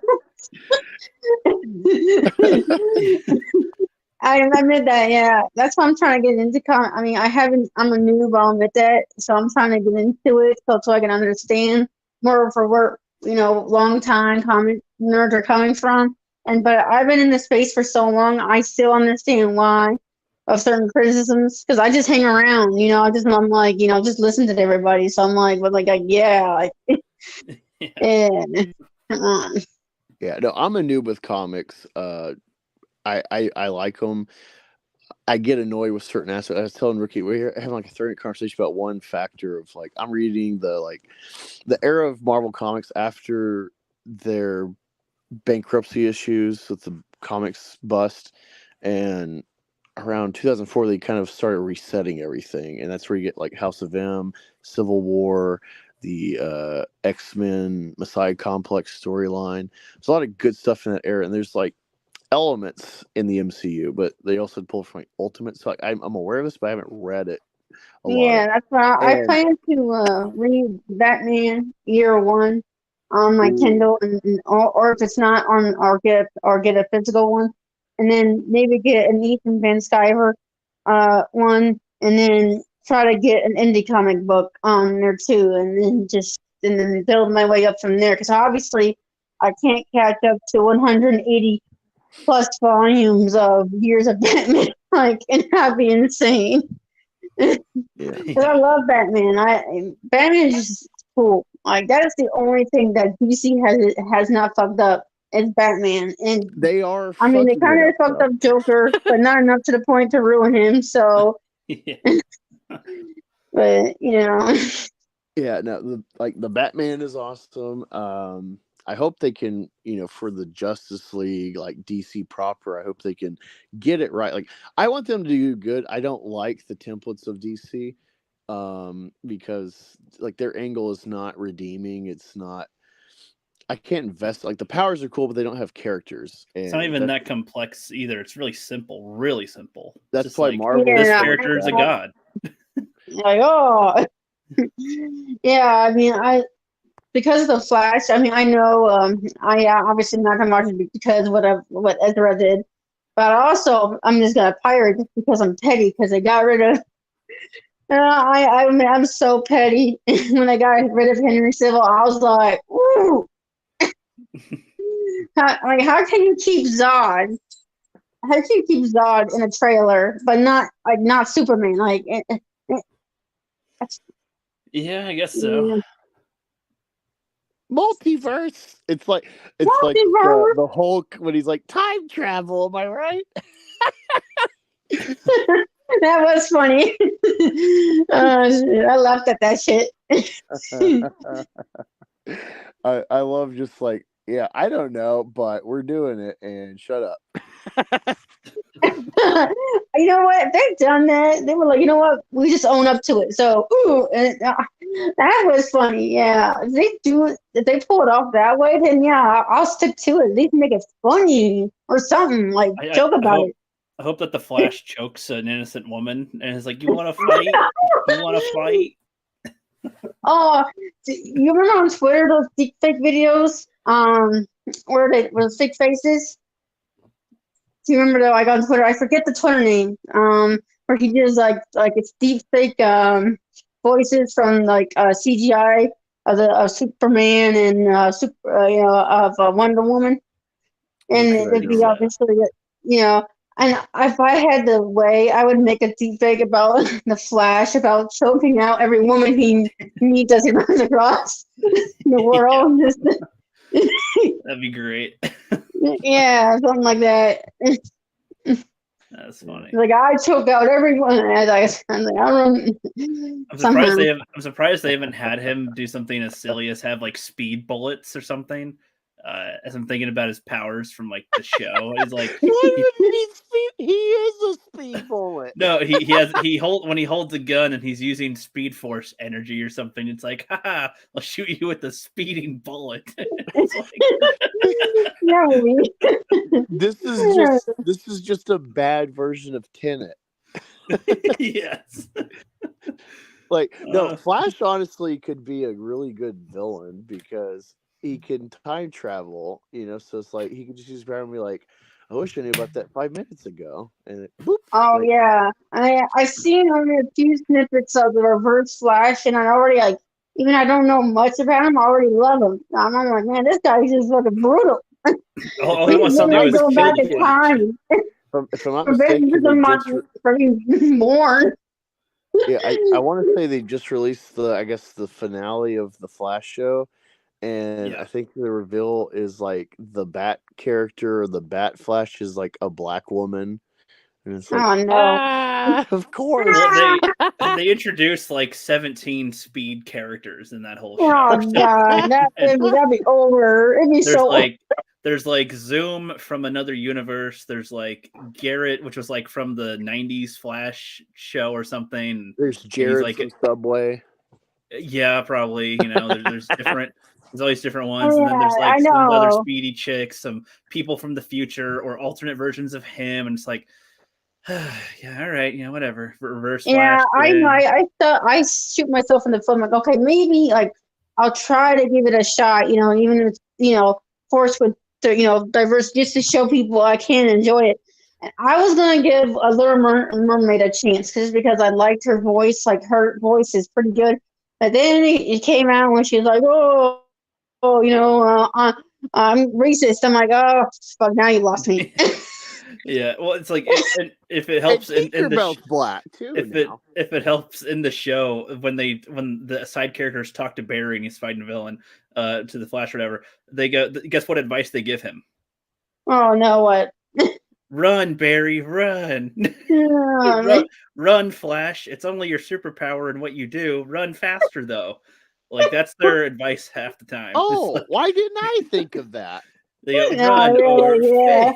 It's like instead of like fly, I can't do that. Well, you should try. I don't know. Fuck it. You have speed powers. Maybe you can. I know. I haven't seen the trailer yet. I haven't seen the Peter Pan. I heard about it, so I'm about to after the stream. I'm about to watch it because I only heard about it through the Doomcock screen. I'm like, what? It's funny.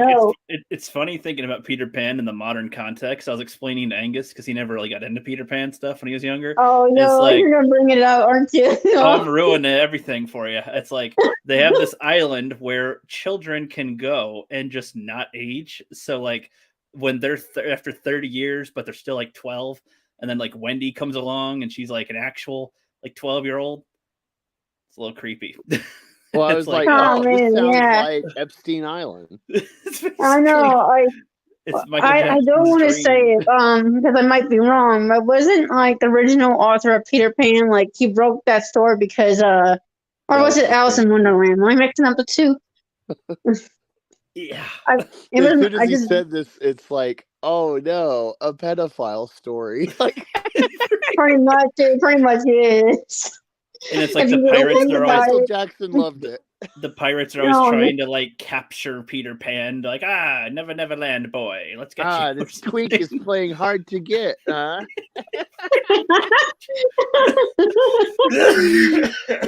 Pretty much. Okay, yeah, that's funny. Okay. Yeah. So I'm I don't know. glad I never grew up with this because I'd be like blasphemy if I was a fan. It's funny because you can, from a kid's perspective, a child's perspective, it's totally fine. But you think about it as an adult. Cool. Think about it as an adult, and it's like, wow, you're gonna go there and be a kid for that long. I guess mentally they're still a kid the whole time, but it's like, I don't know, the concept of you're like 35, but you're in a 12-year-old's body. It's like, nah, that's still weird. I'm gonna totally pick up on that new 12-year-old. Yeah, the new 12-year-old dropped in. Wow, she's actually. I want to bring that up because Zoom was talking about. He's like, oh, he's supposed to be like a surrogate mother. I'm like, Yeah. A 12-year-old's not supposed to be a surrogate mother, even though I understand kind of like she's supposed to look after them, but he brought that up.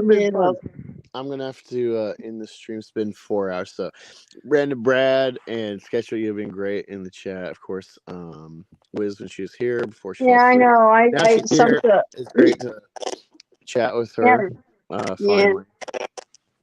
Finally. But yeah, no, this is great. I appreciate you all watching. Yeah, just watch my stuff. If it's just in the background, whatever, help me get remonetized so I can just have the chance for more revenue to go towards Meth Gator, my comic in the works. The real Meth Gator, not the Asylum Meth Gator, the copycat. Yeah, I know. I saw your reaction to that on Twitter. I was like, oh no, they snubbed it. No, if anything, that will probably help him with marketing wise. Right, because now there's like a movie coming out, so Meth Gator is more trending. So then they're seeing my Meth Gator if they look up Meth Gator on Twitter, and so that only kind of helps. And Angus made money on it first, so they wouldn't be able to sue him on nothing. So. Yeah, I have claim to if they try to like copyright or trademark Meth Gator, even though I don't have it trademarked or registered or anything. Yeah, I would do that if you want. Yeah, protect your brand. I have the precedent. Like if they actually try to just.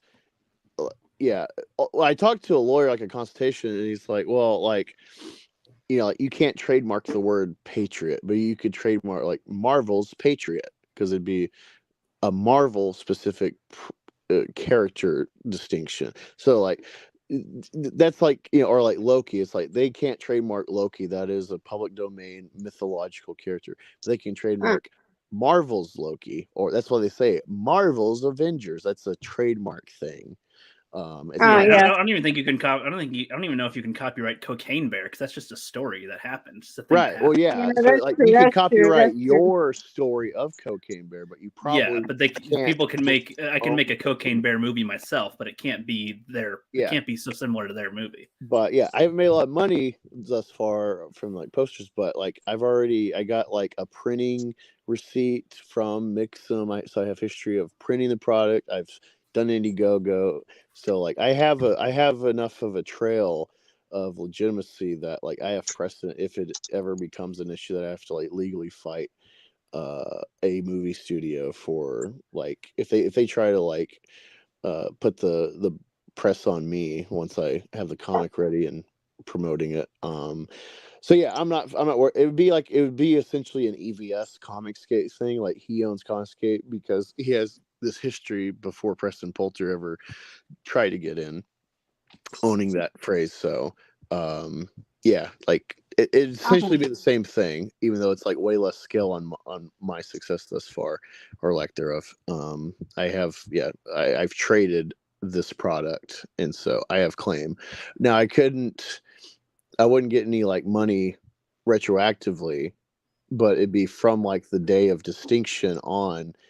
If they'd have to like owe me if that is like the parameters that are there. If they make it a thing, then like definitely it'd be uphill battle for me to fight them to get like lawyers and whatnot. But yeah, I'm already protected, so it'd only be in their interest to just not fuck with me because that would just be such an easy way to rally the internet to fund my fight.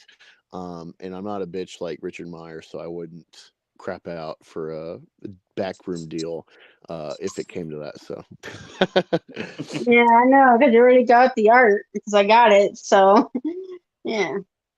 So all right, I appreciate y'all. I am going to end the stream. I appreciate it. And I'll talk to y'all next week, if not sooner on a video. Okay. Bye.